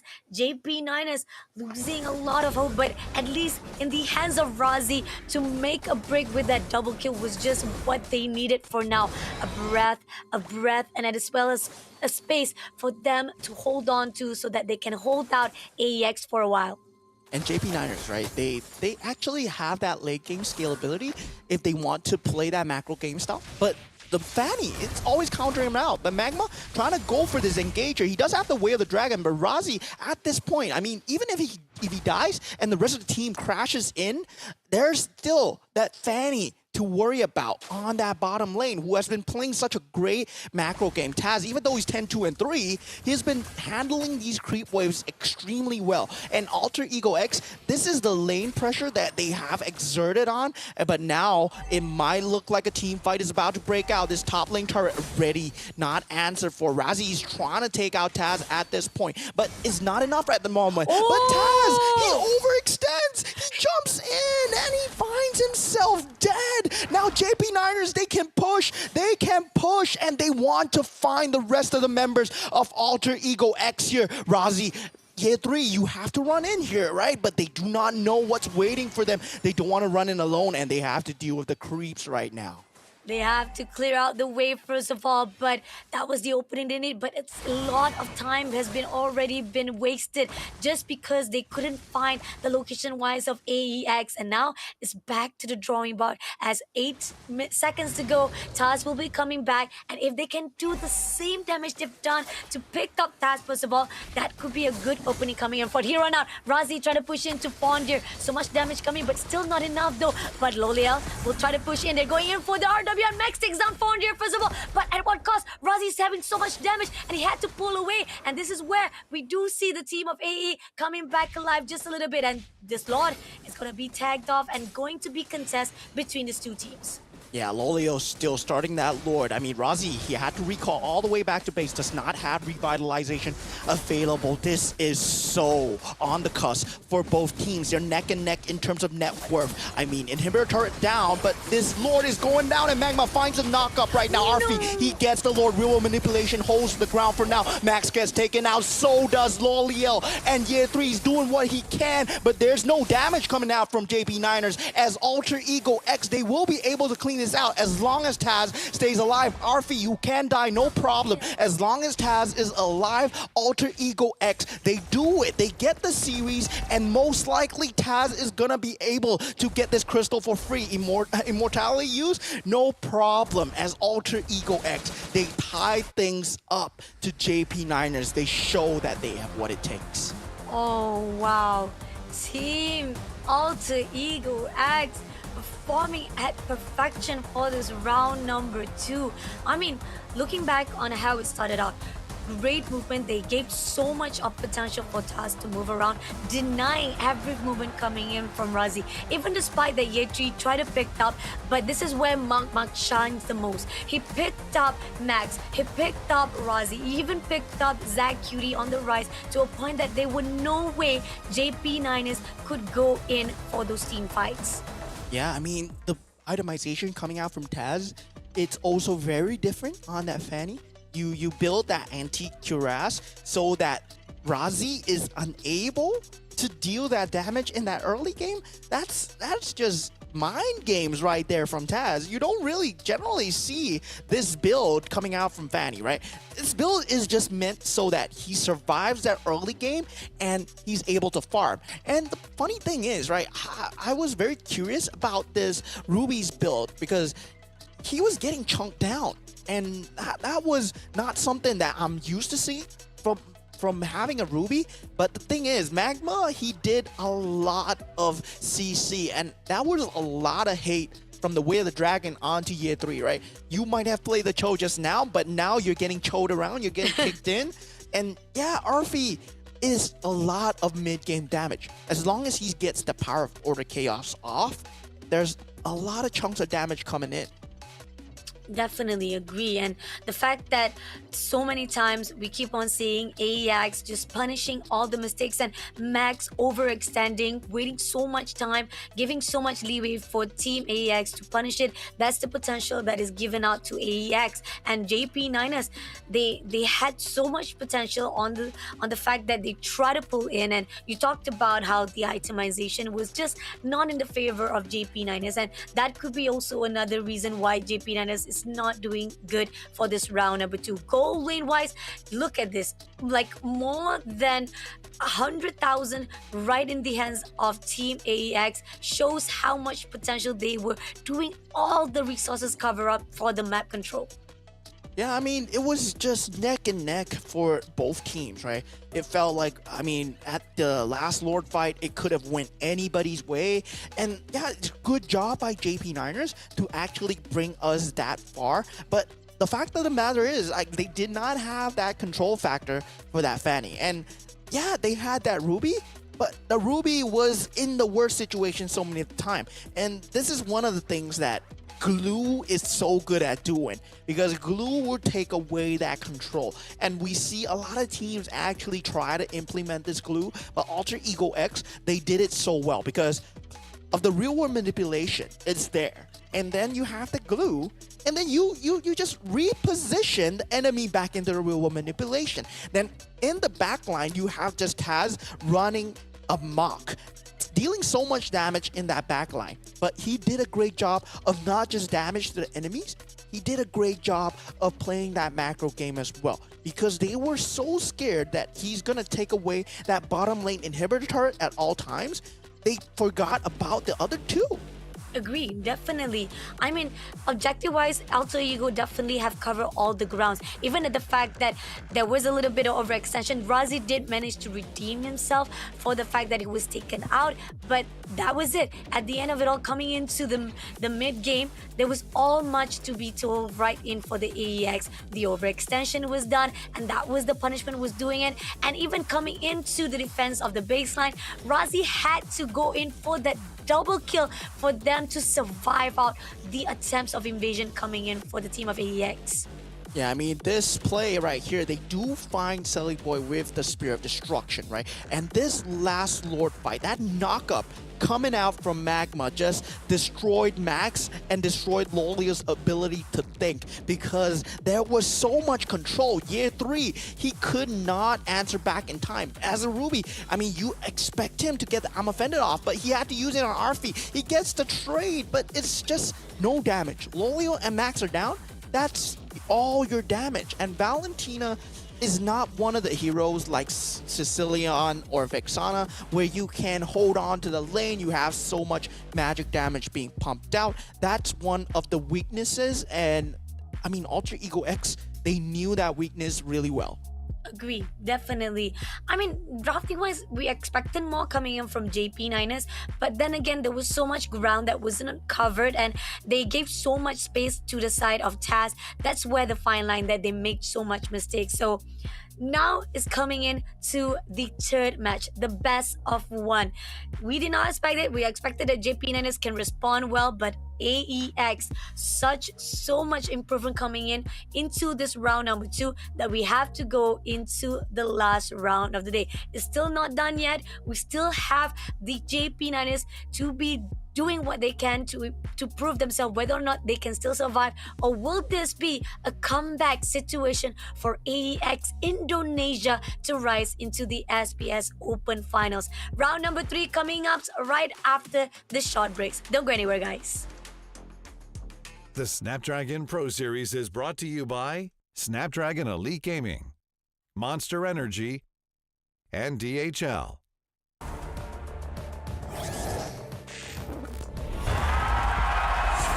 Here we go!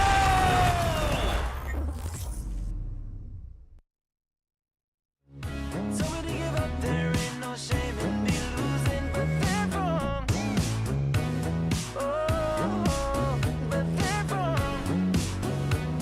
Oh, but they're wrong.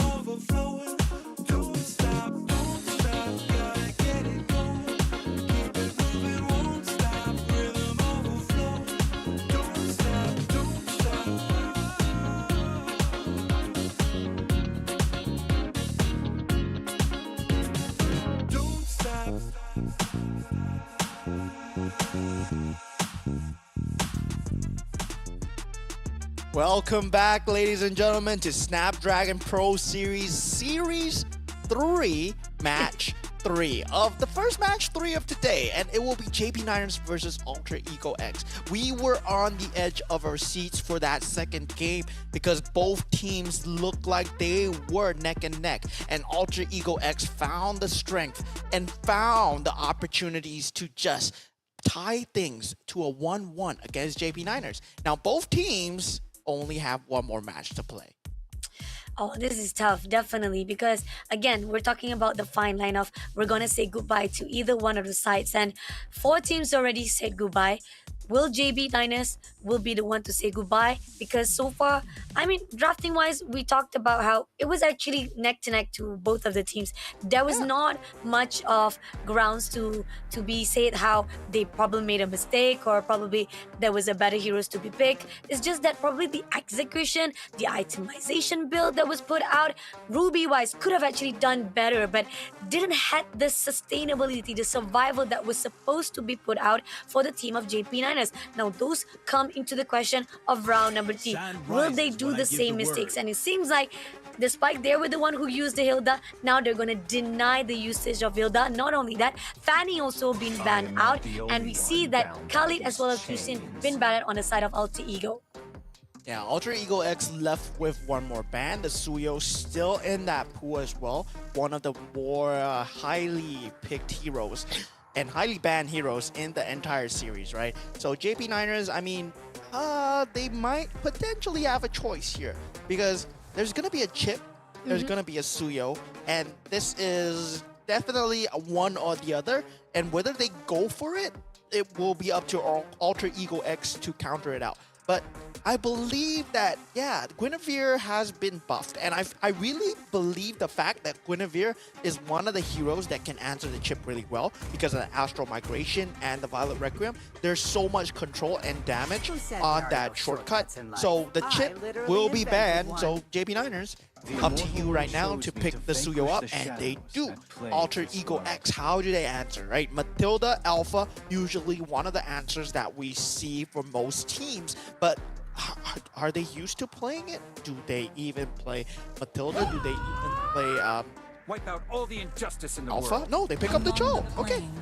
And I think that is probably because we did saw that every time Magma picked up the Cho, he was performing well, and that could be a possibility of Cho to be used as the Romo again this time around, because so much of the pick up that was done by Magma was just successful. But on the side of JP9ers, they respond by picking up Gato Kacha. I think there was a part where we did saw on round number 2 whereby Alter Ego X denied of the usage of Gato Kacha, and that was the comfort zone coming in from JP9ers, was having a momentum that was not seen, and they want to have that back here for the round number 3. Valentina also been picked up here, so it could be a good decision making because the combo between Valentina as well as the Gato Kacha could pull through for team JP9ers. I mean, there's a lot of lane priority coming out from Gato Kacha Valentina, but is it enough against the Eve, right? Because Eve is one of the heroes that has the highest lane priority. It has so much skill, so much damage available. That buff towards that first skill as well, it's gonna do so well. But Ultra Ego X, they are going for this team fight playstyle, and they do pick up a Bruno here. And I mean, Bruno is a very strong lane bully, and it deals a lot of damage and scales well early to late game, but it falls very short to AoE damage. So Ultra Ego X, they have to do a great job of banning away the AoE damage that might potentially come through, which is namely the Harif, namely the Beatrix as well. And if they're scared about control, there's a Tigreal to think about, and there's also that Ruby that can pull you out of position. Interesting. Yeah, definitely one of the choices that can be banned out here for Alter Ego X. But even though with they banning off Harith as well, there's a lot of other option that is open up for JP9ers. No matter what, they still be able to pull through with all the situations they're stunned in, because again, we might be seeing again a Nathan to be stunned out because we saw how it was. Maybe they didn't had what they want in the first round for JP9ers, so possibly a mobility heroes to be put up for JP9ers is what they need. So hopefully that could be the case. But Joy has been picked up as the ban by JP9ers. A good decision making coming in from them. Yeah, because Bruno actually hints towards a faster gameplay, right? You want to reach your power spikes a bit faster. And I mean, JP Niners, if they want to go for this route, they can also ban out the Nolan as well. Meanwhile, for Alter Ego X, I really feel that they should ban out the Beatrix because JP Niners will snap pick it up. Because Lolio, I know that he plays a very scary Beatrix. And I feel that Irithel might not be as good of a pick versus Bruno. And Bruno is really known as the lane bully here, but they do take out Tigreal. They are scared of that implosion.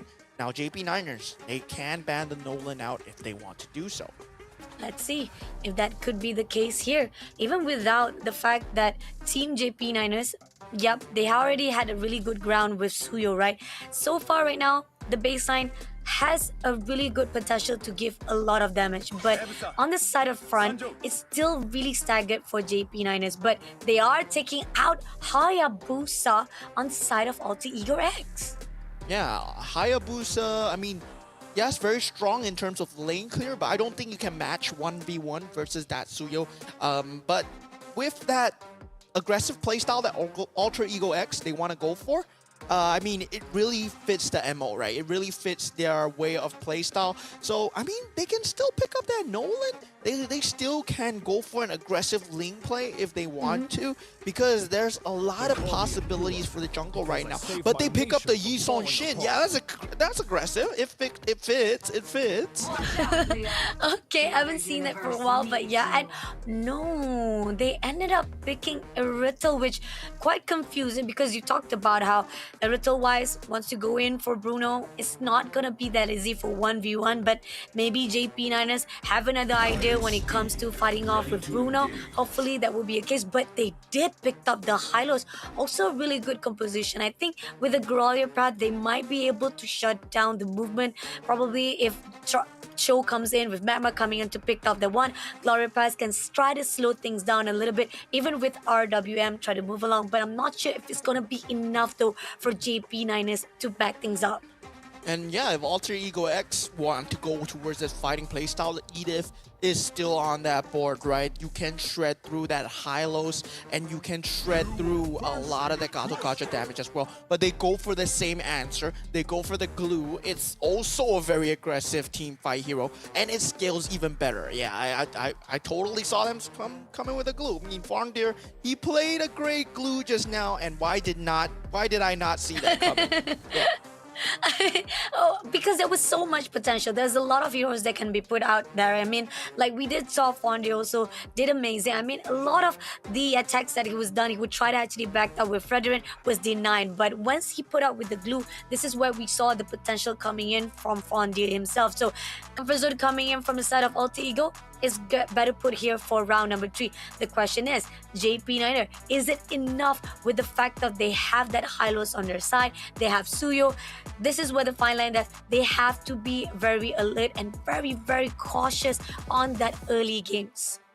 Yeah, and what I want to see out of Zach Cutie is really abuse the fact that the IMU can be used super early, right? Maybe we're going to see him do that aggressive play. But as we head on into the Land of Dawn, we have Game 3 of JP Niners versus Alter Ego X. Malaysia versus Indonesia as they fight on for tournament life in this best of 3, which turned into a best of 1.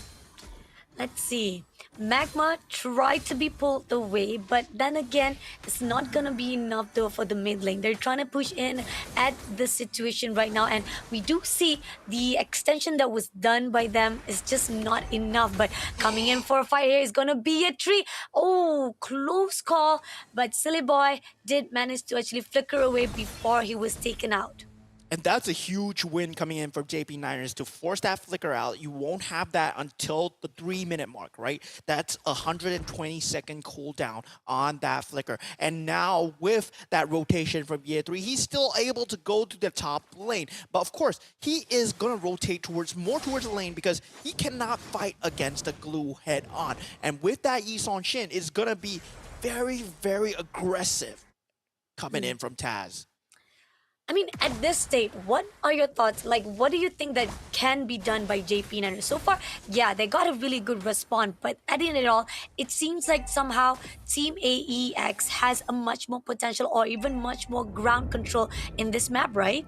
Yeah, but if you look at their battle spells, if you take a look at the battle emblems here, there's 2 Purifies and 2 Revitalizations coming out from JP Niners. They have so much sustainability. They just want to keep going on these team fights and just make sure that one thing that they cannot get caught by is the glue. The Wave Dragon, I mean, potentially, you can purify yourself out of there, and as long as Magma does not commit that flicker, it's really not too big of a deal. And now with that first turtle, they were going for the Avatar the Guardian. Razzie really in the face of Taz, wanting to stop that snowball effect going. Suyo, I mean, he can potentially fight up against Yi Son Shin, and he's way stronger in that power spike level as well. So JP Niners, they already have the answers, right? The battle emblems, they are good for them. They can have the farm going. Irithel actually scales a lot harder than Bruno in that late game because he has that AoE compared to that single target damage coming out for Bruno. So JP Niners, they just want to reach their power timings or they want to win their lanes. They can win their lanes early too. Oh, yeah, that's a good idea as well. And then we do see a great composition coming in from the side of Razi as well as Year 3. The way how they make sure that there's so much ground that can be covered by Max, as well as the fact that they can give that leeway. And we do see now they're trying to push in, try to go in for the invasion as well, right at the bottom. Glorious Path coming in, going in straight to RF, but this is just a positioning coming in at the same time. We go in straight to the attack of Guardian as we go in for the RWM as well. JP Niners pushing it. Arfi gets the first blood to the overextension, but at the same time right here, Fonde getting a lot of damage, but Arfi getting double kill as well. Taking down Year 3. This overextension is giving a lot of punishment to the side of Team JP Niners. Yeah, Max, he does get that consolation kill onto Fondir, but it might have been just too much more than what they can chew, right? They bit off more than what they can chew, and they try to kill Arfi. They gave him a triple kill. That glorious pathway was into death right there because all of them just committed too hard and they did not have that finish off damage onto Arfi. Now Lolio, he's going to struggle a bit because Haas Claws has been picked up by Arfi and that's going to be a lot of sustain on that lane, and Lolio is just not going to have a good time, especially if Magma staring down at him. He has to watch his back here. Now Lolio in a bit of danger, already being jumped in that tower here. Is he going to get jumped down here? Lolio, he finds the counter pick, and Arfi, he puts himself in danger. Oh, great play coming out, and Max, he gets the turtle in the background because Magma wasn't there. Wow, L'Oreal surviving out that 2v1 and able to control that bottom lane and helping out, giving that JP Niners an opportunity for the OBJ was just a really good success. But on the side right here, Team AEX, they gotta find through. They know for a fact that they wanted to go to the side of L'Oreal, but it was not in their favor. Counter-wise, they still trade off for the first trade at that top lane. So it's still a good win coming in from AEX. They still have that control that they needed. But as time goes by, this could give so much space for JB Nadis to come through. Yeah, Lolio, I mean, he finds himself in the same situation as Arfi. Real manipulation being used just to zone away, right? Give that space to Lolio. And Magma, if you stay here, you're probably going to die. But Zach Cutie, he does get the damage through. Magma is able to survive. That tower is still alive, but it's not long for life right now. JP Niners, they want to fight for map control. And this is the way of answering against Ultra Ego X's top aggression, right? Having that glue on that top lane, never mind. We focus on the gold lane instead. Now, that real manipulation from the original holder, which is that Eve being used to answer on that bottom lane, and they will have to back off. JP Niners, still, their map control is being answered for by map control right now, but I mean, Glue with that stick, he's gonna find his target on to Lolio, but it's not enough because Razi, he's able to take the damage of Arfi right now, and Razi, he has the revitalization ready pop, Glorious Pathway ready pop, Alter Ego X. This is the timing right now if they want to go for the fight, but Taz, he still needs to get the farm up. It's still 6 minutes into the game. They don't have enough damage to burst through Razi. Fondir, you might be able to deal damage to Razi right now, but I don't think you're gonna be able to kill him. Nope, not at all. Razi still survive it out despite the fact that they are trying to get at least the trade out they desire, but it's still not enough. Team JP9ers still go in, but Fontier still not giving up, still try to chase after Razi.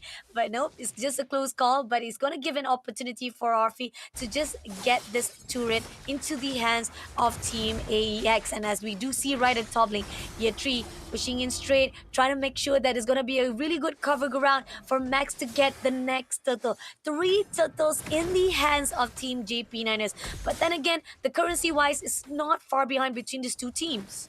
Yeah, both teams really keeping it neck and neck, right? Still 2-3, despite the fact that most of the farm is on Arfi. And this is where JP9ers, their lineup starts to shine, because they have so much more AoE when you compare that to Alter Ego X. They only have that real world manipulation. Arfi is a single target damage dealer. And if he does not get that snowball going, and he will get picked off if that Avatar of the Guardian lands onto him. So Year 3, he's very pivotal in the next upcoming fight here. And they have to hold on to make sure that Arfi cannot deal the damage in this next few team fights, because Irithel will outscale him sooner or later. Year 3 finds his mark onto Arfi right now. I mean, Year 3 can go in, but he does not have the damage needed to finish him off. Fondir still trying to zone away the members of JP9ers. And Yi Shin, he's doing his thing, right? He's getting that macro gameplay going on the bottom lane. And this is what they faltered to the last game, because Taz on that Fanny, he was so great at dealing with these waves, making sure that waves were always pushed out. But currently, there's no objective to fight for. No objective to fight for. JP9ers, at least they are in accountability of trying to check out all the awareness for the maps. But here, pushing in straight away, it's gonna be the way of Dragon to push in. Arfi takes down Max. Year 3 managed to take down Magma for the trade-off, but at the same time, Razi coming in for a fight. Lolil takes down immediately, and Razi at the trade-off by the Taz itself. And Year 3 shuts down Arfi immediately with a double kill as well. And pushing on right now, JP9ers looking a little bit better off to the trade-off, but at the same time, a lot of resources was put out just to shut down AEX. The goal swing going towards JP9ers there. I was worried for a second that Arfi was led to deal so much damage, but he himself overextended, and now Irithel is slightly up in terms of goal, and that's not where you want to be as a Bruno. I mean, at this point, right, Arfi was able to deal so much damage out of the zone from the stolen IMW of the RWM. And now Year 3, he's trying to find his way in, but Arfi overextends here, and then they just finish him off because Lolly was able to survive. Agree, definitely. And the fact that no matter how much Magma try to actually pick up one player, it's still been able to contain into the hands of JP9ers. Now, they're going to try to contest this Lord, and it seems that Glorious Path has been put out. Magma going to pick out Year 3 first, but so much damage was put out that he had to back off. But Max able to take down the Lord for themselves. But at this progress, we do see that Max has been traded off for the Lord itself, and now Arfi had to pull away. So much gone, and Year 3 also been shut down by Taz, but here it is. Taz overextended. Can Razi make it? No! In the end, Razi also been taken down and been steal away by AEX.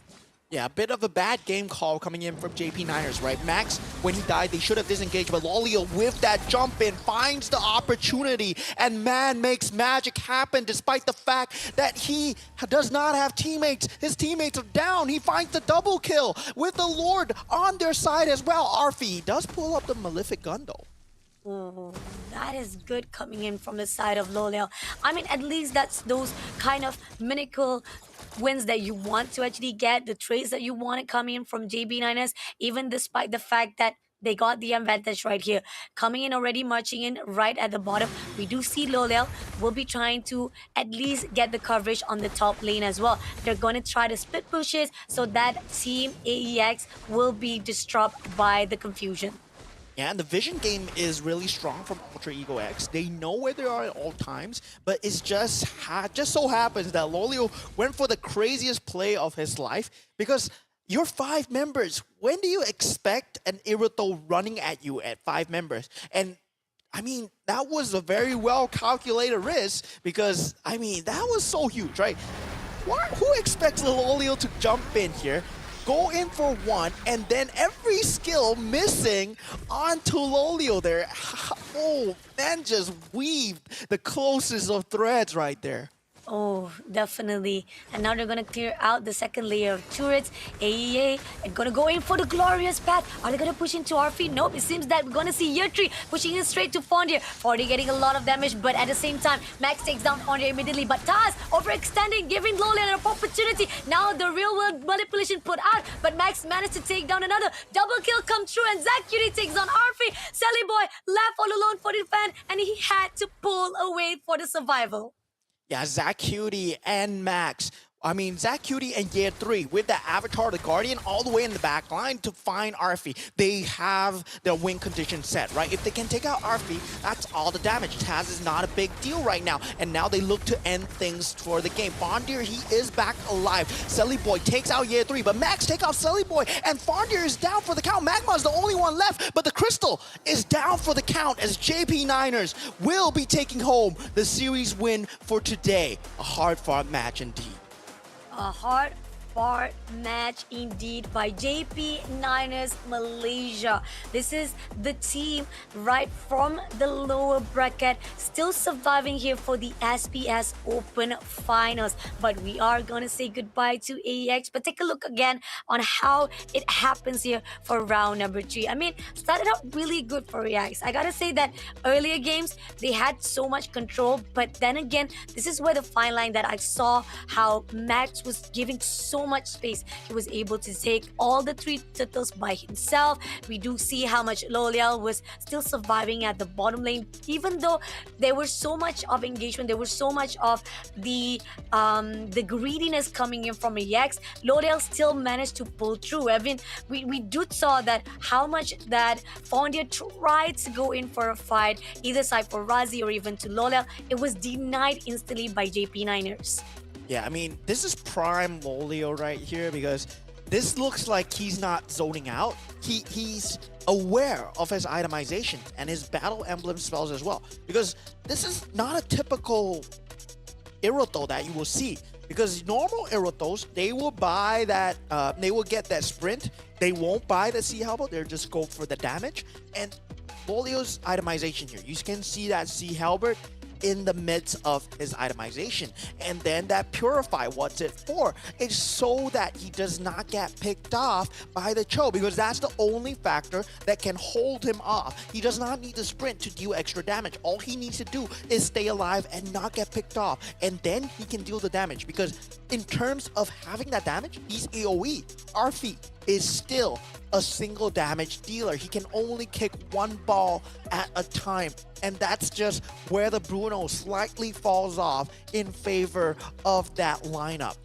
Agreed, definitely. But heads up coming in from Arfi though, because he tried his best. He did. Because the fact is, there was so much potential that was done by AEX that could have actually faltered every movement coming in from JP Niners. The question is that how did the team of AEX could have responded at the mid game, right? Because we saw at the mid game, that's where JP Niners shines out the most. Yeah, I mean, JP Niners, they had the AoE to fight, right? And for them, it was just for pickoffs and for pickoffs. So if they don't have the vision, I mean, AEX, they had the vision game with the Yi Son Shin. And they need to know where the enemies are before they go for the fight. The moment they don't know where the enemies are, they shouldn't be walking into even the towers, because Lolio brings the threat of death. He's gonna jump in, he's gonna deal a lot of damage, and at that point, that changing point, because AX, they were ahead of the game. They were in the game at all times until Lolio jumped in, got that double kill. That goal swing completely shifted the momentum of the game, and that's just because of the lack of vision alone. And I'm not saying that they don't have vision because they picked these heroes. I'm just saying that they didn't know where Lolio is, so they have to be careful. Agree, definitely. I mean, look at the damage that was dealt. 176,000 was put out by the team of AEX. They were already on the par whereby they could have actually shut down Team JP9ers, but because of how they could not cover the grounds, they weren't seeing how the Lolia was still surviving out. He was able to pull away and getting into the fight all by himself, deserving of the MVP, making so much of the game changer here for JP9ers. That's the reason why JP9ers rise to the top here from this third series of the day. Yeah, congratulations to JP9ers once again. And Lolio, what a showing from you, my friend. I mean, that was what a play, what a play. Really, I mean, Alter Ego X, they just got outplayed. And it feels like Lolio was on the cusp of making that happen, right? You see from these early game team fights where, yeah, it's not really in their favor. Arfi, he managed to just get them overextended in that tower, gets a triple kill for himself. But the fact of the matter is, Lolio's still alive. He can get the macro play going, and Yi Shin on the top lane just dealing so much damage. And this is the fight where I felt Arfi just slightly overextended his mark by just a bit, right? You jump in as a Bruno, going for that kill onto Lolio, and that purification timing, that was that invulnerability coming out from Lolio. That was so nice to watch. That was just mechanics right there. And Year 3, at this point, he's not scared anymore. He knows that Lolio can deal the damage, but Alter Ego X, they overextend by going into the tower after this fight. There was a lot of damage dealt, but Lolio, he did not have that cooldown, but he jumped in later onwards and then got the double kill and got away scot-free. That's 2 for 3, and he made it so worth it. Now, with the rest of the game in their hands, they have all the map pressure. All they need to do is force team fights again and again. And Arfi, once he's out of position, there's no way he can actually get away because he only can slide one time and flicker one time. Once that is used, it's all gone. And with the Avatar or Guardian available to jump that backline, together with Zach Cutie's mobility, it's just so easy for JP9ers to clean out the rest of the game.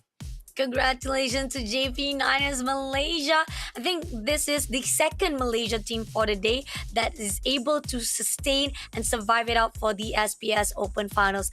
But Alter Ego X, they'll be joining the rest of those who could not survive here into the rounds. I mean, previously we got Monster Vicious to be able to win in their series, but now JP9ers will be insane the same pool because we also have a special interview here inside our streams whereby JP9ers, hello Lolel, MVP of the third series. Congratulations. Hi. Thank you. Hi. So I have a question for you, right? What was in your head to go for that 1v5 that you jumped in with that Irithel? Were you just waiting for your cooldowns, or did you know that this was your time? I just think that the enemy was low, right? So I just wait for my ultimate to cool down, then I just enter the team fight. So what was going on in the communications? Like, was your teammates telling you to go, or were you like just by yourself, like, yeah, it's my time, I go? I told them that I can still fight because I saw the enemy HP, it was very low, so I just entered. I see. Okay, we thought about it. We thought that we could see JP9ers could close off this series with 2-0, but then there were slight mistakes coming into this onto the round number 2. We identified that there were some itemization was not in par. What are your thoughts about this? Sorry? What are your thoughts on round number 2? There was so much mistake that was done by JP9ers on round number 2. What was your process with the itemization was not in your favor when it comes to Ruby itself for JP9ers? On the game 2, we were just having fun because Max said he want to review the Nolan skin 11.11. So we just enjoy the game. Yeah. Okay, final question from me. You're going into that 1-1 bracket, right? I'm gonna ask this to every interview team. Is there any team that you want to really fight against in this whole SPS? Yeah.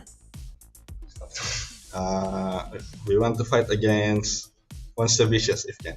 Yeah, because we are from the Yeah, same region. yeah. I mean, yeah, revenge match for the MPL playoffs, right? Yeah. All right. Yeah. Okay. Any last words before we end the interview? Your words to your fans, and what are your hopes coming into the next round? To all the JP Niners fans that watch this game, thank you so much for supporting us. Please continue to do so in the next game. Thank you so much. All right. Bye. Thank you so much, Doliel. We'll see you again. Hope for the best for your next round one-on-one, and take care. Bye-bye. Bye. Wow. I mean, They were having fun. game 2. I mean, yeah, well, they were just having fun, and yeah, it seems like it because it was a lot of fun, and it was neck and neck, 50-50. It could have went anyways, but for that game 3, that decision making coming out, that was really important, right? He knew that he could still fight, and that's something that a lot of these players, they need to know when to go in, when not to go in. And this is what differentiates a very good goal laner from just a mediocre goal laner. And I really respect that decision coming in from Lolio just to jump in there. It was really Crazy. smooth. Seriously, the timing was just right on time, and he was brave enough. He was confident, and he knew what he needed to be done. And despite the fact, probably it could have gone a little bit backfired, but at least at a time at the right timing, the fact that the HP was already low, there's one thing he could do: just go all out, fight, and he got it. He got that double kill that he needed, or even triple kill on that side, to make sure that JP Niners can pull away that win into their hands. And for the fun side of JP Niners, the fact that now they will be meeting off with Monster. Who knows? Maybe, because we haven't seen the bracket just yet, but it is a good win coming in from the Malaysia team. We have the last series coming up next, so please do not go anywhere. We have a short break, so we'll be back with the last series here inside the stream.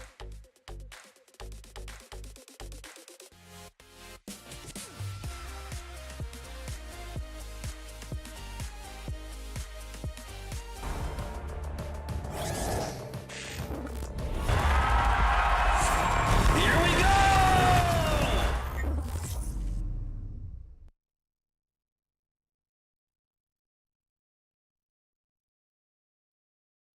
So I never dug, just keep my head up and yeah, we going up, but don't call it good luck. Earning what we got, cause all we do is give it more. Yeah, we going up, but don't call it good luck. Earning what we got, cause all we do is give it more. Give it more, give it more, give it more right now, right now. Give it more. Give it more, give it more, give it more, give it more. Give it all we got, we give it all we got. Oh yeah, give it more. Give it all you got. Now they know about our dedication. Not just hard work, it's also patience. Chipped away at it and ignored the hate. And now we big Tom status and it's us for the take and we eat. Dream about it every time we sleep. Making moves, just look at my feet. Yeah, we bring the heat. We make every situation sweet. Now all we need is yeah, we going up, but don't call it good luck. Earning what we got, cause all we do is give it more. Yeah, we going up, but don't call it good luck. Earning what we got, cause all we do is give it more. Give it more, give it more, give it more right now, right now. Give it more. Give it more, give it more, give it way more, way more. Give it more. Give it all we got, we give it all we got. Give it more. Oh yeah, give it more. Give it all you got. Give it more, give it more, give it more right now, right now. Give it more, give it more, give it way more, way more. Give it all we got, we give it all we got. Oh yeah. I'm the type of girl that turns logic into atoms. Think you know it all, but then you let me get inside your head. Yeah. Steady joke design, think I know your kind. I'm about to break another code now. Pretty in disguise, bugging up your life. This is my syntax 3.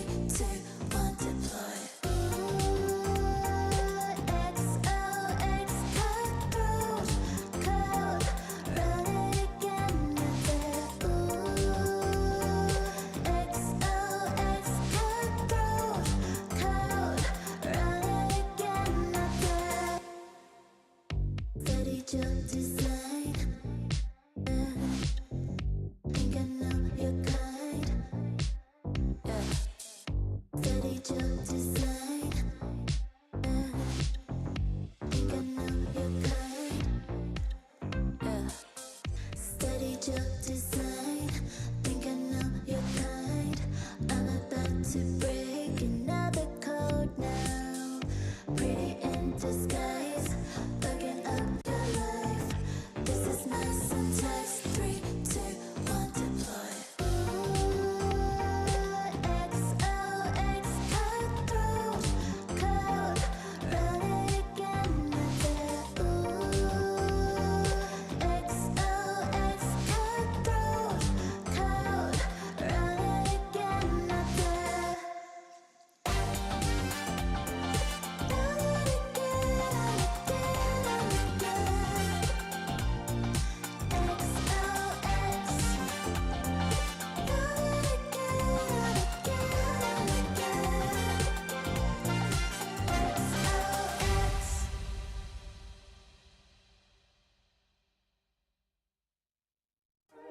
You waited all night for me to come back.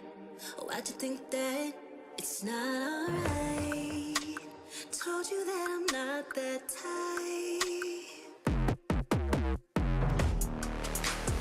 Didn't mean to get you so excited.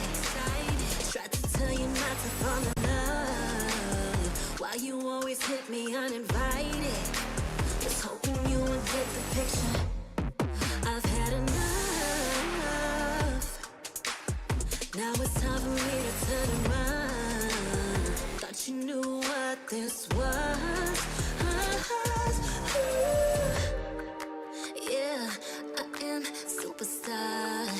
You were never the one for me.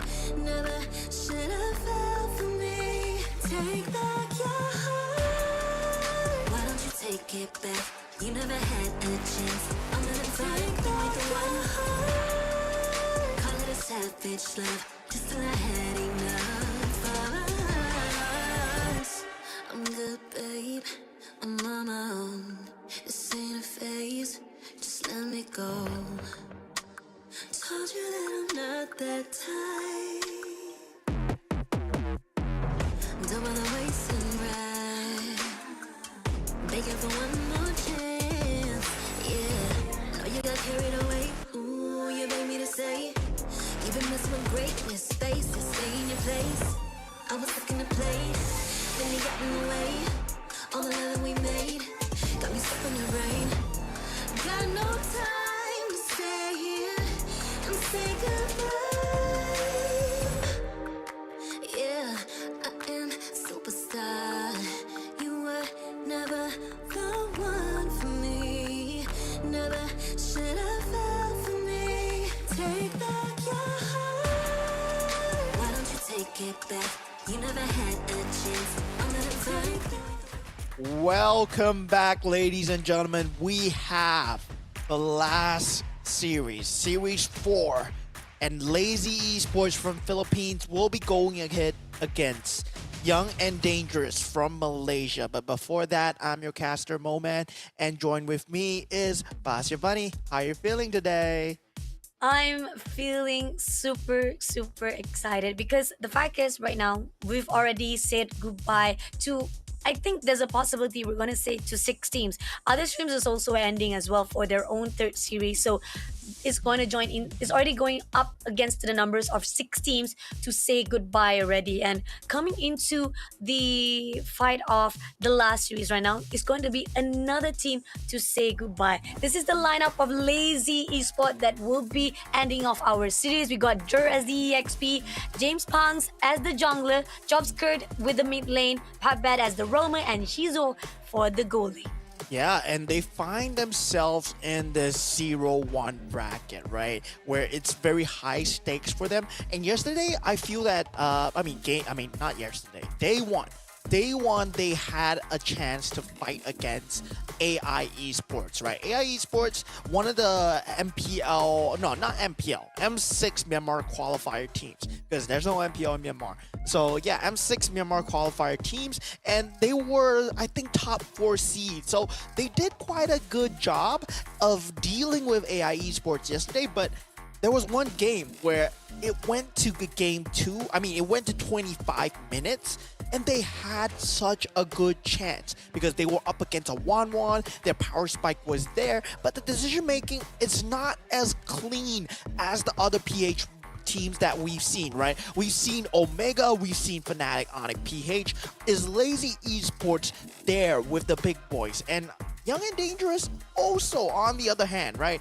They are also not really much of a household name, and Lazy Esports, can they fill the same shoes as their bigger brothers in the league? Now, with Young and Dangerous, we also have a newer player lineup, right? We have Sizga on the EXP lane, Keeman on the jungle, Danzo on that mid lane, Cage with the roam roll, and Stylish Zed on the gold lane. So will they be able to fill the shoes? Something like the Selangor Red Giants, maybe. They're young and dangerous.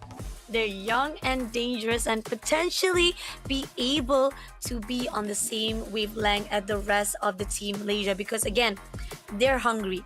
They know for a fact this is the fine line of trying to be rising off from your own level of state, because so far right now, YID, when they bet off with Alter Ego, maybe possibility it was just too much to bear, because we're talking about Alter Ego Indonesia, right? And they are one team that is very hard to portray because they have already a lot of experience to post through. So this is a fine line to see whether or not Lazy Spot and Young and Dangerous, where they are at the same level. So with this amount of wavelength between these two teams, can they be in a better position? Who is at the most part of rookiness? Can they actually put out a better position? Rookie versus rookie, can they stand out the most? Can they be in this SPS Open Finals for the longest run? Because again, this is the last series for us to say goodbye to either side. So going into the drafting wise, we do see Hilda been banned out again. Holy Trinity also been banned out. Jushin, Suyo, as well as Chid, and Fanny as well as Alpha been taken out from the progress. Yeah, with that, the Matilda will still be in the pool, right? Matilda is still one of the stronger priority picks from both teams, and now with the Eve on the board as well, I mean, Lazy Esports snap it up for themselves. Young and Dangerous, I mean, how do they respond to this Eve? Some people, they pick up the Matilda. One of the another role that they can pick up is the Hylos as well. That Glorious Pathway is a very good way of dealing with that real world manipulation, having that sustainability and that movement speed to run out of that box. Or you can go for a box of your own by picking up the Valentina, as we saw just now. So it is really on the board for Young and Dangerous to see what their itemizations are, I mean, what their hero picks are going to be like, and when they're going to pair it with this with this Matilda here. I nearly called it a Hilda. It's okay, no worries. But they picked up Fredrin instead. I mean, again, you talked about how Fredrin has been nerfed, but the effect is not that much. But we saw how it was when Fallen Deer tried to pick up the Fedrin, and it wasn't going in this favor. But maybe Young and Dangerous have another idea on this? Yeah, I mean, Young and Dangerous, they do have that Fredrin Matilda combo. It's not too sure whether it's on the EXP lane or on the jungle, right? Because EXP lane Fredrin, I feel, is really strong right now. In the jungle, it's not that bad because it received the buff today. So it has more tank ability, it has more adaptive defense as well. So it's just a slight buff, but it doesn't fix that tank meta because the itemizations are still weak for that Fredrin. Now, Lazy Esports, they pick up the Joy and the Phoveus. The Joy is very, very aggressive. It can go scaling into the late game very well as well, but they've yet to pick up that mid laner for Young and Dangerous. And another way that they have dealt with the Yves lane priority is picking up that Vexana, picking up that Aurora as well. So with the Fredrin and the Vexana, it's actually a very strong combo, right? The premium 1-2 that we're so used to seeing in that tank meta, where the Fredrin is paired together with the Vexana's Eternal Guard. So you have two bodies in the front, but they do go for the Moskov instead. They go for the Moskov instead. So still, the idea of whether or not this Moskov is going to be on a really good positioning to hold off lazy esports. So far right now, they are prioritizing on at least try to break into the back line, maybe a possibility of the mid game whereby Young and Dangerous will try to portray or try to pull away all those team fights in their own hands. Yeah, I mean, Young and Dangerous, with this lineup here, they really want to protect the Moskov as much as possible. They have not shown their hand for their mage laner. So Lazy Esports, I mean, it's on them to ban away most of the mage lanes that can potentially help their team, right? If you're thinking about team together with Fredrin, Vexana has to be on the top of your list. And I mean, for Ramas here, works really well as well. It might be an older pick, but they go for Hayabusa instead, and they are fearing that this Fredrin is going to be on the EXP lane. Interesting. I mean, even though with Hayabusa has already been banned out, there's still a possibility for other junglers to pull in, right? Because the fact is, most of the time we do see that the possibility of Young and Dangerous can still put out other rumors. Maybe that's, I don't know, because pretty much this right now, Young and Dangerous, they still have that prioritization of the mid lane itself. Yeah. Those are the things that are questionable, because Lazy Spot, you have one more ban out. Who are you going to pick out to make sure that Young and Dangerous have the least opportunity for inside the pool of the heroes? Yeah, they do take out the Hylos, which is potentially an answer for them. So yeah, I mean, Lazy Esports, I do see them using the Hylos as well, but it doesn't give that much synergy, right? Meanwhile, both teams, they are still lacking that kind of first person to go in, someone like a Cho, someone like a maybe a Charizla who just jumps in and starts the fight. And Young and Dangerous, I mean, they can go for that mage priority first, but they can't let it go because you've already on that other side. You know who you're going up against, so it's now to show your either your jungler or your EXP laner. This is where either you want to keep that flex Fredrin as that 40 mind chess games, you know, mind games with Lazy Esports, or you show your whether the Fredrin is going into the jungle or EXP lane. Oh, agree, definitely. Could be Young and Dangerous. They prioritize wise most of the junglers, because the fact is, so far right now, I don't think that they really matter most, because with Eves on the side of Lazy Spot, they ended up picking up a lot for the fight right here. They're going on all out for the aggression. So mage-wise, they don't really bother much because they know for a fact that they are confident on their lineup right now. Yeah, and in the same way, right, they show their hand to Lazy Esports, where Arlot is most likely in the EXP lane. It's rarely the case where you put Arlot with a Retribution. I mean, unless you're in a rank game in legend rank, then yeah, possibly you can see that. But Fredrin on the EXP lane, it's not gonna be the case. So I have a feeling that, yeah, Young and Dangerous, they can go for the Vexana here. It's gonna be very strong. Lazy Esports, I mean, they gotta expect that it's gonna be coming out. And with that Cho pick, yes, it's very strong, but that final slash coming out for Arlot is gonna be a very big displacement tool that Yves will have to worry about. So it's up to the EXP laner of Young and Dangerous to make the plays. So let's see, are they gonna actually give a relay for the mage lane, Vexana for them to take? Aurora also a good option coming in from Young and Dangerous, so that they can actually prioritize on the EXP lane which one to decide if they want to actually pull in. So far right now, I feel like on the side of Lazy Spot, they know that the only thing that they have to guard out is the Eve part. That's it. Other than that, they can be able to portray a really good pickup for Young and Dangerous with the Way of the Dragons. Yeah, and they pick up the Cyclops.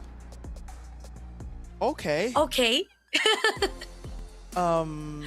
Yeah, I mean, you can't make this up, because Yeah, I'm feeling that I have a friend who hates Cyclops, and Oh. yeah, it's abstract, by the way. He hates he hates Cyclops, and every time the Cyclops gets picked, he says that whoever picks the Cyclops is gonna lose. But I'm pretty sure that in the buff notes itself, in the patch notes itself, Cyclops yeah. received a slight buff. So there's a lot of damage coming through from Cyclops right now. I feel that the cooldowns have been reworked as well. So there's a slight less cooldowns on Cyclops. So there's gonna be a lot of damage coming through, and maybe Young and Dangerous are on the cusp of a new meta here, whereas like Cyclops is gonna be a lot of damage coming through. But I just don't see that survivability, right? What does the battle spell does he go for? Agree, definitely. Maybe there's a possibility that Danzo will be trying to pull away as quickly as possible, try to get as much damage as out, and then he has to pull away as quickly, and that is necessary. Timing is very key here for Young and Dangerous. Can they portray it for the first round of the last series? This is it, guys. Lazy Esports Philippines versus the team of Young and Dangerous Malaysia for our first round last series. Yeah, and this is the first time that I'm seeing Yoda run around in a pro series, right? This is a serious game where people are actually fighting for slots, and now you see this Yoda running around. I just can't take this team seriously. But still, I mean, Young and Dangerous, they're trying to hold on to this jungle advantage because they know that the Cho will be coming in and trying to force off these objectives. And already, Joy, he is able to get ahead of Keeman here. He is level 4, 1 minute and 15 seconds in. That's a slight advantage going his way. And with that level 4, there's going to be a lot of mobility coming his way. He's going to have to worry quite a lot. He does not have the Appraisal's Wrath on Keeman. He's in a lot of danger. Luckily, the Guiding Wind is there, but Siska, he is going to die as the first blood is going in the hands of the Phobius. Oh, such a sacrifice that has to be made by Siska just so that at least Kimin will be surviving it out. I mean, again, at what cost though? Because even though with Kimin still have the survivability and it can help him to make sure that he will not give that boost to the side of James Punks, it's still not gonna be easy for Young and Dangerous. Now, coming in right now, we do see Shizo will be clearing the wave, will be able to get as much as goal he needed, but on the side of the Turtle, we do see they're going to actually try to contest it out. If they can find the ground so they can cover out the top lane, that could be an opportunity for Lazy Esports. Yeah, they do have the Fredrin right now with the Appraisal's Wrath, but already James Pong, he is one level ahead, right? And you know that levels, they affect your retribution damage. And already 5 members of Lazy Esports are gathered for this first hurdle. There is no entryway for Young and Dangerous. They pop the real manipulation. Oh, it's stolen by the Phobius, and James Pong does get the consolation prize of Cage, but yeah, Dirt, he gets it. Oh, okay. He still gets it. Team Lazy Esport gets it done even despite the fact that Team Young and Dangerous tried to pull it. And Keyman really in danger at the moment right now. But the Spear of Destruction tried to go in for a fight, and no, it's not gonna catch anyone. It did just damage, but it's not done yet. They're gonna go in for a fight. Dazzle takes on James Wan immediately and pulling in straight for the last stand. Dur try to pull it. He goes in for all the dash. He did manage to take down Dazzle for the trade, but Siska finally pulled him, but at what cost? So much of resources had to pull out just for the fact that they want to take down Dur himself. Yeah, and I totally thought the turtle was stolen, but yeah, Dur is on Lazy Esports team, yeah. So he is able to survive for so long? Yeah. And with that final slash from Siska, it's supposed to put him out of position, but he's like, no, I'm not trapped in here with you.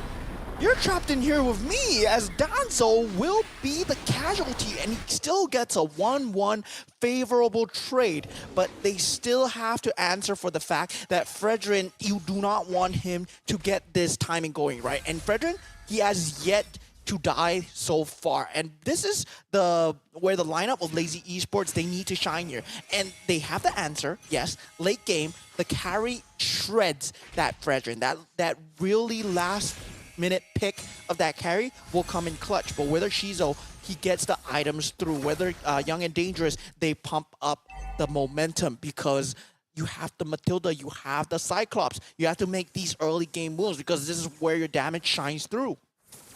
Definitely, and the fact that right now, yeah, survival was coming in from Kimin is what they actually focus on, but it's still not going to be enough. They're going to try to tease away Jobskid as well as there, but at the same time, now contest comes through for the second turtle. Let's see how they make it off. So far, they are covering all the front side. They're not gonna allow it, but Shizu right hiding in the bushes, try to pull in. It's gonna be all the way with the RWM. Kaji takes down Jinx Bomb. That's a really good opening coming in for the side of Young and Dangerous. But at the same time here, they try to pull in. Not gonna be enough to take down though. They stun away on the side of Puppet, but the turtle will be stolen in the hands of YAD. Yeah, that's the problem that Lazy Esports are facing right here, right? If they don't manage to take down the Frederick, then there's no way they can join this team fight. He's doing a lot of damage, yes, but when they are 5 Young and Dangerous, they have the tools needed to just cycle away this Infernal Pursuit so that it does not land on as many of them as possible. And the thing is, if Stylish Zed is able to reach that same farm as Shizo, he is also another damage factor that Lazy Esports need to worry about. Let's see if that's gonna be the case right here as Kaje trying to stick a peek to Popbet. Popbet was almost close enough to be tagged up, but Danzo almost cutting off guard, but Popbet did manage to pull away, so it was just a little bit of tease. They're not gonna actually try to connect the dot, even try to go for the overextension. Just try to pull away so that at least there is a momentum or even a cover-up for Kimin to just farm off as much as he could.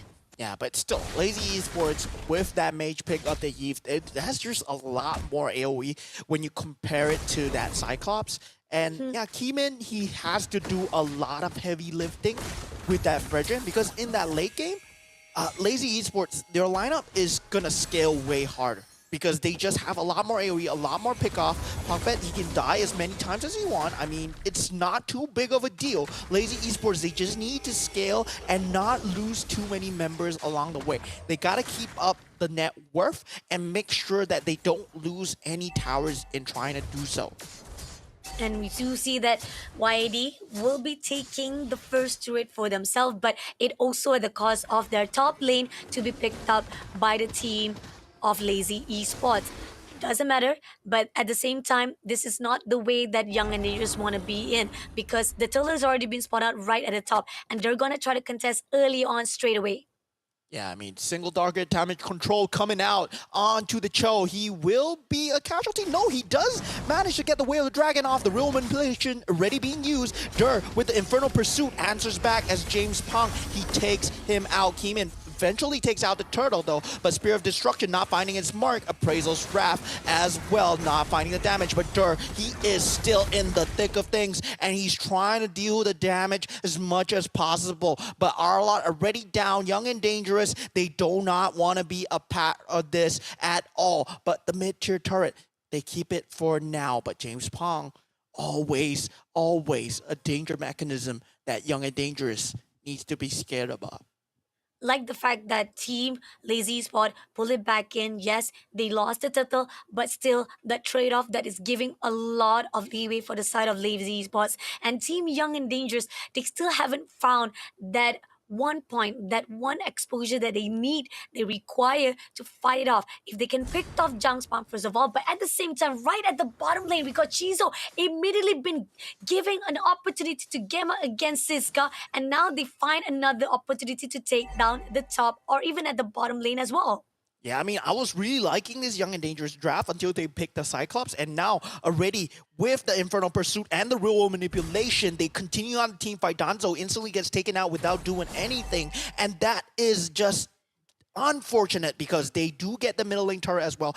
He is unanswered for at this point. He's able to deal so much damage, and right now, Keeman, he is not able to answer, not able to get the taunt onto That's gonna be extremely huge because there's nothing to burst him down. Moskov really needs like a few more items, and that's not gonna happen until the next 5 minutes of the game. But Lazy Esports, they also scale as hard. So once manages to taunt the Phobius, it's at the point where Shizo is gonna have so much farm.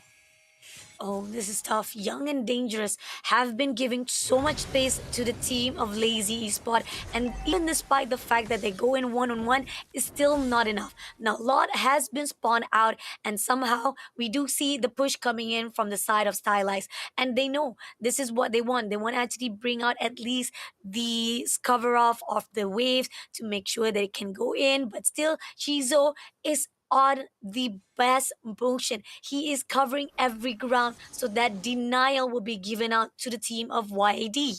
Yeah, I mean, there's a lot of damage coming out from this Phobius at this point, and it's not really answered for, right? What I expect to see is like maybe Danzo gets the ultimate on him, gets the lockdown on him, but still is not enough to prevent that Infernal Pursuit. It only immobilizes him.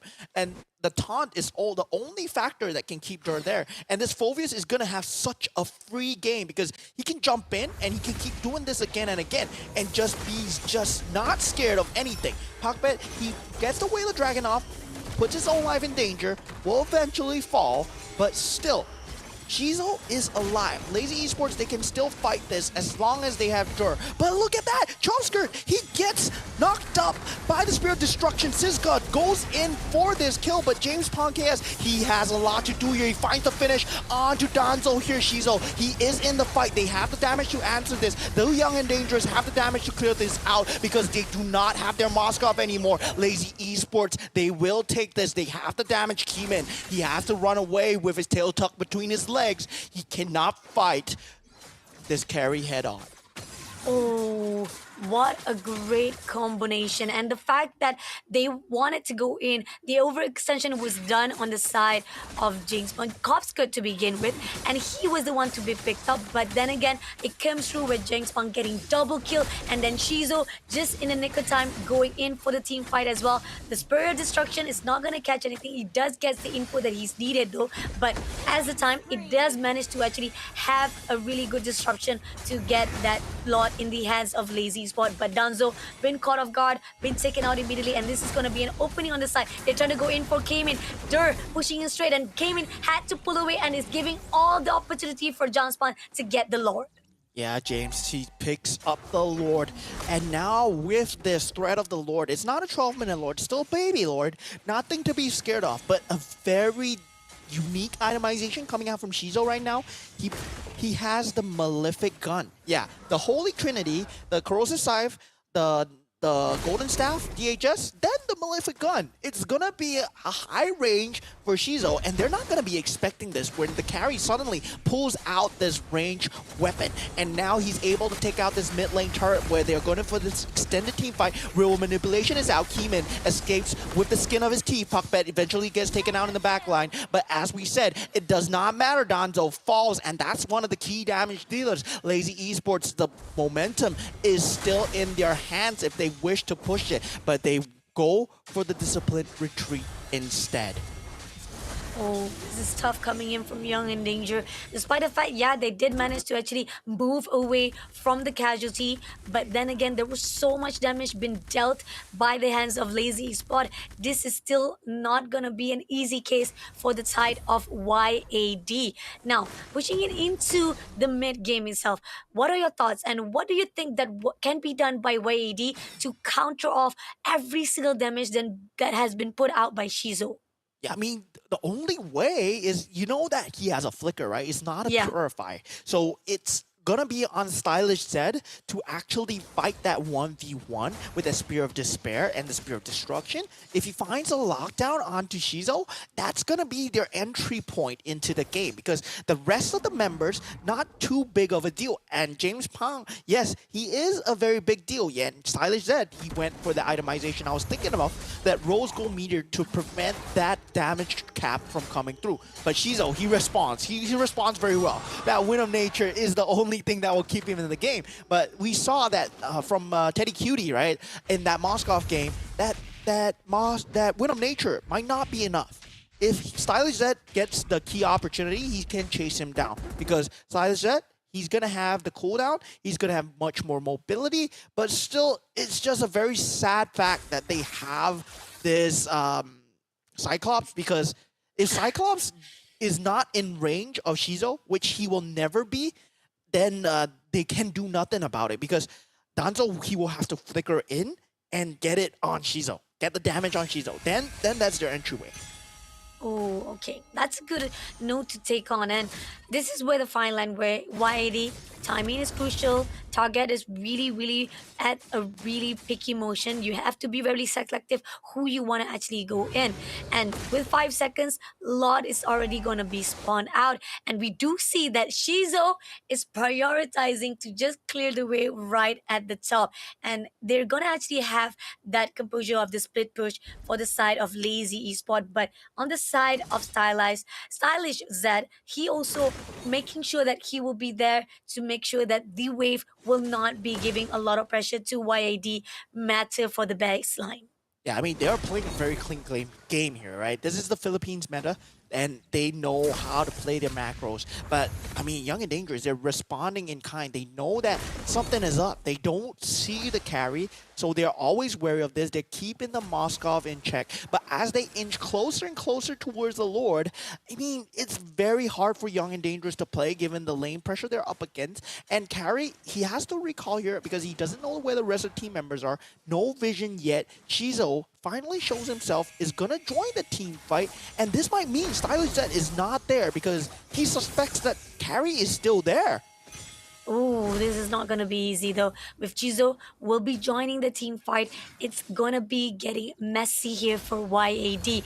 But comes along right here. We do see they're gonna actually try to tease out the Lord itself. Chizo coming in to clear the half line. Pabet right this season trying to pick up with the Way of Dragon. RWM also been put out right in the dot.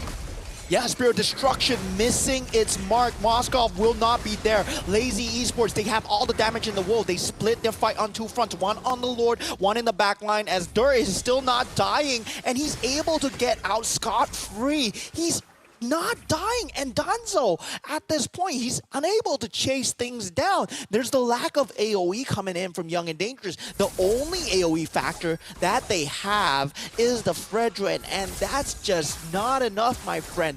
As Lazy Esports, they totally capitalize on that fact. Now with this enhanced Lord, I mean, Young and Dangerous, finally they're gonna fight a fight that's on their turf, and they can force this 5-on-5 team fight. But if Lazy Esports, I mean, they are a Philippines team, they play it correctly, and they sync up the waves with the Lord crashing in, as we see what Dur is doing right now, there's gonna be 3 lanes of pressure that you're gonna have to worry about. Agree, definitely.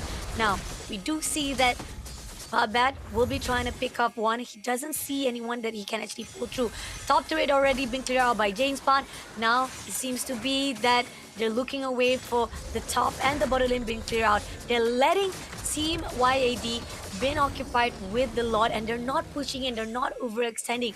Discipline coming in from Lazy Esports, but then again, RWN been picked up, and this is where the fine line, they push away Potbat, denying of the Way of the Dragons. Yeah, Shizo not exactly jumping in, very disciplined, knowing that there is a Spirit Destruction. All ultimates are up on Young and Dangerous. They might be low, but they still have their utility up. Lazy Esports playing an extremely disciplined game here as they get 2 inhibitor turrets for free with that Lord push. And that's the power of syncing up waves, right? This is the macro gameplay that a lot of the regions are lacking, and it feels that Lazy, they have this down. So Young and Dangerous, they are in a lot of danger, especially with this Cyclops pick, because there's not a lot of wave clear that will be available. Like when you compare it to what's available from, let's say an Aurora, let's say a Vexana, there's not that presence of that wave clear. You have to be so close, and you put yourself in danger every time you try and clear a creep wave. Lazy Esports, they've been taking advantage of that time and time again. That's why you see Cho, he can make these kind of crazy plays. And I'm hearing that Puckbet, I don't think he's one of the EXP laners, yeah, he's not the standard roam player for Lazy Esports. He's the coach, actually. So this is a playing coach. Oh, wow, okay. The playing coach for Lazy Esport right here. And doing a great, massive micro decision making. I mean, like, despite the fact that we are seeing that he's been denied every time he tried to pick up, but this is where the fine line that even though he's been picked up a lot of time by the team of Young and Dangerous, it doesn't affect that much of Lazy Esports. But coming in into this enhanced lot itself, they are trying to contest it out, and we know for a fact that YAD is not gonna allow it. They're gonna actually try to deny it. But can that game, that team fight, can actually sustain for Team YAD?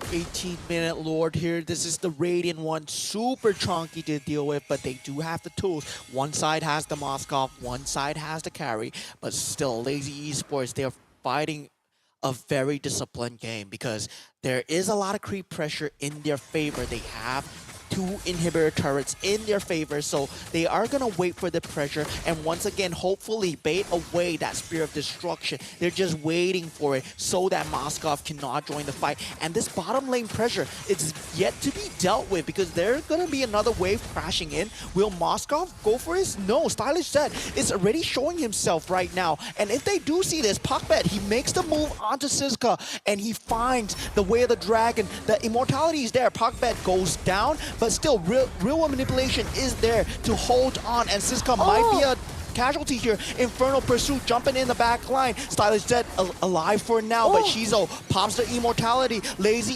Esports, they are faltering, and Young and Dangerous, they find the damage, but James Pong, he's still alive, and they have to deal with that creep wave. Luckily for Lazy Esports, they were disciplined with the creep waves. If not, they might have lost the game right there.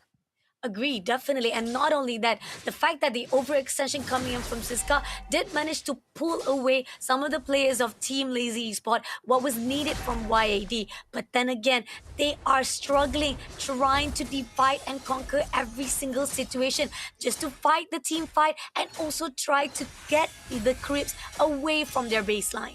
Yeah, this is death by 1,000 cuts, right? Lazy Esports might have lost a team fight, but the lane pressure was so well precedented that Young and Dangerous, they won, but they lost at the same time because there's so much damage to the base that they now have to handle. And now, once again, Lazy Esports, they can't group up for this push. And their towers, they're not going to stand for much longer. And now with Shizo already up and running, but the problem is, Lazy Esports, they won't have the same utility. Flickers are not up for the next 40 seconds. They will have to play a bit more disciplined than they're used to seeing. Puckbet, though, he is getting taunted here. Does he go for the Way of the Dragon here? I just think he holds it, and he just tries to play around this as much as possible till their cooldowns are up. Very disciplined coming in. We see the ultimate coming onto Puckbet. He jumps in. Real manipulation is being used, trying to save him. Does not have the immortality, eventually falls to the burn damage, and we have James Pong falling as well, but Shizo is still alive in the backline. He's available to deal damage. Young and Dangerous, this is their time right now. If they can find Shizo, he does not have the utility available. Siska goes in with the slash, and he does find it. They're eventually taken out, and Shizo will be the only member left underneath this tier 2 turret. But then again, the Lord, it is still enough time for these members to respond. Lazy Esports, they still are in this game. Oh, wow. I mean, so much risk coming in from the side of YAD. Expected otherwise that they did manage to stall off that investment on the side of getting the Lord as well, and they are trying to push in, but still, is it going to be enough? They are trying to do as much as possible damage, clearing out that last turret on the side of the mid lane. They're pushing in straight to Shizo. This is what they needed. They clear it out. They're going to make sure that it doesn't even matter on the side of the Lord. They have what it takes. That's the potential coming in from the side of Young and Dangerous. They make such a dangerous gameplay, but it fulfills the objective they need here for round number 1. Yeah, I mean, very easy coming in for YAD to capitalize off that mistakes, right? It was a hard fought battle for YAD. Young and Dangerous, wow, they make it look easy, but it was tough. It was 2 turrets being taken out, inhibitor turrets gone, and the discipline coming out to win with a Cyclops. This is just unprecedented right now because Snapdragon Pro Series, right? This is where it's happening. 100% win rate with Cyclops. Yeah, that's gonna be crazy. That is definitely gonna be crazy, but it was tough. It was a lot of the early games that they had to be denied by Lazy Esport. It could have faltered down. It could have been backfired if they didn't make the right decision making. Once they push in with Keemin able to stall that lot, and then as they actually progress, even denying the ways of Dragon that Pabet proves, even despite that they try to actually go in the backline, this is where YAD stands out the most. They were able to control every maneuver. The RWN was actually put out on a position where they was denied. They cannot even guard out or even control every movement coming in from YAD. Yeah, I mean, they had all the tools available. Lazy Esports, they all went for Winter's Crown just so that they won't get picked off by the damage coming out from Danzo. But still, YAD, they managed to capitalize on this great situation, right? They dealt with the waves extremely well, and they dealt with the one weakness of that Joy, which is just pure unmitigated damage. Because there's no way you're going to lock down that Joy, but somehow Danzo on that Cyclops manages to find Joy, and I'm surprised because Lazy Esports, they were in position to go in. This is where the discipline came to bite them in the back, because actually that was a great opportunity to take that team fight. And the moment Keemin got that Lord, they played so disciplined, they decided to just retreat instead of taking that opportunity gap where all their skills were down. And YAD, they just make it look easy because, yeah, I mean, Lazy Esports, they're running away. They're not fighting back.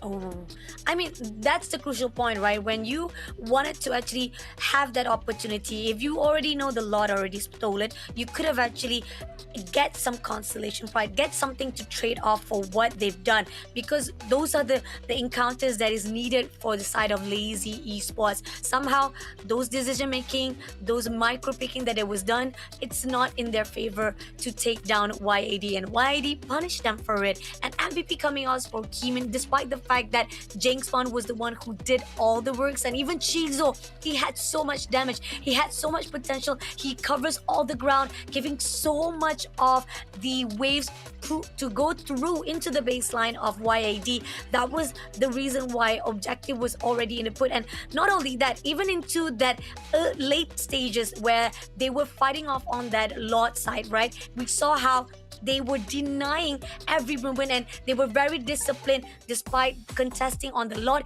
They go back into their base to cover the ground so that the creeps does not comes down into the hands of that crystal. Yeah, this is a case of where Lazy Esports, it was their game to lose. And I really feel that Young and Dangerous, they just capitalized on the mistakes that Lazy Esports made, but not discounting the fact that, yeah, Young and Dangerous, they put up a great fight.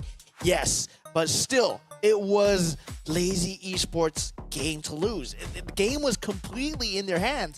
So why? What happened? And really, it's just that last Lord fight where they retreated, and I just felt that that was the key momentum loss. They had everything in their hands, and if you take a look at this, right, it's still in their favor. These fights are all in Lazy Esports' favor because Dur is able to go in, Shizo is able to deal the damage. I mean, Stylish Zed, he does take him out, but James Pong eventually clears out, and this is where two inhibitors are gone, and this is where Parkbet dies, and the Lord goes in Young and Dangerous, and Lazy Esports, they decide to retreat. There's no cooldowns available for the side of Young and Dangerous, and yeah, that was just a small little decision that really led to the end of the game for them. This is how this smallest of decisions just really changed the entire momentum.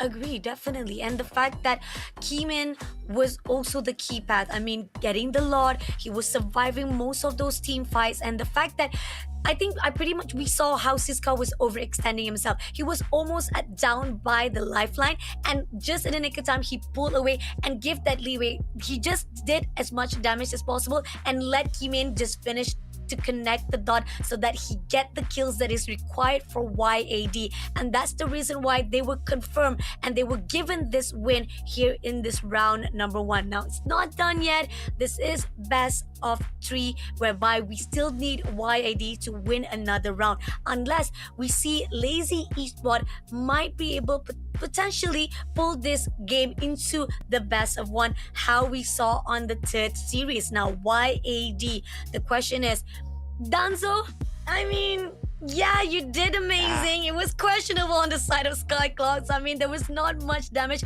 Still goes down to Keemin. I have to really praise Keemin as well as Siska, because those are the two key players on YAD that make so much changes, that push so much pressure to Lazy Esport, and they give the punishment to the micro decision making that Lazy Esport was faltering because of their mistakes. Yeah, I mean, Stylish said that late game factor, right? Just having that Moskov. But the thing is, they've been catching them time and time again. Will they be able to do this for game 2, right? Will Lazy Esports falter in mentality? Will YAD, I mean, Young and Dangerous, really clinch this out 2-0? I just don't really want to see Lazy Esports go out like this, but we'll just have to find out in game 2. But before we go into game 2, we're going for a short break. So see you guys after the break.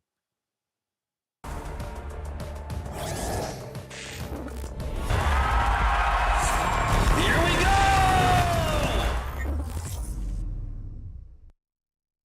Around you, baby, this is so vibe. Got me dancing like a soul train, laughing the whole time. Got me singing in the shower. Baby, are you all mine? Baby, I'm your four-leaf clover. Your rabbit's foot, your charm bracelet, horseshoe. Baby, I'm your good, good omen. You wanna keep me with you. Keep me with you. You been looking like you're down on your luck. Need a girl like me to come through, lift you up. Hold me in your hand, I like when you touch me. Kick me around and you might get lucky. Baby, I'm your four-leaf clover. Your rabbit's foot, your charm bracelet, horseshoe. Baby, I'm your good, good omen. Yeah, you wanna keep me with you.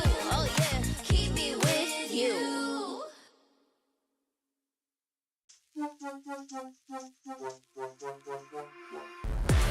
Give it more, give it more, give it more right now, right now. Give it more, give it more, give it way more. Yeah, we give it all that we got. Measuring what's in our pockets, then we give it a lot. Cause we've been hustling for years, now we up at the top. And no, it's still not enough, so we ain't gonna stop. Cause that's full throttle, zoom, zoom, hop, skip, jump. Gotta eat it up, but the goal is lunch. I'm the big dude, so I never duck, duck. Just keep my head up and yeah, we going up, up, but don't call it good luck, luck. Earning what we got, cause all we do is give it more. Yeah, we going up, up, but don't call it good luck, luck. Earning what we got, cause all we do is give it more. Give it more, give it more, give it more right now, right now. Give it more. Give it more, give it more, give it way more, way more. Give it more. Give it all we got, we give it all we got. Give it more. Oh yeah. Give it more. Give it all you got. Now they know about our dedication. Not just hard work, it's also patience. Chipped away at it and ignored the hate. And now we big Tom status and it's us for the taking. We eat, dream about it every time we sleep. Making moves, just look at my feet. Yeah, we bring the heat. We make every situation sweet. Now all we need is yeah, we going up, up, but don't call it good luck, luck. Earning what we got, cause all we do is give it more. Yeah, we going up, up, but don't call it good luck, luck. Earning what we got, cause all we do is give it more. Give it more, give it more, give it more right now, right now. Give it more. Give it more, give it more, give it way more, way more. Give it more. Give it all we got, we give it all we got. Give it more. Oh yeah. Give it more. Give it all you got. Give it more, give it more, give it more right now, right now. Give it more, give it more, give it way more, way more. Give it all we got, we give it all we got. Oh yeah. I'm the type of girl that turns logic into ugliness. Think you know it all, but then you let me get inside your head. Yeah. Steady jump design, think I know your kind. I'm about to break another code now. Pretty in disguise, looking up your Welcome back, ladies and gentlemen. We just finished game 1 of Series 4 for our Snapdragon Pro Series, and this will be the last game that will be streamed today on this English stream. It is gonna be Lazy Esports versus Young and Dangerous from Malaysia, Lazy Esports from the Philippines, and just to clear a bit of confusion regarding the player Parkman, right? It's not Parkman. It's KK Dot.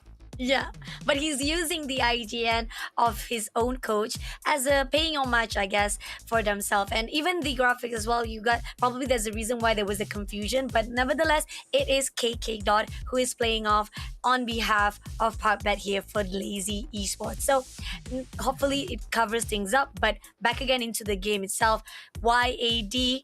Great job coming in for the first round. Not expected, especially with the pick of the Cyclops. Hopefully they don't mess around with that as well, because it's crucial when it comes to the heroes picks, right? Because you could have gotten a better off game fights or even team fights itself if you have a better strong mage in your lineup. I mean, like, so much AoE can be put out in the gameplay with Cyclops only having only one way line, one straight line for your own skills usage. It's not gonna be giving any support or even damage dealt for the team itself. So YAD, hopefully that is not gonna be the case here for round number 2. But question on the side of Lazy Esports, there was a lot of the mistakes coming in from their disciplines that they didn't actually go in for the potential to shut down YED. Hopefully that will not be the case as well. Now with the banning side, we see the typical ban out coming in. We got Hilda, Fanny, as well as Chip, Matilda been banned out, as well as Eve. Yeah, so that leaves Lazy Esports to actually pick up one of the Tusin or the Suyo combo. So, I mean, Young and Dangerous, I mean, they're gonna have to take out one of the two, right? With this ban phase, unless they choose to ban something like a respect ban for the previous game. Maybe they ban out the carry, who knows? True. But Young and Dangerous, I mean, I know for a fact that maybe they probably want to give away. Yeah, they ban the Angela instead. Yeah, they are really young and dangerous because they don't follow convention. They don't really go with what normal people would think, because yeah, it's just a newer generation nowadays. They just think they know the best for themselves. No, they say we are the new generation. We'll make our own metas. We got the meta of Cyclops in the SPS. Who are you talking about? Well, Young and Dangerous definitely pull through, but we do see the response coming in. They picked up Juxin. Definitely is a trap for the side of Young and Dangerous, so they gotta pick up the Suyo instead, right? That's the best response coming in for the Lazy Esports. Now, another part of the side of Young and Dangerous, who are they gonna actually prioritize? Previously, they pretty much prioritized on their roamer. They prioritized on their junglers. So now they're picking up Cho for themselves, and they saw what Popback could do, and they're not gonna allow it. They're denying of the usage of Cho to themselves instead. Yeah, and with Lazy Esports already having Zusin, I mean, generally we see the Alpha. Yeah, Alpha will be there because it just makes sense, right? Having that utility to be able to jump in that Spear of Alpha, then you just ragdoll the other person because you can drag them around. Spear of Alpha, you can reposition them as well. And now with the Phoveus as well, we saw Dur on the Phoveus. He was really very strong, but did not manage to close the game. Meanwhile, Young and Dangerous, what do they go for on this EXP lane here? Because they know that you're fighting against a Phoveus already.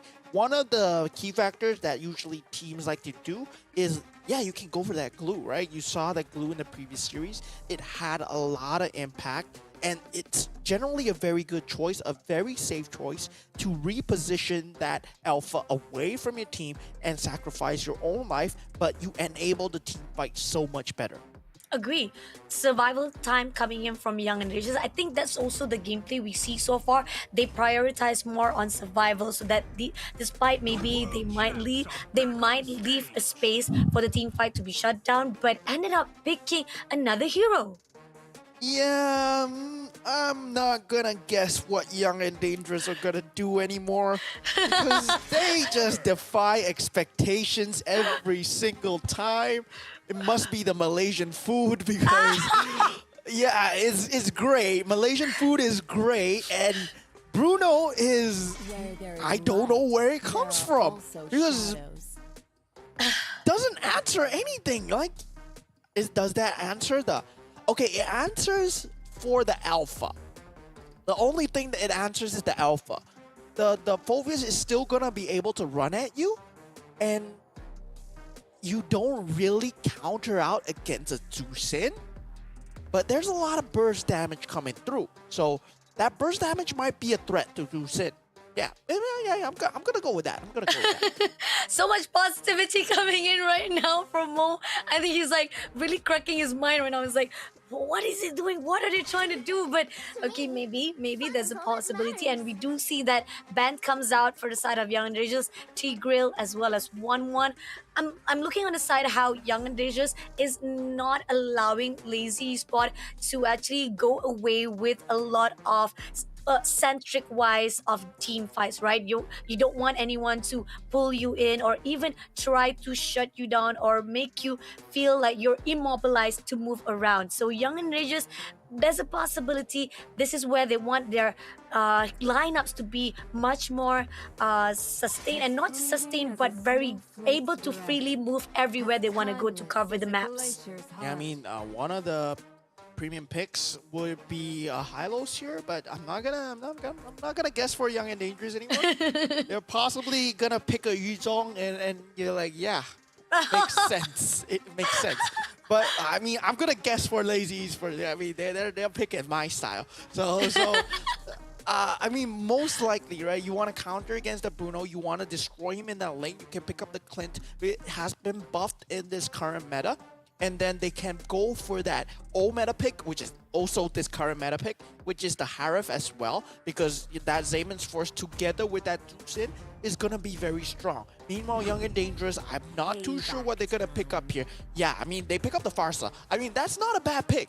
That's not a bad pick. The Farsa just has recently been buffed. So Young and Dangerous might be just cooking like crazy on the new meta right now. So there might be some things that we don't know, right? We don't know. And Young and Dangerous, they might know more right now because Farsa actually got buffed.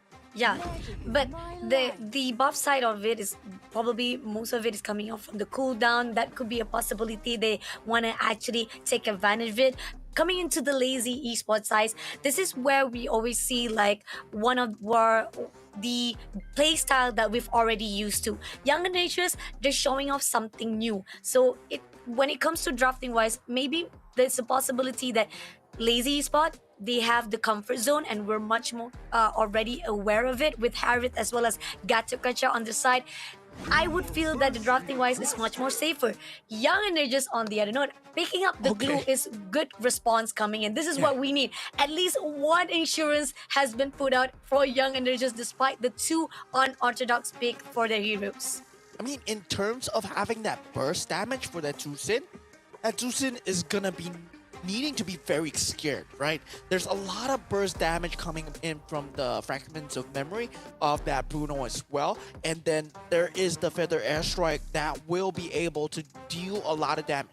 Farsa has been one of the usual picks in the previous meta as well. And I didn't know why exactly it fell off, but it's still a very strong pick today. So one of the reasons is maybe why the rise of Tucson, rise of Aurora, having that sustainability, having that skill to get away and somehow be able to space out and deal damage. But let's just find out here as we head on into the Lana Dawn. Lazy Esports from Philippines going up against Young and Dangerous. Lazy Esports at the threat of going home here. Let's go. Let's find out our last series of the day. I mean, going back into what you talked about, all right, you got the Brody in the hands and you saw how stylish Zed was using Moskov in a really good state. I mean, that Spear of Destruction was right on time, gets the input you need, even though it doesn't connect the thought, doesn't get the kills or even the amount of damage that you want to portray into Lazy Esport. Going into the Brody side, what are the skills that we want to be aware of here once you push into the game itself, Mo? Yeah, I mean, in that level 4, right? That's the power spike for Brody, where he is going to be dealing a lot of damage. You have to worry about the burst damage coming in. But itemization-wise as well, that Blade of Heptasis is going to be very important to have that physical pierce damage through. So, I mean, in terms of laning though, this is where the Harif shines, right? You're gonna be able to bully this Brody away. So Stylish Z is not gonna be looking too good on the lanes here. This early skirmish not gonna amount to much, but the Spear of Alpha coming through, that's gonna be huge because that combo is something that you need to be worried about. Even if you're a Suyo, right? Generally, you pick that Zusin to counter out the Suyo, and that Lantern is gonna be on you for so long. So you only have one jump. And once that jump is used, you're gonna get pulled back in. Agree, definitely. Quite a mistake coming in from the side of YAD. And looking on their battle spell, right, we're seeing that pretty much the prioritization of Young and Dangerous right now is them trying to be very mobility. They're trying to make sure that if whatever it takes, if there's going to be a risk on their side, they will try to run away. And this is where, is it going to be in their favor or will it be a danger zone here for the YAD? Yeah, this is something that I haven't seen too often, the glue versus the Zusin, how that mechanic will go. And it seems like Zusin is playing this glue like a fiddle, stick eventually being used, but taking so much damage right now. Feather Ash Strike not really able to find his mark, but then Pakbed, he does go in, and this is KK Dot, by the way, this is not Pakbed, and he gets eventually taken out. I mean, that Avatar the Guardian, very good to buy that space. Lazy Esports just need to buy that space for that mid-game power spike, right? Their kills is all on this alpha alone, and it's very telegraphed for Young and Dangerous just to avoid this alpha. Agree, definitely. And so far right now, we are still seeing it's a trade-off between the two teams, but Lazy Spot getting a little bit better off when it comes to the goal, because the fact is they are on the numbers are really high rise.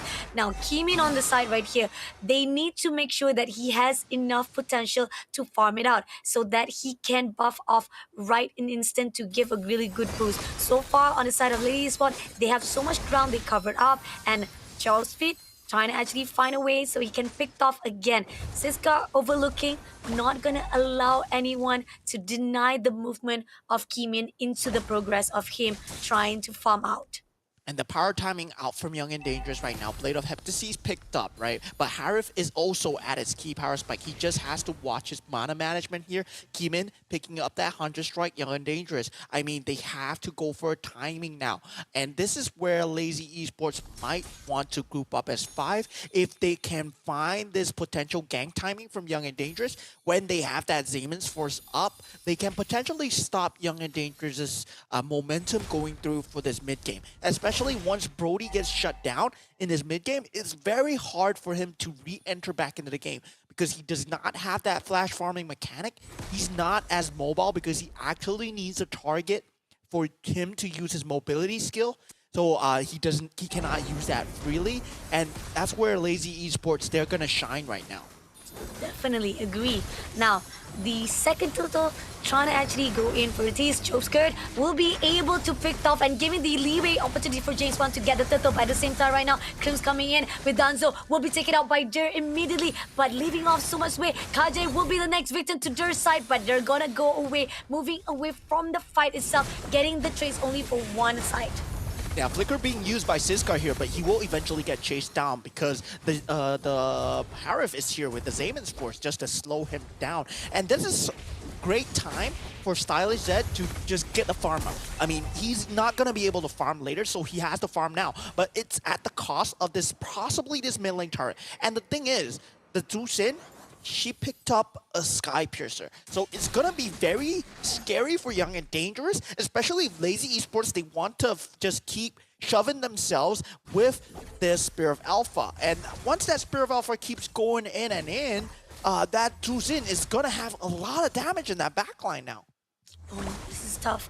Definitely tough coming in from the side. But Kimin will try to go in for the tease. Airborne will be picking up straight away on the side, making a good shot coming into the side of Dur. I mean, it is a good win coming in. But now Avatar of Guardian comes through. Are they going to actually push it straight to YID? Looking for a way. Geft card trying to actually pick up Kage, but at the same time, James Pang shuts down immediately Danzo at the process. But here at the top lane, they're looking for another death on the side. James Pang overlooking on Kage, but doesn't actually go in for a fight. Stylized Zed really in the midst of very danger, but they still manage to scare away without any casualty. Yeah, Stylish Zed, he was so close to dying there. Luckily, he's a Brody, so maybe it's going his way, right? But this is where, I mean, James Pong, he really shines right now because he can walk around this entire map and nobody's going to be able to do anything towards him. So as long as he just holds that Spear of Alpha to escape or to commit even harder, he is guaranteed at least a kill or an escape right now. So he can buy so much space, and now he can force the fights as much as he wants because he knows his team is there, and he will go for this Infernal Pursuit, go again, and Spear of Alpha clears out Danzo out of position, and now the entire team just clomping on to Young and Dangerous. The rest of the team will not be able to withstand the damage that's coming out from the synchro fissures from Shizo. Oh, it's tough coming in from Young and Dangerous right now, as Lazy Spot already found the key of opportunity to just gang up against them, and this is where the fine line, they will be able to thin out even more further the turrets in their hands. Cover of the maps already been controlled by Lazy Esport even more further, and Team YAD still haven't found the answer they need. Yeah, I mean, in terms of what YAD want to do, I understand, right? With that Brody pick, it's a lot of AoE damage, right? It's a lot of AoE damage. It's a lot of AoE targeted damage for that Sin, for that Alpha. But a much better pick would have been the Beatrix, because you can choose where to shoot that AoE, and then you have 2 of that AoE as well when you change your weapons. So, I mean, I don't really understand this Brody pick, but I hope they know what they're doing here. I hope they prove us wrong, because again, all the micro decision making that we try to analyze YAD is still not showing off. It doesn't give any visualization, but they did manage to pick up KJ, and in this process right now, this is the opening they need. They're going to clear out the second last turret on the second layer, and this is where the fine line, they're going to thin off even more further. This is where the team of YAD been pushed out straight into their baseline. They're allowing Kimin to have the farm they need, but then again, the amount of time that's been put out to the side of Kimin is still not on the same level that is required to fight off with James Pong. And Shizo he's not gonna be locked down, because the only thing that he's scared of is that Way of the Dragon, right? And for the Way of the Dragon, he has the perfect answer. He has the Purify available, so that knockup is not going to catch him. It's going to catch him at the wrong direction. He has that single jump, and he can just get out of harm's way. And now the torn apart memory coming out from Brody, it has not found any value so far, and is not going to find any value in that later stage of the game. The more important utility will be that Feather Airstrike, and Danzo has to keep it like a valued treasure, because that Feather Airstrike timing is where Lazy Esports will strike. If he doesn't have that Feather Airstrike, Lazy Esports, they can go for any fight that they wish to do so. Clearing out the wave, now it's going to be the time of taking for YD, but they're going in for the push with Pop Bet, but that's not the right target they want. Zaman Force tried to slow them down, but YD managed to pull away. But here on out, they're going to clear out the second last turret of the mid lane as well. So Lot marching in through, Kaje getting a lot of damage. He tried to find a way to pick up anyone, but he hasn't spotted anyone. But here, Avatar Guardian comes through into the mid. That overextension will be punishing by the side of Kimin, but Jobska turns down Siska. It's a trade to trade, but now Cizo takes down Danzo, and the turret is already been down, and even Dirt takes down Kimin. An opening comes through now, 2 more players to go, pushing in straight to the side of Stylized that almost to be shut down, but they still maintain it off. But the damage is done. Team Lazy Spot has done what is necessary. Now they're gonna pull in all the way to the Crystal. Crystal is wiping out, and immediately 1 win will be in the hands of Lady Esports. Yeah, Lazy Esports, I mean, tie things up 1-1 right now. So we are back at status quo. It becomes a best of 1. And they were extremely clean already in game 1. So when they are given this opportunity to actually just have this Sin that counters out the Suyo, the Harif that destroys the Brody in the lane, and the rest of the team, I mean, we saw the weaknesses of that Farsa, right? It's very similar to the Eve, but he does not have that enhanced sustainability, that shield that the Eve has. And Eve, he has that bit of momentum where you're able to control the members of the opponents in your real-world manipulation. Meanwhile, Feather Airstrike is a lot slower compared to the real-world manipulation. And with the Avatar the Guardian, with the Lantern coming out from Zusin, it's just a straight-up punish to that Farsa. It just completely looked like they were the scissors that were shredding through the paper that is Young and Dangerous.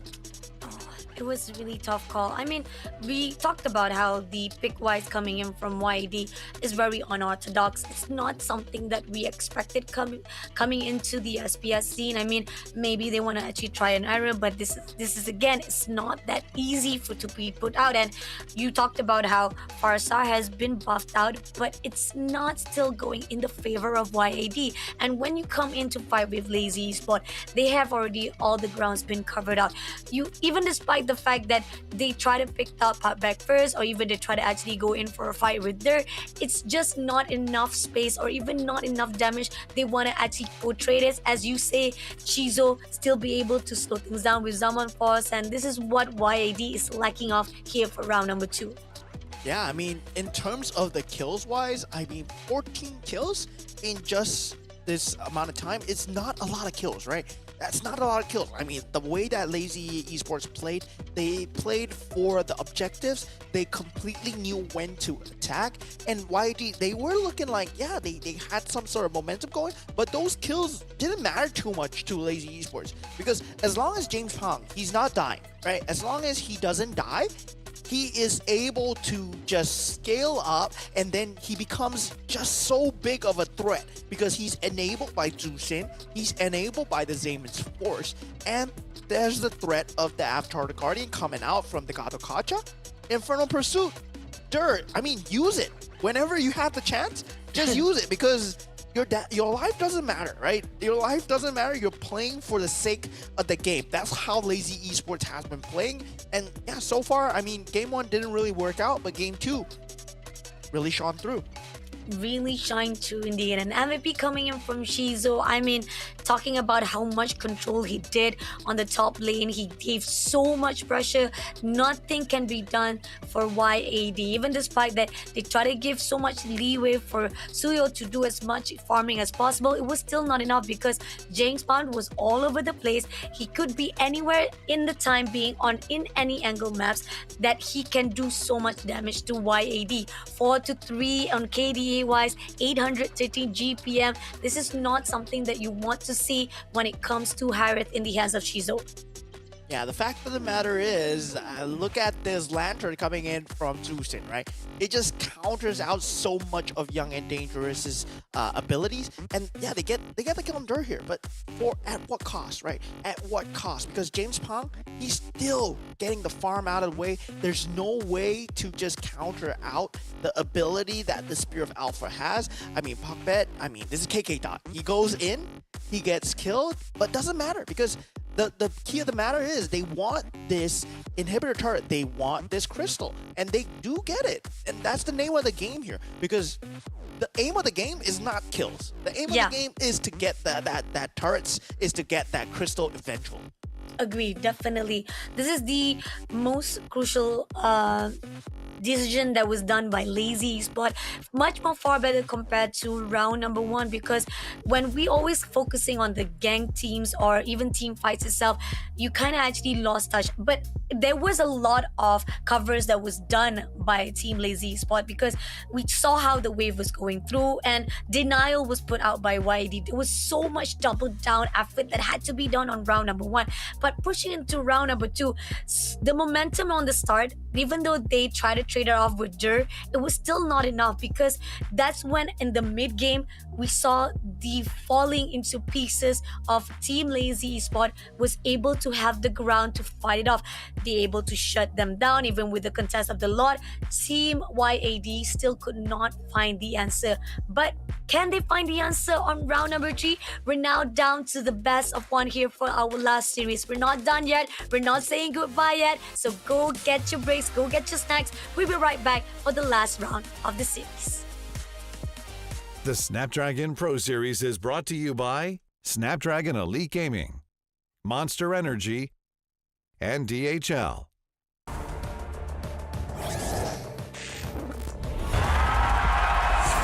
Here we go!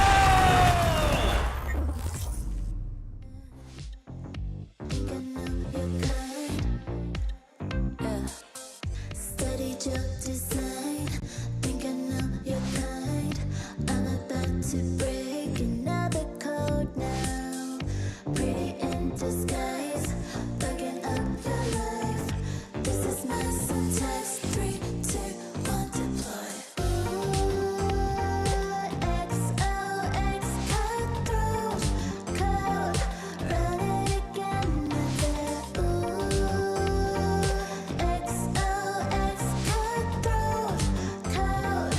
Run it again.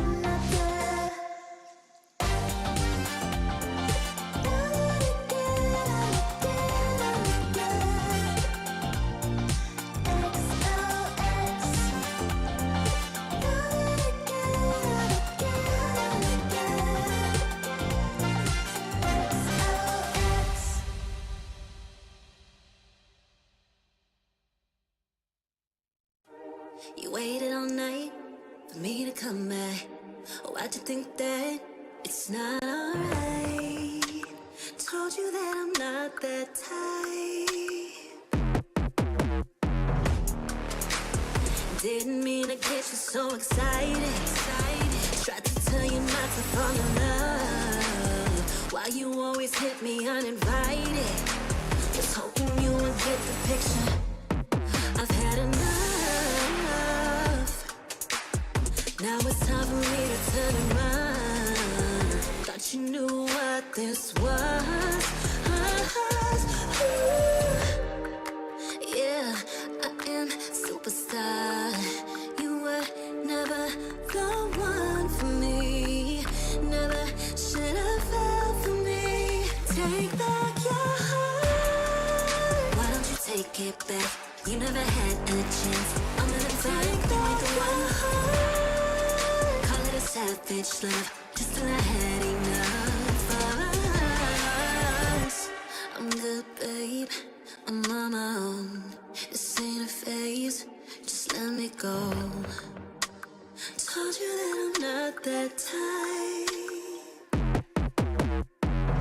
Don't wanna waste and ride.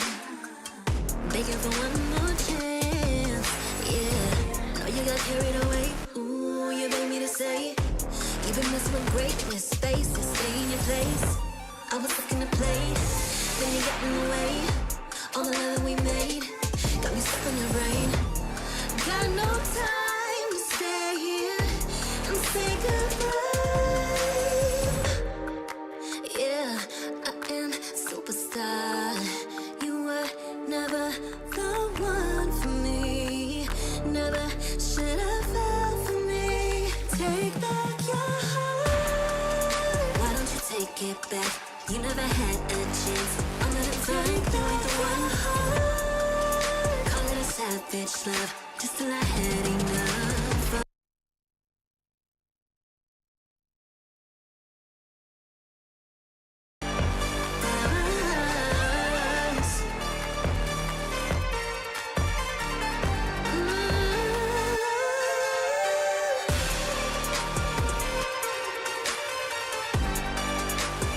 Take back your heart.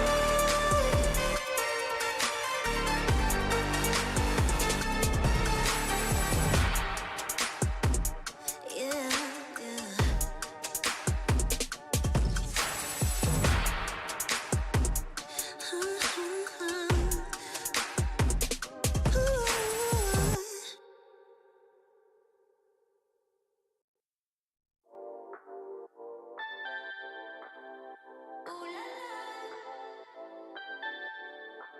Let's go. Put it in motion. Baby, we're going faster, faster, faster, faster.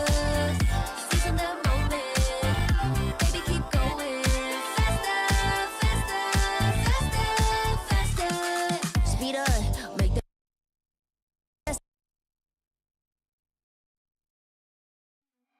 I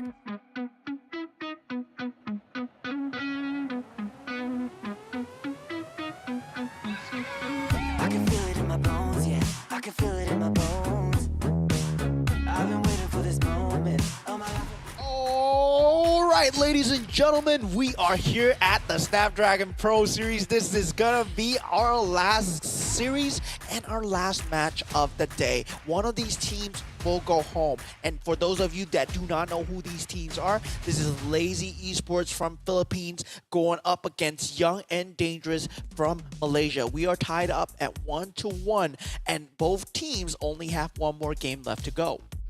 It's tough. I mean, looking on how it has been on the drafting side, and not just the drafting side, the gameplay style, I feel like I talked about this, and we heard the interview coming from L'Oreal from JP9ers, right? Malaysia teams, what are you guys thinking about? Are your meta gameplay is to mess around with the buff? Are you guys messing around with the patch note? I mean, this is not the right stage for you, because the fact is, SPS, you gotta take it seriously. Even no matter how much buff you've been put out for certain heroes, it doesn't affect much. I mean, you see how Gato Gacha has already been nerfed, but it still gives a lot of potential. With that Avatar of the Garden, you can still be able to do a lot of AoE. You can still be able to pull the players into one position that you can have that enemy to be honed off all of their immobility. But at that point on, those people or those heroes who are being buffed as well, it's not gonna be matter as well. If those are the things that you have to think about when it comes to noting on those choices. But bans comes out here, we see that Harith has been banned. Fanny and Chip already been typically been banned out. Matilda, Hilda, as well as Eve. This is pretty much the only thing that is different here is that they ban out Harith. So he's getting the priority wise on the side of Young and Dangerous as well as Lazy Esports to decide whether or not Juicing they want to pick that or Suyo. So it's back again the mirror of what we see on round number 2. But the question is, Lazy Esports getting the opportunity of Alpha again, and Young and Dangerous, I'm not sure what they're thinking about. Yeah, I mean, I'm not too sure either, right? Because they pick up, there is gonna be that same thing. This is like a replay. Yeah. Because you pick up the Zusin, then the enemy pick up the Suyo and Cho, then you're gonna pick up that Alpha once again. And right now, okay, something different. We see the Wan coming out. Okay, 1-1 coming out. It's a 1v1 situation coming in from Lazy Spot. They're gonna make sure to try to get that individual fight, but still a great offensive coming side into the Lazy Spot as well. But on the side of Young and Dangerous right now, they have the potential of Nathan in their hands. Yeah, I mean, Nathan is way better than Brody. So yeah, I like it. I like it already. I like it already because you have that late game. And 1-1, yes, it's not that too good without you having that pickup potential, right? So, I mean, what we usually see is like they pick up the Franco, they usually pick up the Cho, something like a Kaja or Jawhead to displace the enemy. But one of the meta heroes that is also good is also gonna be, what's that called? The Arlot with the Final Slash, yeah. And we did saw Young and Dangerous did be able to actually pick up a lot previously, and it was one of the crucial decision making that was done by YAD that made a really good game changer from Siska, and it helped Keeman to actually pull through into a lot of those kills that can be put out or even be changed into currency as well as insurance in YAD. Maybe this is going to be a good case for YAD as well, but bans comes through. We see Angela been picked up as well as Phobius, and you saw how it was when Lazy Spot was able to pick up that Phobius. It was so hard, even despite Dur was always been tagged up. Dur was giving so much leeway for Lazy Spot to have so much ground control that YD, you picked up Dur for no reason. I mean, Gato Kacha and Phobius being banned out, very good from Young and Dangerous. I'm very surprised. I'm just caught off guard because they are drafting properly right now, and they're not fooling around. And it feels like, yeah, we finally have a really proper proper metagame to watch. And Lazy Esports, I mean, if they're going with this 1-1 pick here, right, they want to shut down that sustainability available for Young and Dangerous. Oh, but they take out the Loi instead. Maybe they know something that we don't. But for Young and Dangerous, if they're going with what I'm thinking here, right, it's gonna be to pick up that Hylos, who has that high sustainability. You have that revitalization as well. It counters out that 1-1 really well. But the only problem is you're running into a Zusin. How are you gonna fight into that Zusin? That's gonna be a very big issue. Do you go for that CC to actually jump that back lines, fight it from another angle? I'm not too sure for Young and Dangerous, because Zusin is a very hard counter against Suyo. Interesting. Doesn't really. Oh, they picked out the R-Lot right here in the hands of Young and Dangerous. We talked about it. This guy is really good in the hands using that R-Lot, so possibly a really good move coming in from YAD. But Lazy Esports, on the other note, they picked up the Edith, much more potential of sustainable, and even on the fight scene. This is where YAD, they really gotta be careful. Yeah, I mean, Young and Dangerous here, right? They will have to worry about that crossbow of tank coming out from Shizo. And with that Tigreal, oh my god, yeah, that Tigreal is one of the factors as well. Yeah, you deny away the R-Lot, but now you have the Tigreal to worry about. And Young and Dangerous, yeah, they pick up the Vexana. Is a very good pick, a lot of mage priority. But the one thing that I'm worried about is the lack of frontliners, because Keeman, Suyo, it's not really a huge frontliner. It's not as tanky as possibly a Minotaur, a Tigreal, something that we're used to seeing with Vexana. They pair up with Vexana so well because they can soak up so much of the damage. The more recent changes that we've seen is the Gato Kacha or the Kali together with the Vexana. Whether or not this can fill the same shoes as one of these soaked up damage dealers, Suyo, I don't believe that's going to be the case. And even if Cho, you go for that tanky build, you don't have that innate kit where you're tanky, right? You don't really have any form of damage mitigation. Sure, you have a lot of sustainability, but if you get locked down by that Zusin, it's going to be so scary. Well, let's just find out as we head on for Game 3 of Lazy Esports Philippines versus Young and Dangerous from Malaysia. Oh, this is tough, man. I mean, looking on the side of the drop itself, I feel like definitely Lazy Esports have so much ground they covered up. When it comes to YAD, most of their heroes are a little bit too squishy. Yeah, they got a lot of offensive. Yeah, they prioritize on the damage. And this is where the fine line, you are going to be having a little bit of struggle if you want to go in for the team fights. But if they can actually pull off with a really good stun, with a really good timing for that offense, maybe things could turn around. But this is just me being try to positive. But Cobbs could finally try to put in Tukaje. He will be the first blood right here with the help of Pop Bat. So that is a really good opening coming in from Lazy Esports. And this is what you don't want to see to the side of YAD. You've already have so much of your players or your heroes that is so squishy. It's easy for now for them to break into. Keeman also almost been tagged up, but finally clears out by Fatbat. And now even Siska been pushed in, and Stylish Zed tried to break up themselves, but ended up being tagged off and shuts down as well. And on the bottom lane, I mean, there was a trade that Shizo, he died to Stylish Zed, and the Zusin was there for that trade as well. So Lazy Esports, they cover themselves on all angles. They keep the macro advantage going. The gold is still in the favor. The most important thing right now is the level difference between Keeman and James Pong, right? It's still neck and neck. And that's the very scary part, because Alpha, if you're neck and neck with the Suyo, then it becomes the duty of the roamer to actually open up that fight. And Pakbet, he already has 2 kills, so he is up on the farm. He's going to be way tankier than this Cho. He's going to be able to jump in a lot easier. And once he has that implosion, you are going to need to be so scared. Oh, they're gonna contest for the side of Turtles right here. He's gonna pick up Siska first of all. We do see that they're stunning both of the players. It's now gonna be Keeman having a lot of trouble here, but at the same time, Keeman did manage to steal away the turtle, but at what cost right here? Potbet will be taken out by Danzo immediately, but at the same time, the team of YAD raking a break with the run through, but Chizo managed to trade off right at the bottom lane to take down Stylish Z.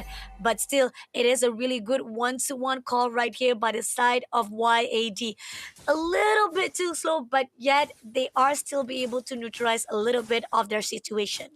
Yeah, and this is the individualistic play that I've yet to see from Lazy Esports. Now they bring it out, and this is really nice to see. Like, Purify being used from Chopskirt right now, he's not exactly in a safe position. Final Slash is there, but the Edith is there to follow up with the Earth Shatter, and Chopskirt, he gets out of the way. James Pong gets the finish onto Siska right there, and it's still a 1v1 situation at the bottom because Lazy Esports, they've been surviving these ganks time and time again, or they force these ganks with the Spear of Alpha from James Pong or the Implosion from KK Dot, aka Potbet, because he's using his IGN. And now, that 1-1, he thrives in that 1v1 because, yeah, 1-1, right? You want 1v1. And that crossbow of Tang is just going to shred through Stylish Z, even if he gets the entropy off. As long as he's in the air, Stylish Z, you can't do anything, and he's just going to eat those darts. Oh, this is tough. Definitely tough coming in from side of YAD. The fact that, yes, they are trying to pull off those 1v1, it's still not going to be enough. Team Lazy Spot, they already have a lot of stuns been put out, and the level up coming in from both of their sides are really in the favor of Lazy Spot himself. And if they don't do something right now to respond well, Team Lazy Spot can get away already, and they're putting out right there into the turtle of the bottom line, and we hope for the best right here where Dur has been put out, giving a lot of pressure but not gonna be able to tag anyone off, and they're going in for a skirmish right at the turtle lane. Yeah, Eternal Guard has already been used. They won't have that tool available, so Lazy Esports, they can just power through this because the key utility is gone. They forced it out way earlier with Dur, and Dur, with that just change that entire pace of the fight because Young and Dangerous, they need to know that their utility is so important. When you compare it with Lazy Esports, they have such low cooldowns. The only high cooldown is that Implosion coming out from that Tigreal, right? But for Young and Dangerous, that Eternal Guard, once it's used, Lazy Esports is like, yeah, they don't have that anymore. They can't just throw us up in the air, so we can do anything we want. Oh, this is tough, and we do see KJ trying to pick up Potbet first of all. A really good, at least, way of dragons for them, but it's not going to be enough, not able to connect the dot. Now they're going to actually try to pick up KJ. Managed to scur away as quickly as possible with the flicker. YAD putting themselves in so much danger that it cost them so much. Now that's a great steal on that purple buff, so Suyo won't have that. And Keeman, he's just struggling to find these cooldowns right now. And James Pong, he's just shooting ahead in terms of that EXP, in terms of that farm. And once again, we see the Sky Piercer out from the Zusin, so there's going to be a lot of damage. Shizo, he's taking a lot of damage, yes, but he wants to fight this 1v1. He pops the Inspire, and Stylish Z is time to go away. But now with the Way of the Dragon onto Dur, does this even matter though? Primordial Form is popping. He managed to get out, and Chopskirt, he's dealing the damage. The Sky Piercer is piercing through the hearts of Young and Dangerous as they cannot withstand the damage from the 1-1 and the Zusin. That is dealing so much. Lazy Esports, they do it once again. They do it once again. Team wiped out in the hands of them. And no matter how much, whatever they want to throw to Lazy Spot is still not connecting the dot. And the best part of all, when Chopskirt was picking off one of the players from the side of Young and Dangerous, it gives the potential of the opening side. Even despite that Siska tried to go in for the blade, it's still not enough. And this is an opening for the side of James Bond to just even get the turtle again in their hands. So Team YAD not getting the response they need, not getting the wins they want to trade off to the side of Team Lazy Spots. Yeah, look at this. They were trying to focus on Dur. He gets the flicker away. And with that, they just force this fight, right? KK Dot, he can die here. It doesn't matter because the key damage dealers, they're dealing the damage. Chopskirt, he's not dead. And then Wanwan, he's not dead. Crossbow tank, once that's popped, just easy triple kill coming through for Shizo.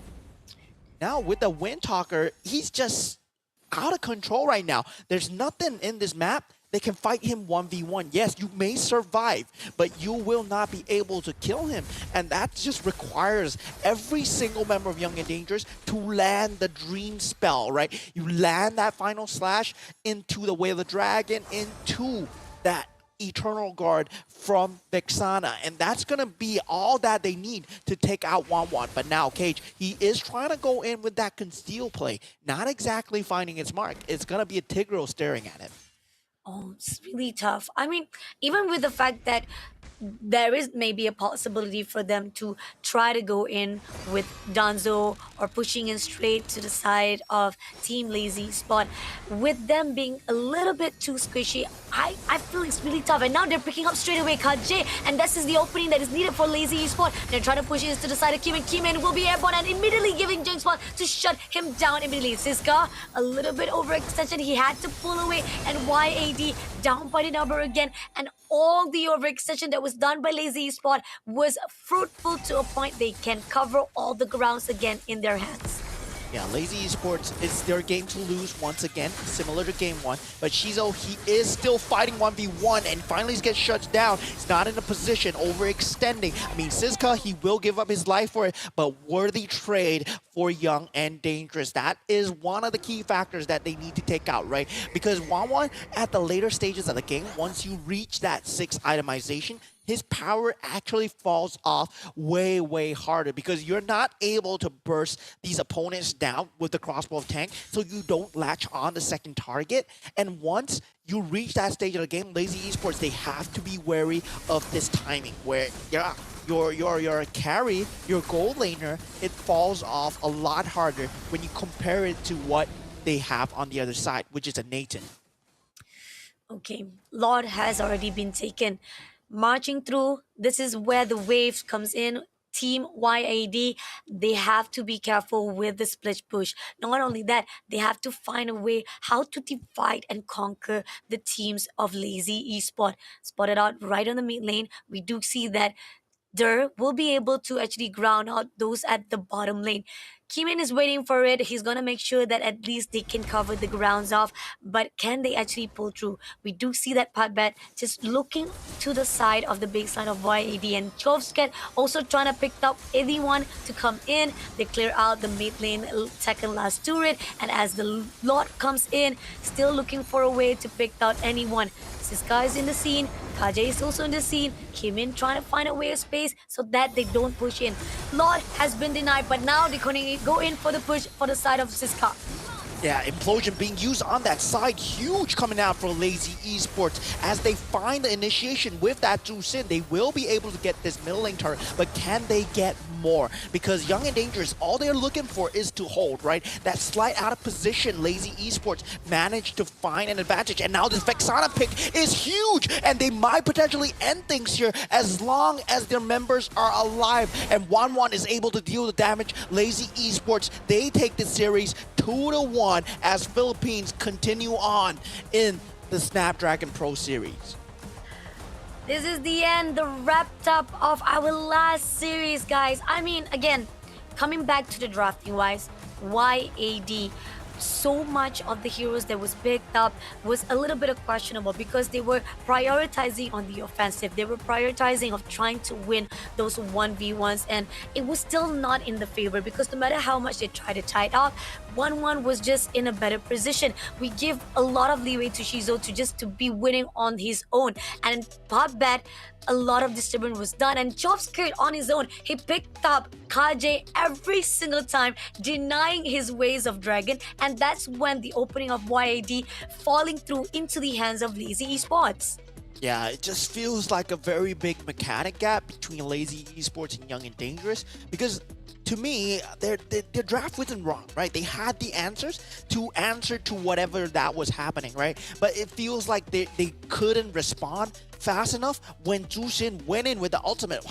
When do you see a Jushin without a flicker jump in with that ultimate? That's your opportunity to strike. You could have final slash him towards your crystal. You could have waved the dragon, kick him into your crystal, because there's no way for her to survive the aftermath of what was coming, because you had Stylish Zed with the entropy and just the execution from Lazy PH, right? Knowing that they had this advantage, knowing how much of power that they had, even KK Dot, aka Parkbet on the Tigreal, jumping in with that implosion on the side. That was just organized team fight right there. You're not just taking one side where it's just one by one you're going in and you're gonna get swatted like flies. It's organized chaos where Jushin just pops in and then Tigreal's like, yeah, it's go time too. Everybody has the same mentality. They're on the same page.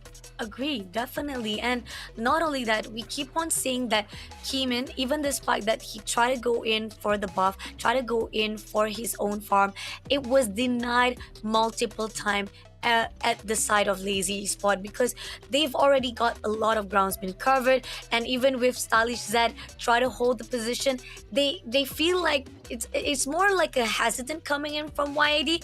I saw like they were a little bit scared to push through to Lazy Spots when there was supposed to be a potential. You could have actually go into the back line, you could have find a way to break through, and even Dunzo been picked out very quickly by Chop's Curve. That's when they faltered through into the hands of Lazy Spot and YAD. There was just so much mistake was done and they was punished for it. Yeah, and the thing is, right, you give that Jushin Alpha combo away. I think Jushin and Alpha right now, that their win rate is unprecedented.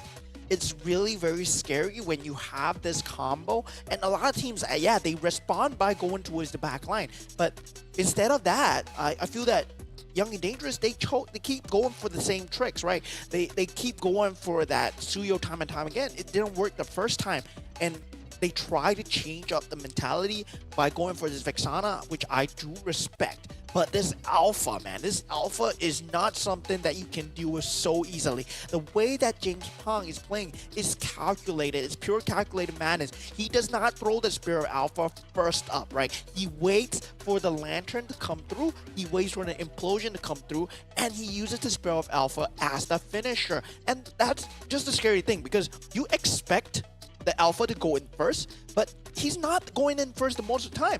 Most of the team is doing the dirty work for him. And look at this, right? James Pong, he's just walking in, and he does use the Spirit of Alpha here, but he wants to catch Keeman because that's a huge kill. And eventually he does take him out, and that just brings so much momentum over to the side of Lazy Esports.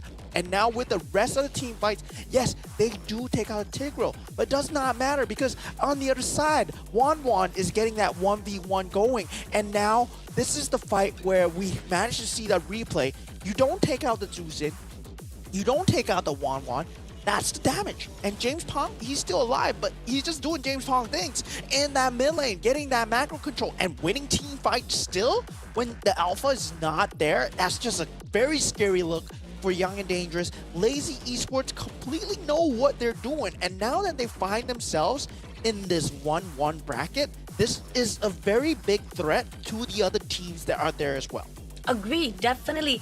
I mean, we talked about how Lazy Spot, how can they actually portray here for the 0-1 bracket? Can they actually go in? But somehow, we even talked about how the team of YAD was supposed to be a better position. They were supposed to be in a good fighting spirit. But then again, Lazy Spot comes through, and they are the one who will be sustaining one lifeline in their hands. And not only that, we have a really special interview in the line, as well as we have Lazy Esport, the one who win our last series here for our interview.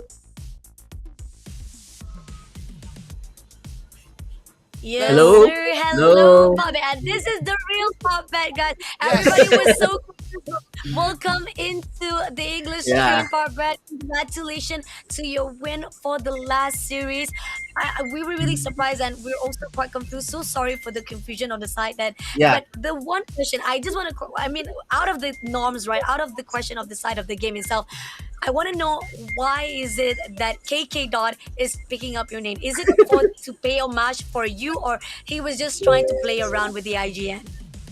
Yeah, I just want to play around, and he's asking me also because I'm his idol eh.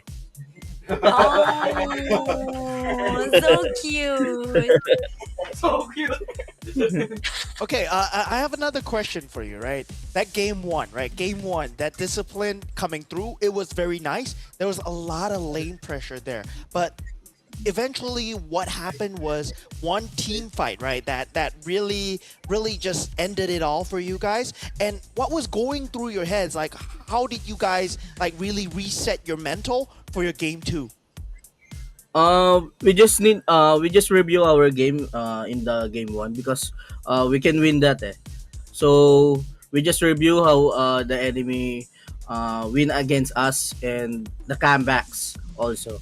So that we just review it, and in the game two we just need to discipline more because the enemy knows how to play also. I have a fun question for you. I have a very fun question for you. How do you feel about being the first team to lose against a Cyclops? Yeah. Yeah, I don't know. We just reviewed the batch, but no one using it, the Cyclops eh. So that's why Yeah, maybe shocked that's that why. enemies using. Yeah.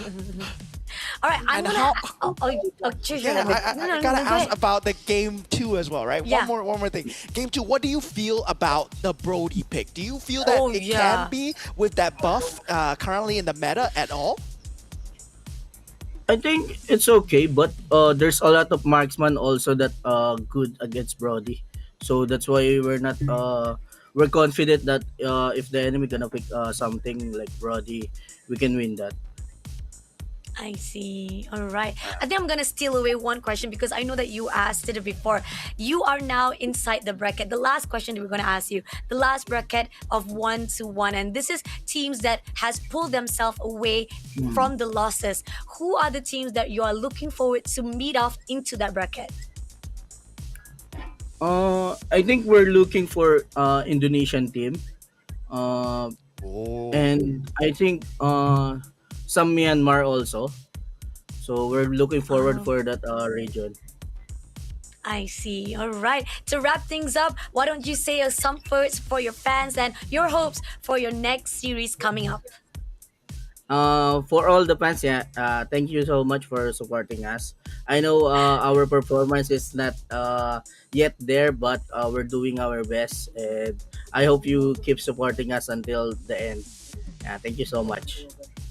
Thank you so much. Congratulations again for your win for the series. All the best for the next round, and we'll see you again. Bye bye, Lazy Sports. Thank you so much. Thank Really you. love. Thank you. Oh, they're Wow, so cute. What a fun team, right? Yeah. They just feel like very down to earth, very casual. The coach was just chilling in the room with the guys, and yeah, we reviewed the first game, and yeah, we could have won. We could have won. And yeah, even when I asked them about Cyclops, they're really humble. They're just like, yeah, we never played against a Cyclops before, so yeah, we didn't know what to expect. But it's okay. We're confident. We don't really care much about the metas or whatever it is because that's the best part about the teams that are rising off to be in the pro scene, right? You have to have the really good positivity when you go into the big scene.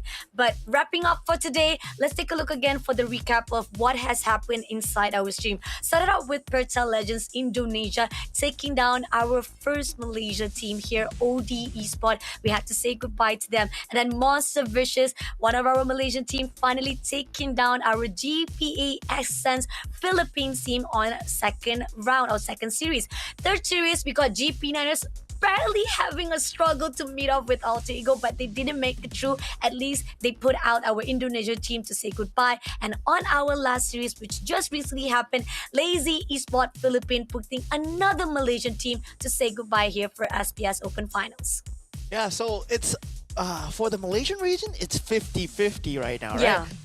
Two teams made it, two teams didn't. Yeah. But these are the two teams that you want exactly to make it in this kind of 1-1 situation, in this high stakes situation, because they've been there before, right?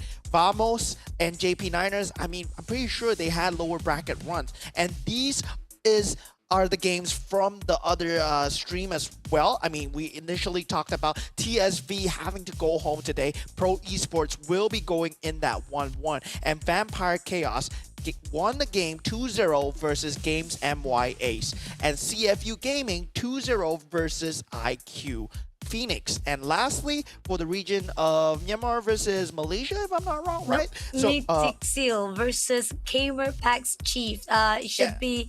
Oh, yeah, Malaysia, yeah. Malaysia. Yeah, Malaysia, yeah. So Myanmar did manage to get some representation 2-1, and they managed to get themselves into the 1-1 bracket as well. Yeah, so goodbye, unfortunately, to all of our 8 teams for today. For those who still survive it out, they still have one lifeline. But the question is, they will meet up with those from yesterday who lost, because the fact is they are now in 1-1 tie, and they're gonna meet off the teams that survived it out yesterday.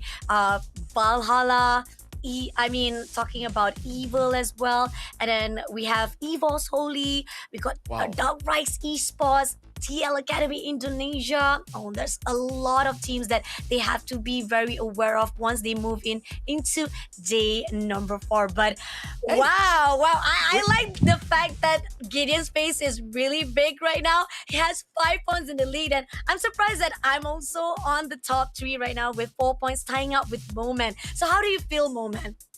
I mean, after today, maybe I'll get more points. I'm not too sure.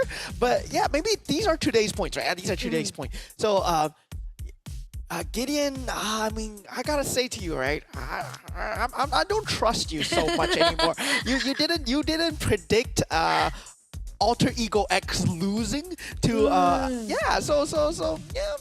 we're getting there. We're gonna beat him eventually. We're gonna be, and this fact that Stafa as well as Lafel is at 1 point and Lafel is 8 points. Just a bit fun fact for you guys, they're actually a bit busy. I mean, they just came out from FPL, so they're kind of a bit busy to do their predictions. So they've been punished because they were not committed to this leaderboard. So I'm happy. It's a good side on me. But then again, if they were inside the scene, I think I couldn't be in the top 3 though, because so far right now, even on the day number 1, Stava was really on point. And because of the denial of today's prediction, now he's down by 1 point. But that could change though. We still have 3 more days here for the Challenge Open Finals, and we're gonna see Stafar, we're gonna see Gideon joining us as well, and we're gonna see Lafel as well joining off for the last day of the Challenge Open Finals. But here on out, this is the end for both of us for the Challenge Open Finals day number 3, and we're also gonna say goodbye to Moman as well. And this is the time to shine, Moman. What is your last thought coming into the Swiss bracket, or even on the Challenge Open Finals itself? I mean, if you take a look at the yellow region itself, there's gonna be a lot of teams that will be continuing to get eliminated. As the teams that we saw today, we already had to say goodbye to 8 teams today. So from this here on forth, we're gonna have to say goodbye to another 8 teams. But the amazing thing is that green bracket itself is gonna be a crazy zone where everybody is playing to the highest caliber right now, right? And that high 1-0 is gonna be teams like RRQ Kaido, Team Liquid Indonesia, Omega Esports, Fnatic, Onyx Philippines, and these are teams that you don't get to see play off against each other on a daily basis. So these are high priority watch lists for most people out there. And of course, Aurora will be there as well, and Team Vamos will be there as well, right? Alter Ego and Rebellion are there too. So there's gonna be a crazy showdown, and I'm really looking forward to how their match. Like, who's gonna play against who? And I hope it's inter-region. It's not between each region, right? Where we got to see like the true test of like their own country. Whether Philippines does well against Indonesia in this kind of Swiss system stage. Agree, definitely. I mean, so far right now, I love the fact that we started out with 3 regions being taken out on the process, from Indonesia team taking out the team of Malaysia, and then they picked out from the side of second series, we have our Indonesian team also been picked out. But at the process of it all, we have the Myanmar also been shut down. Sorry, Cambodia been shut down on the process. Now 2 of the Malaysian teams been proved to see how their metas is not going to be in a good mood. Hopefully the rest of the teams will be able to pull through. I mean, this is Malaysia teams from the MPL places, from the choices of teams, so hopefully they will be in a better position with that one lifeline state in their hands. Thank you again, Mo Man. I was really happy and honored to be casting with you. You had so much of notes to be put out, and we had fun tonight. Tonight is a great day to see all the crazy patch notes to be put out into day number 3. Day number 4 coming up on Friday. It's not going to continue on for tomorrow. We're going to have a short break, but be sure to catch up for day number 4 with me as well as Dafa here on SPS Challenge Open Finals. Moment, want to have any closure for the end? Thank you guys for just watching, and I'll continue watching, supporting you guys from the sides, and I'll continue on the predictions as well. Then this is us, Moman, Mashivani. We'll be signing off for today. See you guys on Friday.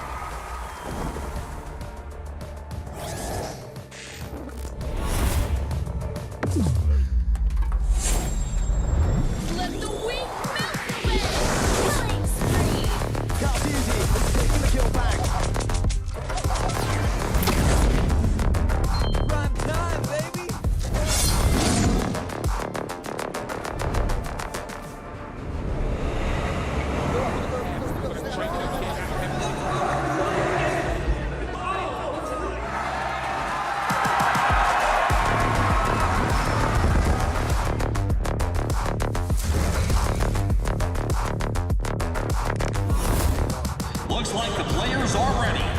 Here we go!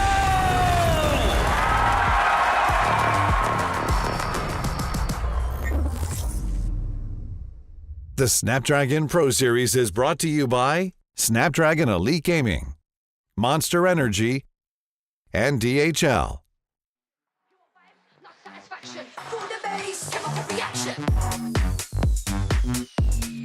You're feeling fine?